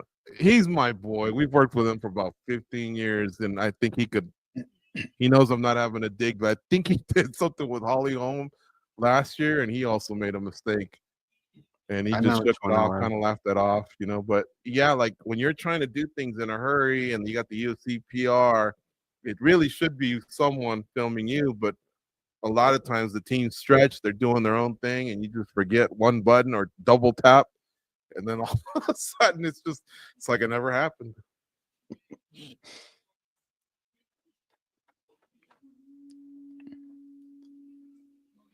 All right, folks, listen, we're down to 2 fights. It's the 2 title fights. Right now, if you can share this stream right here on your Facebook, on your Instagram, on your Twitter, that'd be great. If you could hit the like button, we would thank you. That's the thumbs up.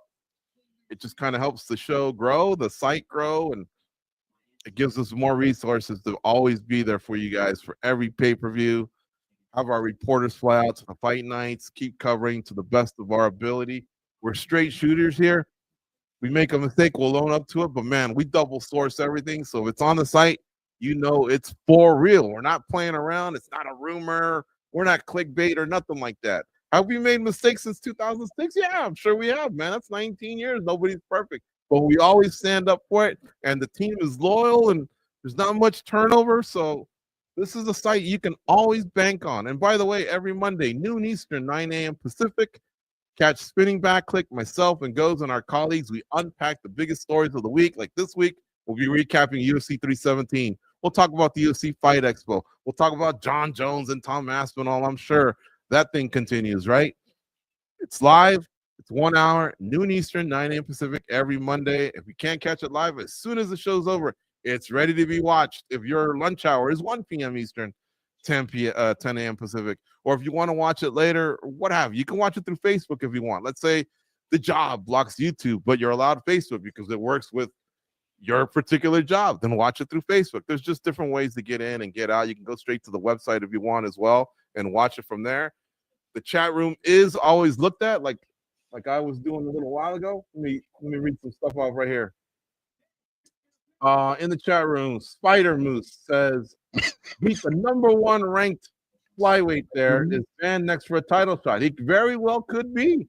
Although we started with Brandon Moreno and he thought, it could be me too. So we'll see. Remember, Moreno owns 2 wins over Kai Kara France. That may be tough for the UFC to get away from, right? But if Moreno's also got 2 losses to Alexandre Pantoja, 3 if you count the reality show, that might open the doors for Joshua Van. Marquee Sports in the chat room says, this is the best card of 2025 thus far. On paper going in? No. But the result? Hell yeah. I'm feeling you, Marquee. You're telling the truth. On kind so 1691 says, what time is it? Stat, please. No, I don't know what he said. L.V. Robinson, Oliveira is 154 and a half. Okay. Josh Colbert, 1986. Holy fuck. What a fight. If Royval don't get dropped in the last minute, I think he wins. I'm not so sure. I still think Van was throwing the heavier artillery, but you never know. But of course, yes, the knockdown solidified it, but it just looked like he was closing stronger. And again, it doesn't help that when every time Royval got hit, he jerked his head back. He just kept flopping more. The hair wasn't helping. When Van got hit, he got hit, and then he was still just moving and stuck in, and you could tell it hurt him, but not as much. And sometimes that can make a difference. Anyway, you might be right though. Personality disorders says, "Holy fuck, what a dogfight." Let's see here. Spider Moose says, excuses. Personality disorders coming back with Van as the new serious contender. Damn. All right, keep chiming in. I'll keep reading them off. Check says he's taking Kai Kara because he needs to right his loss. Yeah. All right. Ray Will 2007 says, I'll hit the like button once if you remember who I am. All right, you got it, Ray Will 2007. When do we get tested on that? Ray Will. He can remind us on Spinning Backlick. I want all those people on Spinning Backlick on Monday. That'd be dope. Yep, I agree. All right, guys. So who do you like in this one? Kai Kara? Did we make our pick? What's going on? Oh shit! Did we? No, we didn't. Look, you have no reason to go against Pantoja at this point. I think Kai Kara France will give him a better fight than people think, but at the end of the day, Pantoja. You? Yeah, Pantoja. I agree. He's just more well-rounded, more experienced. I like Kai Kara France. I have nothing against Kai Kara France and the tongue and the history, but I just think the other guy's fighting at a really, really high level. Looks like a little goblin, huh? Let me make a little play here. If you guys are following us tonight, you're making money. You are making some dough. Last fight card, I think we ended up winning, but not very much.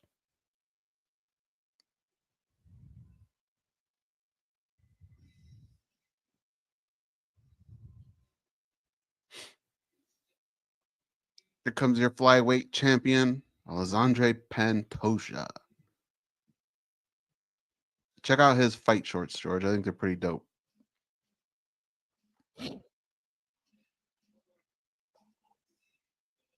I remember when Pantoja was a flyweight champ over at LFA. Like his glasses. Are those meta? They're doing the equivalent of what Ray-Ban did. I think this is Oakley or something like that. I don't know. Oh, well, there you go. John Anik just gave us the answer. I like Kai Kara France's glasses, the ones that he had it embedded. Those look really sharp. I don't remember them.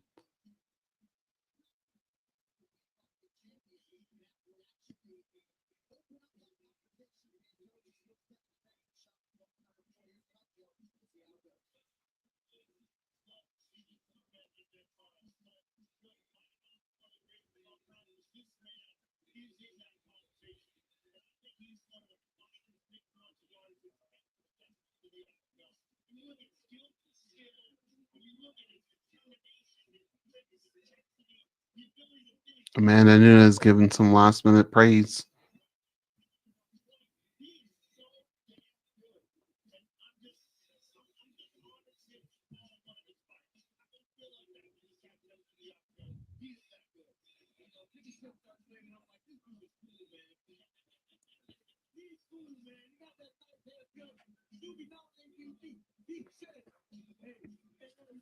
Good fight card though.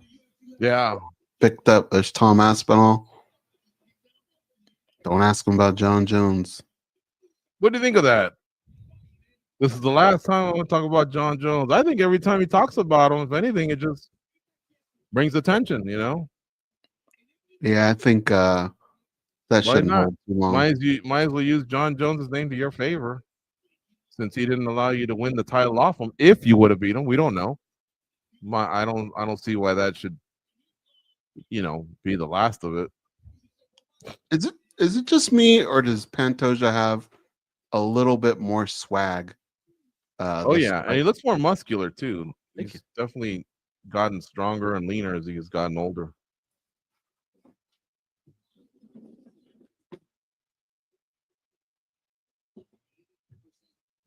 Give Pedialyte a little shout there. 74% of the picks have come in on Alexandre Pantoja. Yeah. I will return in a second here, George. Okay. Yep. So 35 to 32 is Pantoja's 3 years older. He's 1 inch taller at 5'5" to 5'4". They both weighed in at 125, but the reach goes to Kai Kara-France at 69 inches, whereas Alexandre Pantoja comes in at 67.5. Nothing too drastic, but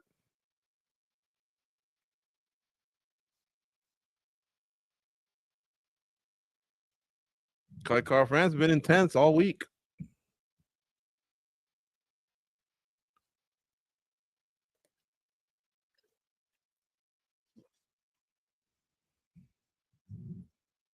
All right. Bruce Buffer making the announcements. A wonderful card so far. Lots of action, lots of violence, lots of finishes.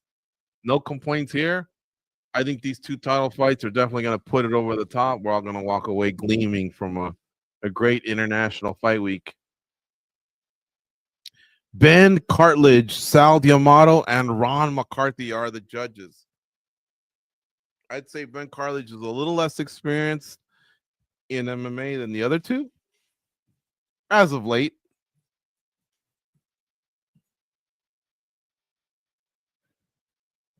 Fighting out of Auckland, New Zealand, Kai Kara-France, the challenger. White tights. He's in the blue corner with blue tape around his wrists. He's out of the City Kickboxing team. Same one that's produced Israel Adesanya and Dan Hooker. Also Carlos Ulberg.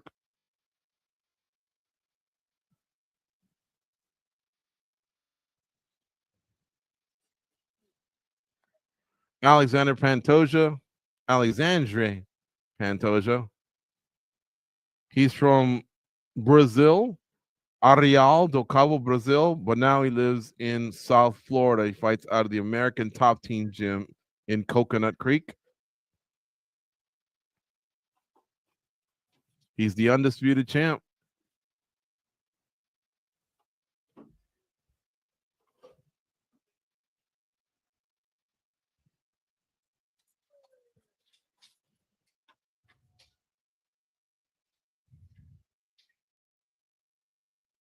This will be his fourth title defense if he can get past this guy. He won the title from Brandon Moreno back in 2023, and he's defended against Brandon Royval, Steve Erceg, and Kai Asakura. The referees, Herb Dean, they touched gloves, but the intensity was still there.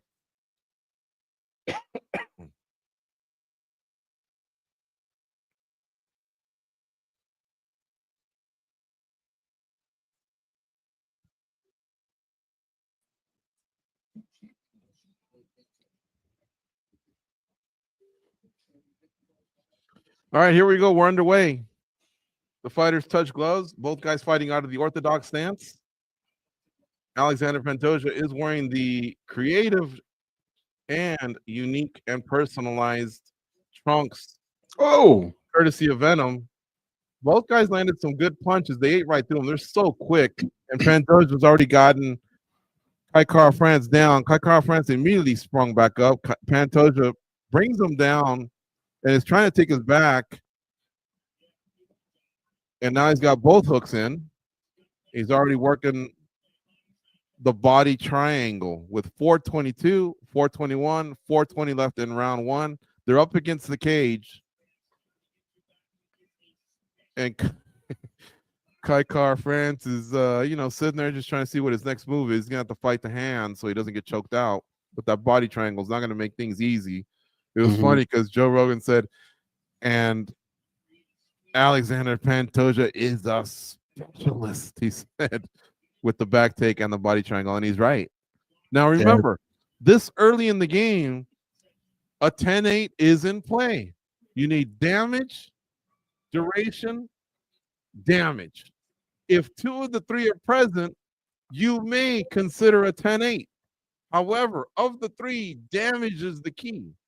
So far, if you were to hang on to this for the rest of the fight, you'd have duration. Maybe some dominance too. But if you don't have damage, remember, you're open to write a 10-8. You don't have to write a 10-8. So let's see what happens here. It's pretty dominant right now, but it hasn't been damaging. Of that exchange on the feet, I thought Pantoja got the best of it.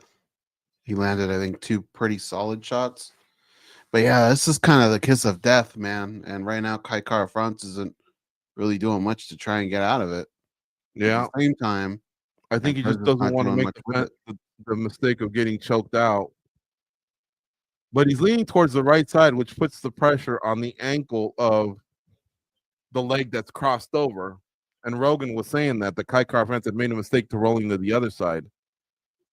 But now he's belly down. Oh, now he got out of the body triangle, but Pantoja's still on top. For the head. He's working for the arm triangle. Now he's got one leg stuck in there. He's got to free it up. Now he's mounted him, but the arm triangle is no longer in play. And I think Kaikara France should not give up his back. I think he should stay there. Let's see what he's got from the ground and pound. Try and regain. There you go. He regained half a guard at least. He was mounted, but taking the back again would have been bad. Now let's see if the damage can come in from Alexandre Pantoja with 156, 155 left here in round one. Because remember, now we've had duration, a little bit of dominance, but the damage has not been around. He started to punch him a little bit, but he let it go, and then the arm triangle really never got off. So a credit to Kaikara France for surviving, for being down here for such a long time, but he really needs to avoid that 10-8. That's like winning 2 rounds. Yeah. Some shoulder strikes from Pantoja, but there's not much behind him. And there's 123, 122, 121, 120 left in round one. Goze, what are you going to say? I don't think Kaikara France is getting up. I think Pantoja is going to keep him on the ground. That seems like it's the recipe. We'll have to see what kind of adjustments he can make in round 2. Remember, at the end of round 1, we were saying Brandon Royval needs to figure things out. He's got to figure out how to get within range, and he was able to kind of make that fight interesting. So we'll have to see if Kaikara France can make adjustments. But right now, I don't see him getting up off his back at all. Yeah, unfortunate. It's a boring round. If you're a jiu-jitsu fanatic, I'm sure you're getting a little bit of a thrill from watching, a master in the MMA game utilize jiu-jitsu, utilize positioning. There's been no threat to a finish from a submission. He had set up the arm triangle, but he couldn't free his leg up. And the improvement in positioning is nice as well. But again, this is MMA. You're pursuing a 10-9 or a finish. Kaikara France just snuck in an elbow from the bottom, but it didn't do much. Maybe he just woke up, Pantoja. 13 seconds left here in round 1. There's no damage. I don't see a 10-8. I think I want to see a 10-9, honestly. He's going for a choke, but there's no Rogan jumped the gun then. He thought maybe Pantoja might have a choke, but he didn't. So both guys got up fairly easily. I think maybe Kaikara France is just happy that he got out of that pickle, honestly. Yeah, me personally, I'm not scoring that a 10-8. It's a 10-9. But Kaikara France definitely has got a lot to think about here in between rounds and how he can make things different. If you look at Pantoja, look, it's not one of those traditional, one of them guys that just shoots right away and takes you down and lays on you. I mean, he had some nasty exchanges there in the beginning. He took chances. That was Kai France's chance to maybe put him out with something, but he beat him there, and then he beat him on the ground. So I think we're just looking at a guy this is greatness right here. Dude, he's so cat-like. You know what I mean? Mm-hmm. I mean, he just pounces on you, and he's 1 or 2 strikes or 1 or 2 moves ahead of you. Brandon Moreno's being showed right now. Joshua Van, they brought him to front row. Seated behind him are 2 world champions, Kayla Harrison and Tom Aspinall, but Joshua Van getting a lot of love. Manel Kopp on X says, I murdered both on the same night. Well, I don't know about that. I mean, he could, Take but it on the easy. same night, yeah. All right, here we go. 4:45 left here in round 2. It just started. And look at Pantoja's just ready to pounce. I think he might have been talking about Van though, and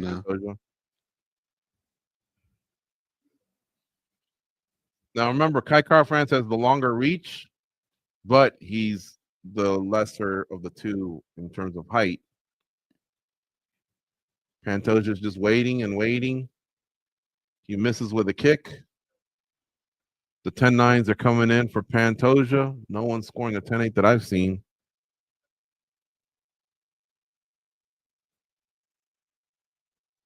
A lot of woos are coming in from the crowd.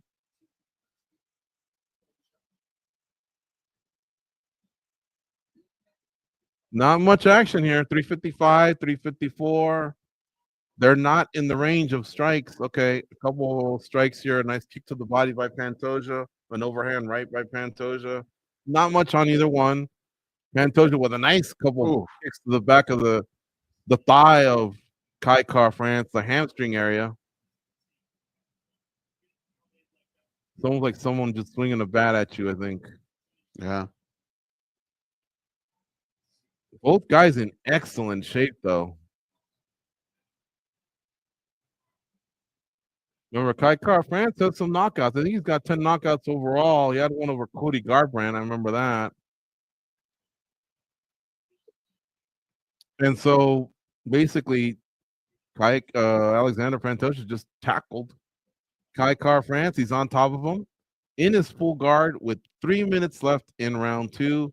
He's pushed him up against the fence, or at least he's trying to prevent him from getting his back to the fence, it looks like. I mean, right now he's kind of getting dominated, man, and it's one of those where it doesn't even leave a little bit of room where you go, well, maybe if they fought again a year from now, or here we go. He's dragging him to the ground. Goes, I'm sorry. Go ahead. They just don't seem to be on the same level right now. Yeah. Kai France is defending the takedown, but what I was talking about, what I was remarking on was Pantoja gets behind you and he just basically pulls you down, almost like, come here, sit on my lap. And then he's got your back. And he gets those hooks in so fast. I meant here we go, because I didn't want to go through another round of, body triangle, shaking it out. This is more fun seeing them buck on their feet like they are right now. With 2:02, 2:01, and 2 minutes left here in round 2. Kai's face does mark up pretty easily. Kind of reminds me of GSP and Fedor Emelianenko, where it probably looks worse than it maybe is. He's just fair-skinned, and so he's going to lump up a lot easier.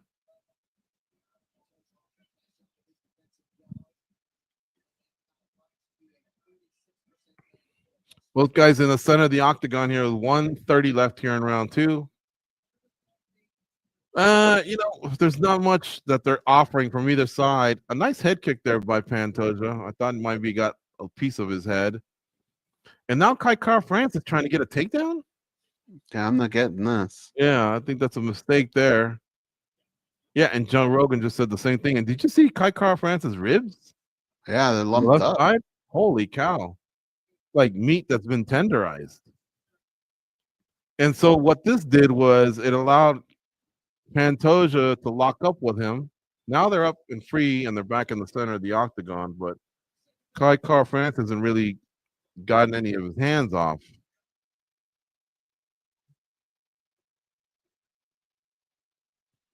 17-9 is the significant strike advantage that Pantoja has with 37 seconds left here in round 2.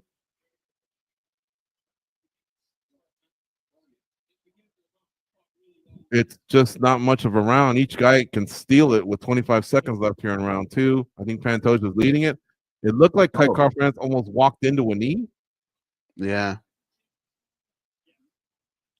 Daniel Cormier says it looks like the champ slowed down, but how many times have we said that and he just has a second and third win? He's got a little bit of a cut on his forehead. Pantoja does, but I mean, that's about it, man.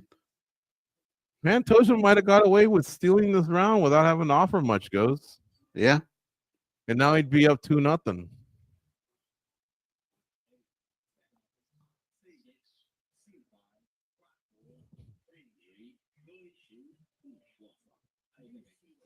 Well, they got him to do some breathing before he even sat down on the stool just to kind of collect himself. He seems like he's understanding his coach's instructions. He's into it. Well, I mean, France looks okay to me. Go ahead, Goze. But here's the situation, right? Kai Car-France spent almost all of round 1 on his back, on the ground, being dominated. Round 2, most of that was on their feet, and he still wasn't able to steal a round that was relatively close. He is just not really offering much offensively here. They got to figure this out because time's running out.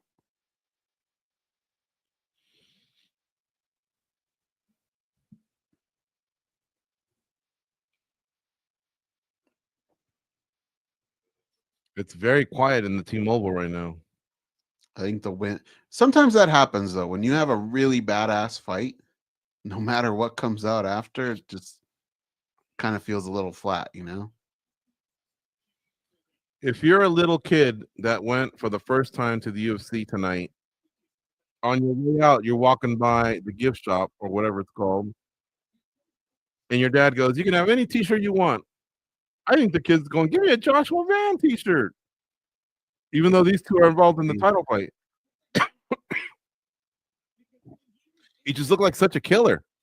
Yeah. And right now, it's not that Pantoja doesn't, because right now he's got one of his legs grapevined around Kai Car-France and looks like he wants to drag him down to the ground again. But it's just not exciting, to most fans. He does take down Kai Car-France. Kai Car-France pops up, but can Pantoja get those hooks in? He might. He's got his back right now. But Kai Car-France has not allowed him to get one hook in. Nope, here comes the body triangle. It is in. And here we go. We could have a repeat of round 1.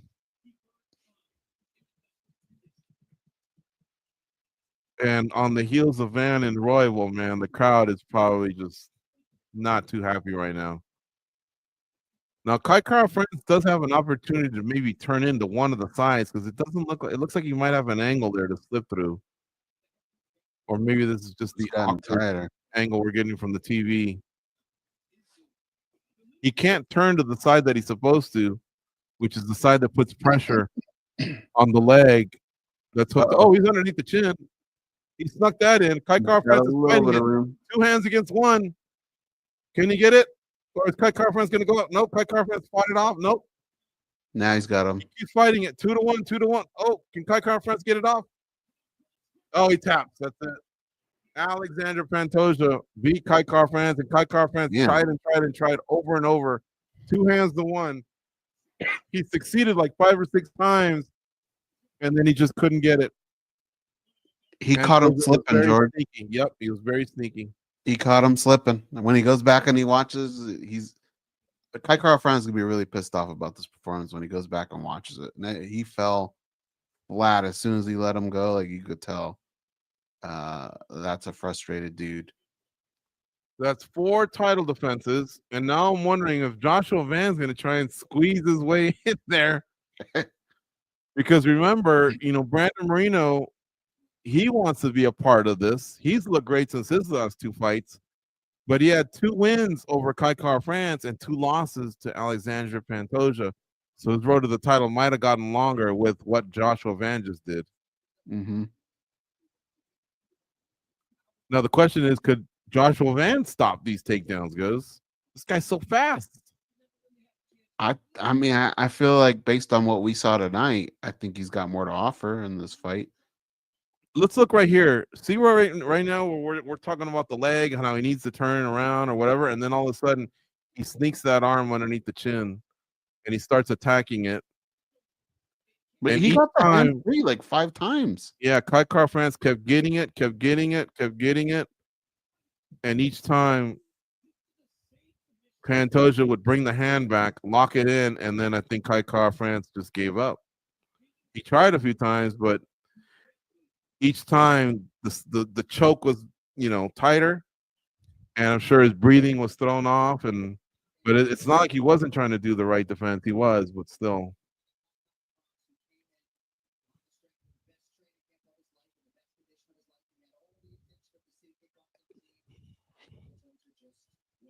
Yeah, that's an amazing fighter right there, man. Yeah. I got my work cut out. I got to look at these pound for pound, man. These pound for pound rankings. There's going to be a shakeup this week. We don't like to overreact at MMA Junkie. We don't know when someone retires if they're serious or if they're not. But Pantoja is now matched Islam Makhachev with 4 title defenses.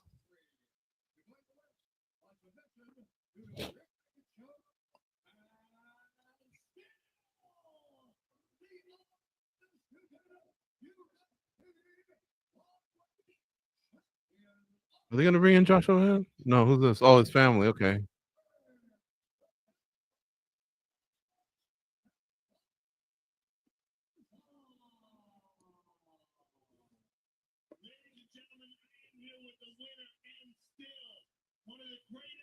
Look at his family walks casually, like one of the kids had his hands in his pocket. Calling, man, do we have to do this bullshit? I was comfortable in my chair.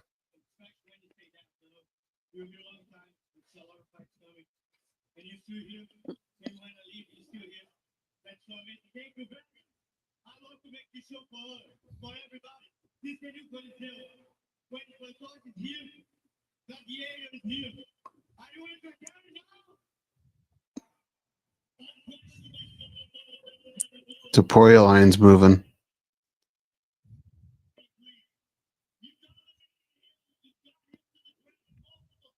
The main event is coming up, guys. If you don't mind, on social media, retweeting, reacting, whatever, Instagram, Facebook, all them places. What in the world is that? Oh. Facebook is sharing. X is retweet, or is it reacting now? What's it I called? think it's reacting. Or is it really? No, wait, it's Or is it retweeting? Reposting? Reposting, okay. What's Instagram? Sharing as well? Probably, yeah. DMs. Status on WhatsApp. Some people do it that way. I have no idea what they do on TikTok. But that like button, we would really love it if you hit that like button right now. Oh, Joshua Van's name's coming up. Bring him in.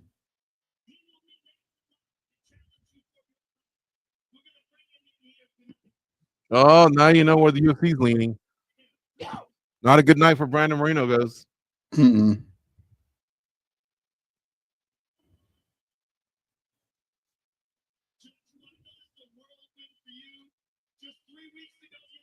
He won in New Jersey. He wins in Las Vegas. Now look at him.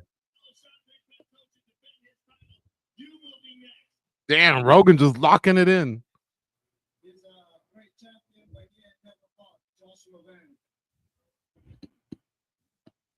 This helps build fights, though. Yeah. I like it.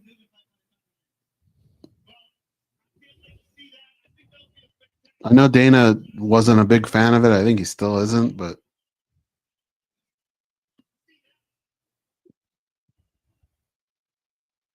ooh, nice little stare down.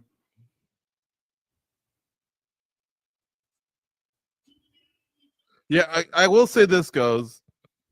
Okay, right now you got Pantoja's kids in. If you can control it, cool.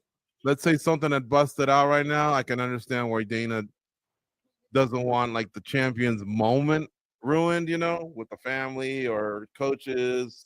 I suppose the risk of it could get ugly maybe might outweigh any type of promotion. But see, that one came off well. I think you just have to know your fighters. I think the minute someone sat Van down right there in that front row, Mm-hmm. I mean, it was for a reason, because a lot of fighters get escorted out of the arena. Yeah. Hey, you fought, get your check, get out of here. They don't reserve a check, but that happened. So there was plenty of time for Hunter Campbell or Sean Shelby or Mick Maynard or someone to come over and go, listen, we're going to plant you here. And if Pantoja wins and it calls for it, we're going to have you go in. But we his family might be in there. We don't want a bad situation here. So act professional, blah, blah, blah. So I think as long as you communicate, you're in good hands, aren't you? Yeah. But here's the thing. If you're going to take that stance of the bad that can happen and all that, then you can't promote it, right? Like how many times do we see dollies getting thrown through windows of that bus or whatever? Like, you can't live off of it either, too, right? So I just think more good comes from bringing those moments, and that's why you have the security and all that. Like, use them to your advantage. Yeah, Don't be I'm all boxing. for it. I'm all for it. But like I say, the minute the family comes in, yes, you get the security in a certain way. That little kid was right there. It looked like Van was going to be professional. He's a real calm guy. You saw him in the embedded. They showed him going to church and everything. So I wasn't in any way suggesting anything bad. I'm just saying I think that's why Dana White doesn't like it, is he likes to preserve the champion's moment. But I think he can really pull both of them off as long as there's good communication, between all the fighters involved. Now, would I do that with Strickland, for example? Maybe not. Would I do that with a Dagestani fighter and maybe McGregor or some of them? Can't, probably not. You just got to choose your battles, right? What is with those flags? I don't know. Did he sleep out of with their those? pockets? Yeah. Come on, you can't treat your flags like that. Okay, we got to make a pick here, George. Oh man, you're making me do this, huh? Look, Topuria is minus 425. Oliveira is plus 310. Because I'm in the lead. I'm beating you by 1 tonight. Yeah. I think you should make your play, right? Or should I make my play and you make it based off of what I say? You make your decision? Yeah, who do you like? I had Topuria on my staff picks. I've heard a lot of convincing arguments from top fighters in the game as to why Oliveira can win. I think I've been swayed a little bit, but really what's swaying me right now are the odds. Plus 310 on Charles Oliveira. Do I think he can win? Of course. I think there's many ways he can win this fight.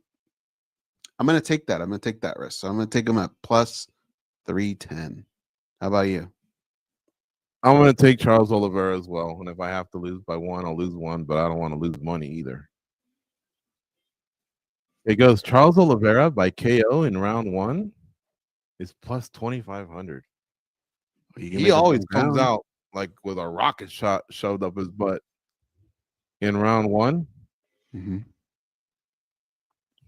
I was going to roll the dice a little bit on that.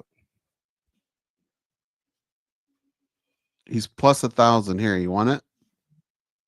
No, what? KO? 2,500 is better. But it's got to happen in round 1, see? Mm. So I'll just try that. I got to hit one of these miracles once in a while. Gun to the head, I take Topuria, I guess. He's undefeated. He's got power, and Oliveira is not impossible to beat. He's got like 10 or 11 losses. But those odds, it's tempting to take the underdog, so that's what I would do. It's more of a payoff. If you're $100 better and you're up $500 and you take Topuria and lose, I think you go home with $50 for the night. So yeah, that's a lot, man. I'd rather just roll the dice a little bit on Charles and see how it goes. A lot of underdogs hit, man, in this sport. Baku, Azerbaijan had a lot of underdogs. You just got to look at it as a long play.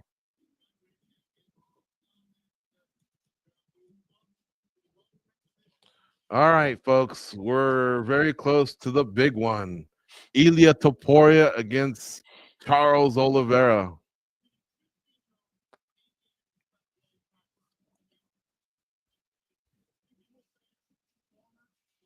This could have been Justin Gaethje and Ilia Topuria. It could have been Justin Gaethje and Charles Oliveira. But Ilia Topuria said he was told that if he vacated, he would get the shot. And remember, this was before Islam Makhachev made his move. Islam Makhachev made his move after Bilal Muhammad lost to Jack Della Maddalena. Because there was an agreement that he wouldn't fight Bilal Muhammad. So had Bilal Muhammad won that, then it probably would have been Ilia Topuria against Islam Makhachev if what Topuria says is true, and that's that he was promised a title shot. Now, Islam Makhachev used to say, and I know it doesn't matter at this point, but Islam Makhachev used to say he didn't want to fight another featherweight coming up because he did that twice with Alexander Volkanovski. He didn't want to fight a rematch because he already fought and beat Charles Oliveira. So he wanted Justin Gaethje. That's why Justin Gaethje's kind of pissed off as of late because he felt like he was close to a title shot. Remember, he had one locked up after he beat Dustin Poirier for the BMF in 2023. And then in 2024, he takes the fight against Max Holloway because Islam Makhachev isn't ready. And then he takes that loss to Max Holloway in the last 10 seconds when they pointed down. Not that it mattered. He was on his way to losing a decision anyway. But he got knocked out. He was basically out of the way. Since then, he's come back. He beat Rafael Fiziev. That's just, it was kind of his fault for taking the fight, honestly. I've always said, if you think the UFC owes you a favor, they don't. Because usually your leverage is, hey, I'll take that last second fight, but you got to pay me more money. So if the UFC writes that check, we're even. You don't get the bigger payday and then also get the favor. Some guys might, but I don't think most people do. I think that's basically the favor getting paid off. Right. So I'm on Team Justin Gaethje most of the time. I think he's a phenomenal fighter and one of the best lightweights ever.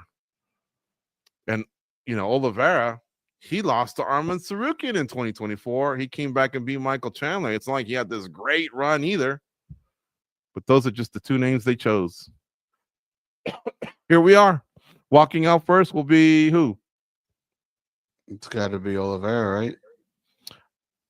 I think he gets the reverence of being the light. Oh, he is walking first. Never mind. Here comes Charles Oliveira. Did he join the Fighting Nerds? No, he's just is the meta glasses. What do you think of Topuria and the family and all? How they all have that rose? I think that's pretty dope. What rose? The red rose. The Spanish rose. Oliveira's shorts are pretty cool. What red rose? Well, I don't know what you're talking about. Like a tattoo? Okay. No, they all have a red rose. Sometimes they have it like in their pockets or they're holding it. Oh yeah, I like it. It's a nice touch.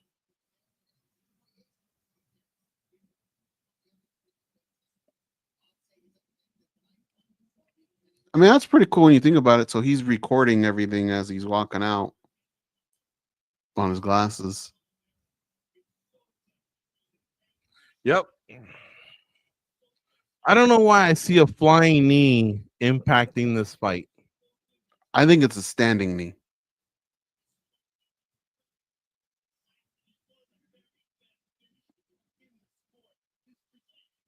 I don't really stare at these guys too much. That's the first time I saw that lion like in full on his back.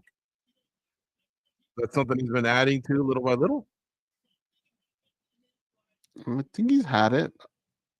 Most finishes 20 for Charles Oliveira, 16 via submission, 20 performance awards. Second most wins in UFC history with 23. Jim Miller has 24. That looks to be like his family right there, and they're crying. Mm-hmm.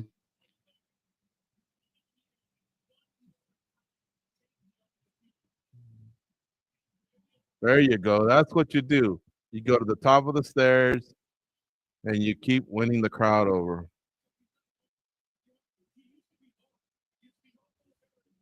Dude, can you imagine if that was Roybal's family after that face? Yeah.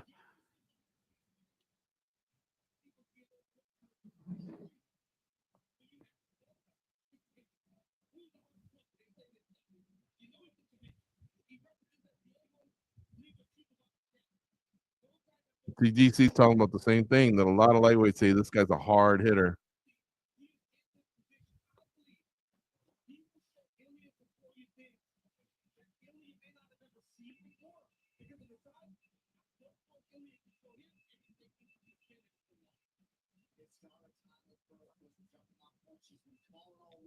I guess Topuria is the A side. He's coming out next.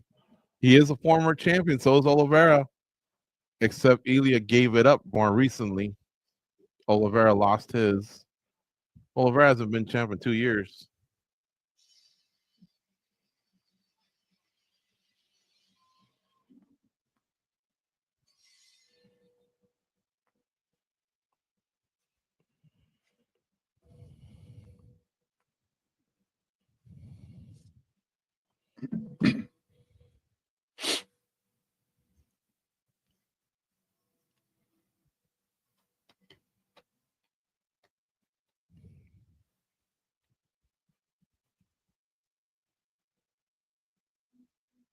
Oh, Nice walkout.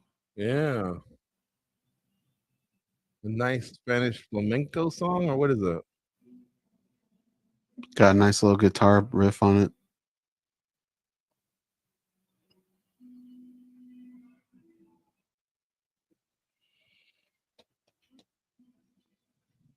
That's a nice touch, huh? Mm-hmm. I like the if you look at the graphic really closely, it's like a skull guy in a Spanish outfit. It's pretty dope.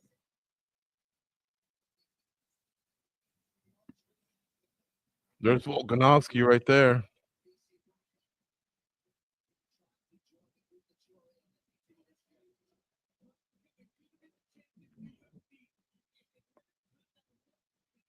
I wonder if Volkanovski's like, man, I'd like to get another crack at that fool. Or is he happy that that fool left and he was allowed to become champ again?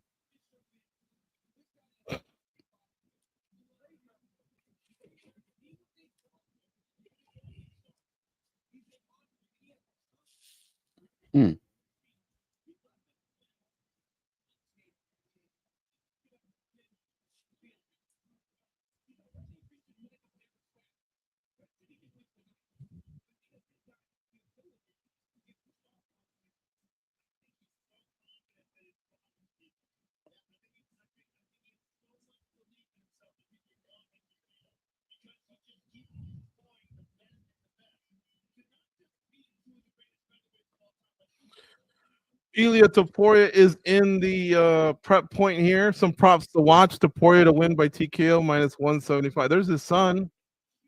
His son's a sharply dressed kid. Got a nice spinning back elbow too. Did you see that? Plus 650 for Oliveira to win by submission. The fight won't go the distance. Minus 770.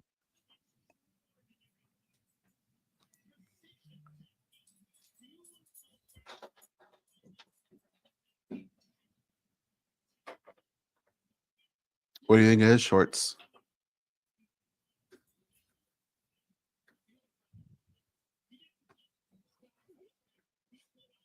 His shorts are cool. They got the Spanish colors.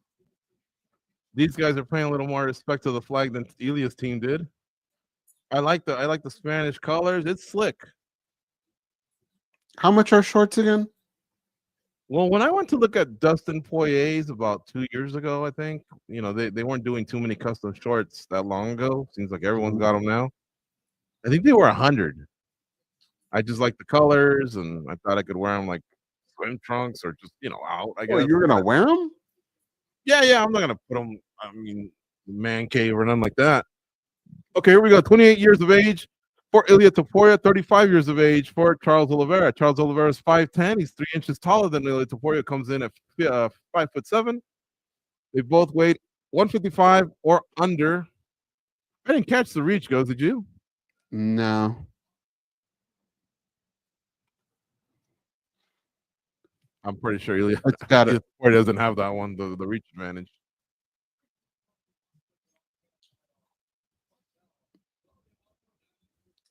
Good judges.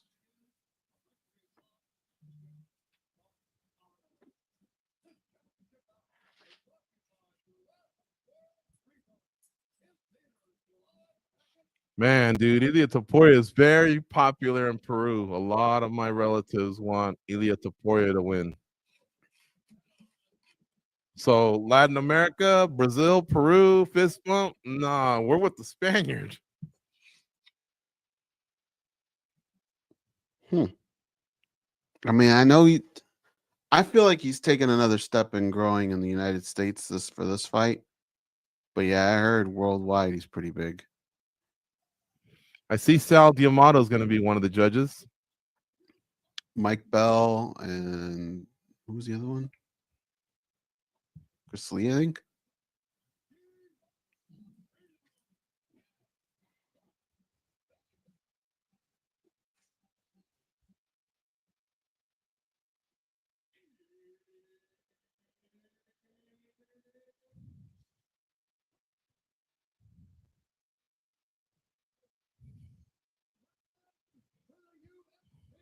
Topuria looks relaxed, man. Yeah, he does. Oliveira looks intense, convincing himself he belongs.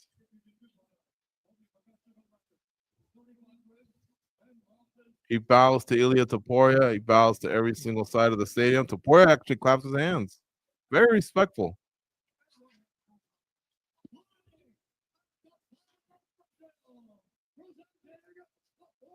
Charles Oliveira out of Sao Paulo, Brazil, former lightweight champion. He also fought as a featherweight for many years. He's going to be out of the blue corner with the blue tape around his wrists.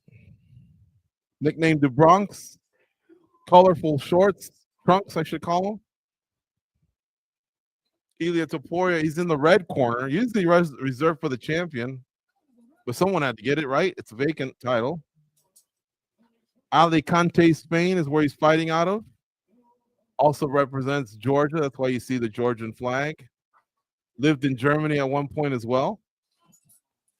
He's undefeated, folks. Former featherweight champ, one title defense. He elected to give up that title and move up. He doesn't look chubby. He looks pretty filled in. Still has some abs. The Matador, they call him. Red and gold trunks. Tights, sorry. I know he's just splashing into 155. And I know that Connor's reign at 140 or 145 long gone. But a build-up between those two, I think, would have been a lot of fun. Sure would have. Mark Goddard is the third man in the octagon.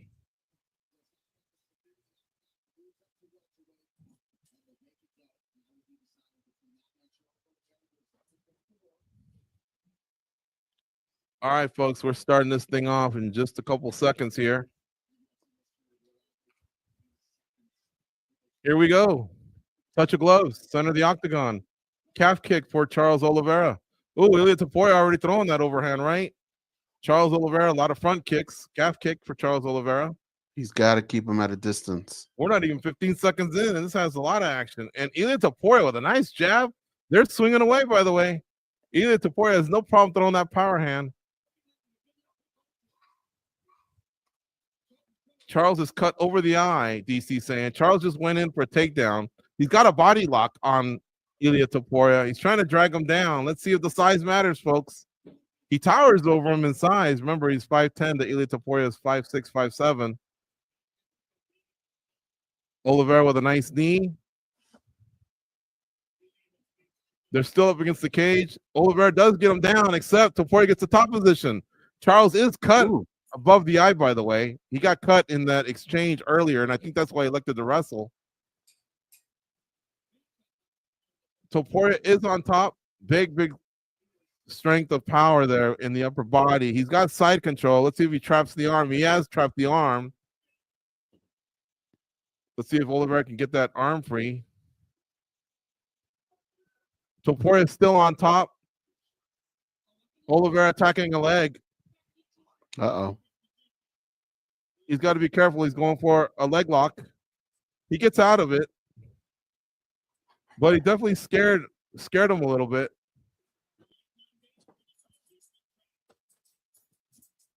And now he's on top of Charles Oliveira. 316, 315 left here in round one. Topuria standing over Charles Oliveira. Charles Oliveira on his back. Topuria kicks his legs. I think he'll invite him to stand up, to tell you the truth. He got the better of him in the stand-up. He opened the gash up, and now Mark Goddard gets in between. Now they're both standing up. 2:55 left here in round one. Topuria with a nice jab and a 1-2 over the top. Charles Oliveira still coming forward, trying to clinch him up top, maybe deliver some knees, but Topuria gets out of it. Looks like they collided heads again. That might have been what opened them up. Who knows? Nice shot to the stomach by Oliveira.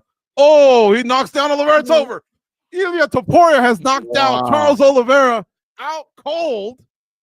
He's your new champion, and it all happened in one round. Wow. I was just about to say. That power's for real. Go ahead, guys.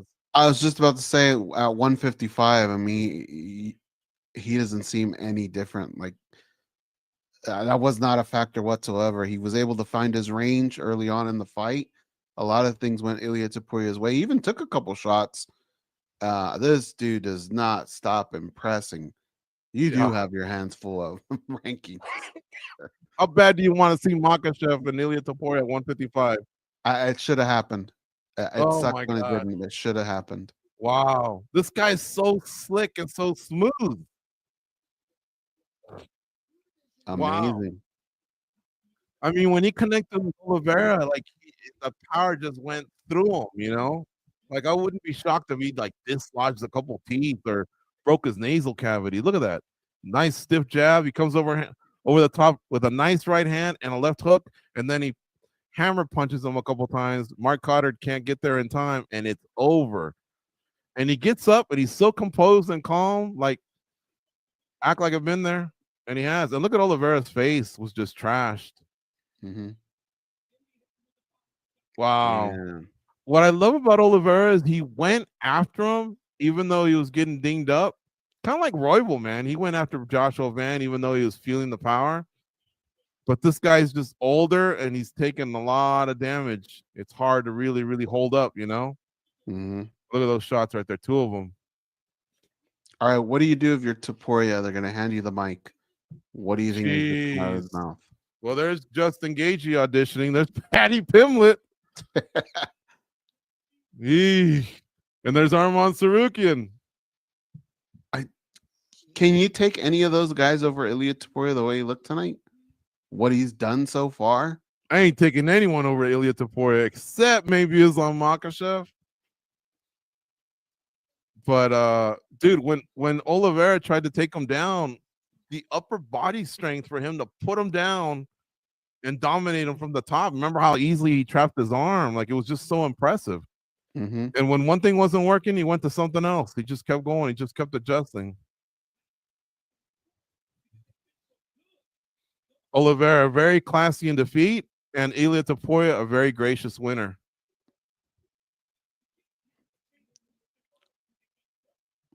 Vegas was treated to a pretty decent card, in my opinion. Yeah.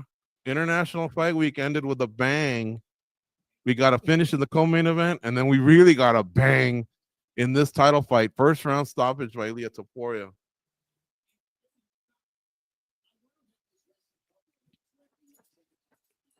John Anik just asked an interesting question. I wonder what his resting heart rate is when he walked in. Remember when they just showed him? He just kind of made these weird facial expressions like, well, here I am, you know? Mm-hmm. Now, Goze, who are they going to allow to walk in? Gaethje, Sarukian, Patty Pimlet? Oh, don't ruin her dress. I'm pretty sure you can buy a new one now. That's true. No problem. There's the kid.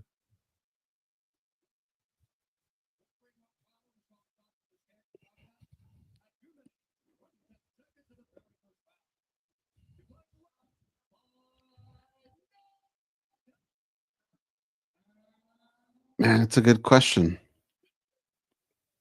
Are they going to bring anyone in or just kind of leave it alone?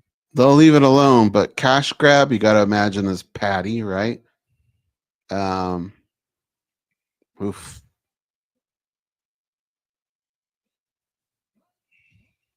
If I'm Topuria, though, I kind of throw a jab at Islam and keep poking that bear. True. Yeah. Where'd you go? You know.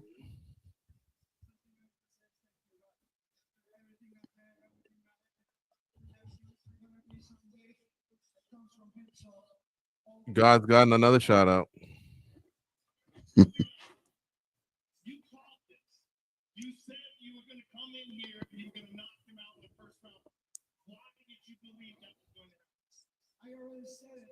First round, man. This is the next level of the game. This is the next thing, and this is what I represent.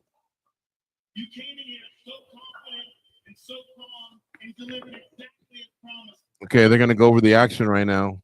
Extraordinary. You knocked him out with the right hand. There's the jab. The jab is stiff. There's the right hand right there, and then it comes the left hook. The left hook just crushed him. I think he even banged his head into his own knee, too, on the way down. Watch. There's the left, and then here comes the head hitting the knee as well, and then he takes two hammer fists. Damn. Yeah, the right hand did it. The left didn't help. Wow. And could that be the end of Charles Oliveira goes as champ? I think so. Title contender. I think so. Ooh, a blonde bitch. He's talking about Patty Pimblett. Yeah. Oh, no, he also mentions the current Sarukian.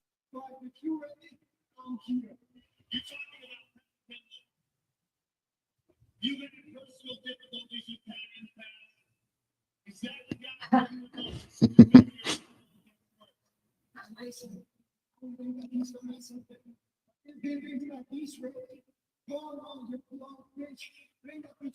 Go in. Go in. You can run interference on Gaethje and Sarukian. Yeah, you gotta take this moment. And Joe Rogan's helping matters out. Joe Rogan's a new matchmaker. Gaethje and Sarukian have to be pissed right now. This could be a big fight, goes. I'd push him. I'd do something. Yeah, you can't shake his hand. He just called you a blonde bitch.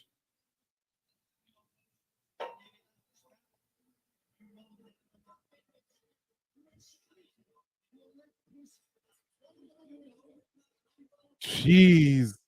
I think Gaethje's retiring tonight. Mm-hmm.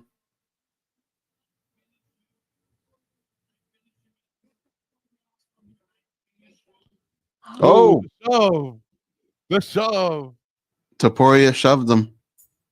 Wasn't the biggest shove, but this is where you tell the family, like, get out, right? Or move. Yeah. Let's see. The UFC did a good job controlling it. I think everything came out a winner right here. Yeah. The only thing that could have come out better with Patty was if he shoved him.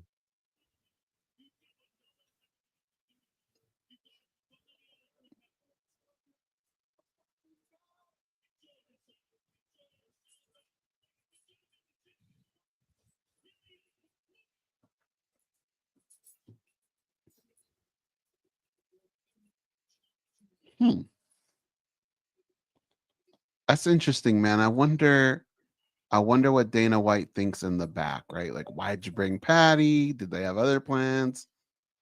It You're worked right. out perfect.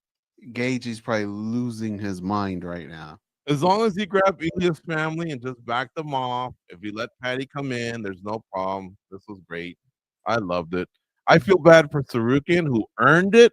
He beat Oliveira last year, but he had a failure of an injury, a weight cut, or something like that in January.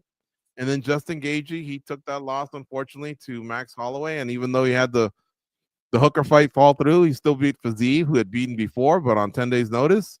He's just engaging either way. But Pimlet's been, astronomically rising. That big win over Chandler just put him up over the top, and he got the champion's attention. The champion was the one that called him in, and then Rogan assisted. So we'll see. Yeah. I think somebody would have got in Rogan's ear and said, hey, don't mention anything about, don't bring Patty in. We're leaning towards Gage. Whatever. I'm sure he's got a game plan. But this is apparently what the UFC wanted. That is crazy, Goze. Dana's probably doing like snow angels on $100 bills right now. Well, which one of those guys is his dad? Looks like the guy to the right. Oh, no? Okay.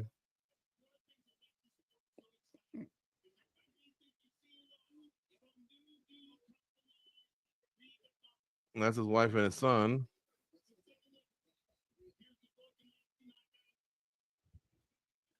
Just finishes too, dude. Hard, man. He swings hard with both hands.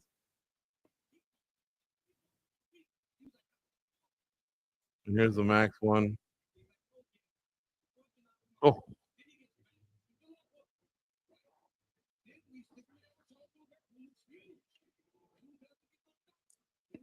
After tonight, George, is he their biggest star? John Jones gone now too.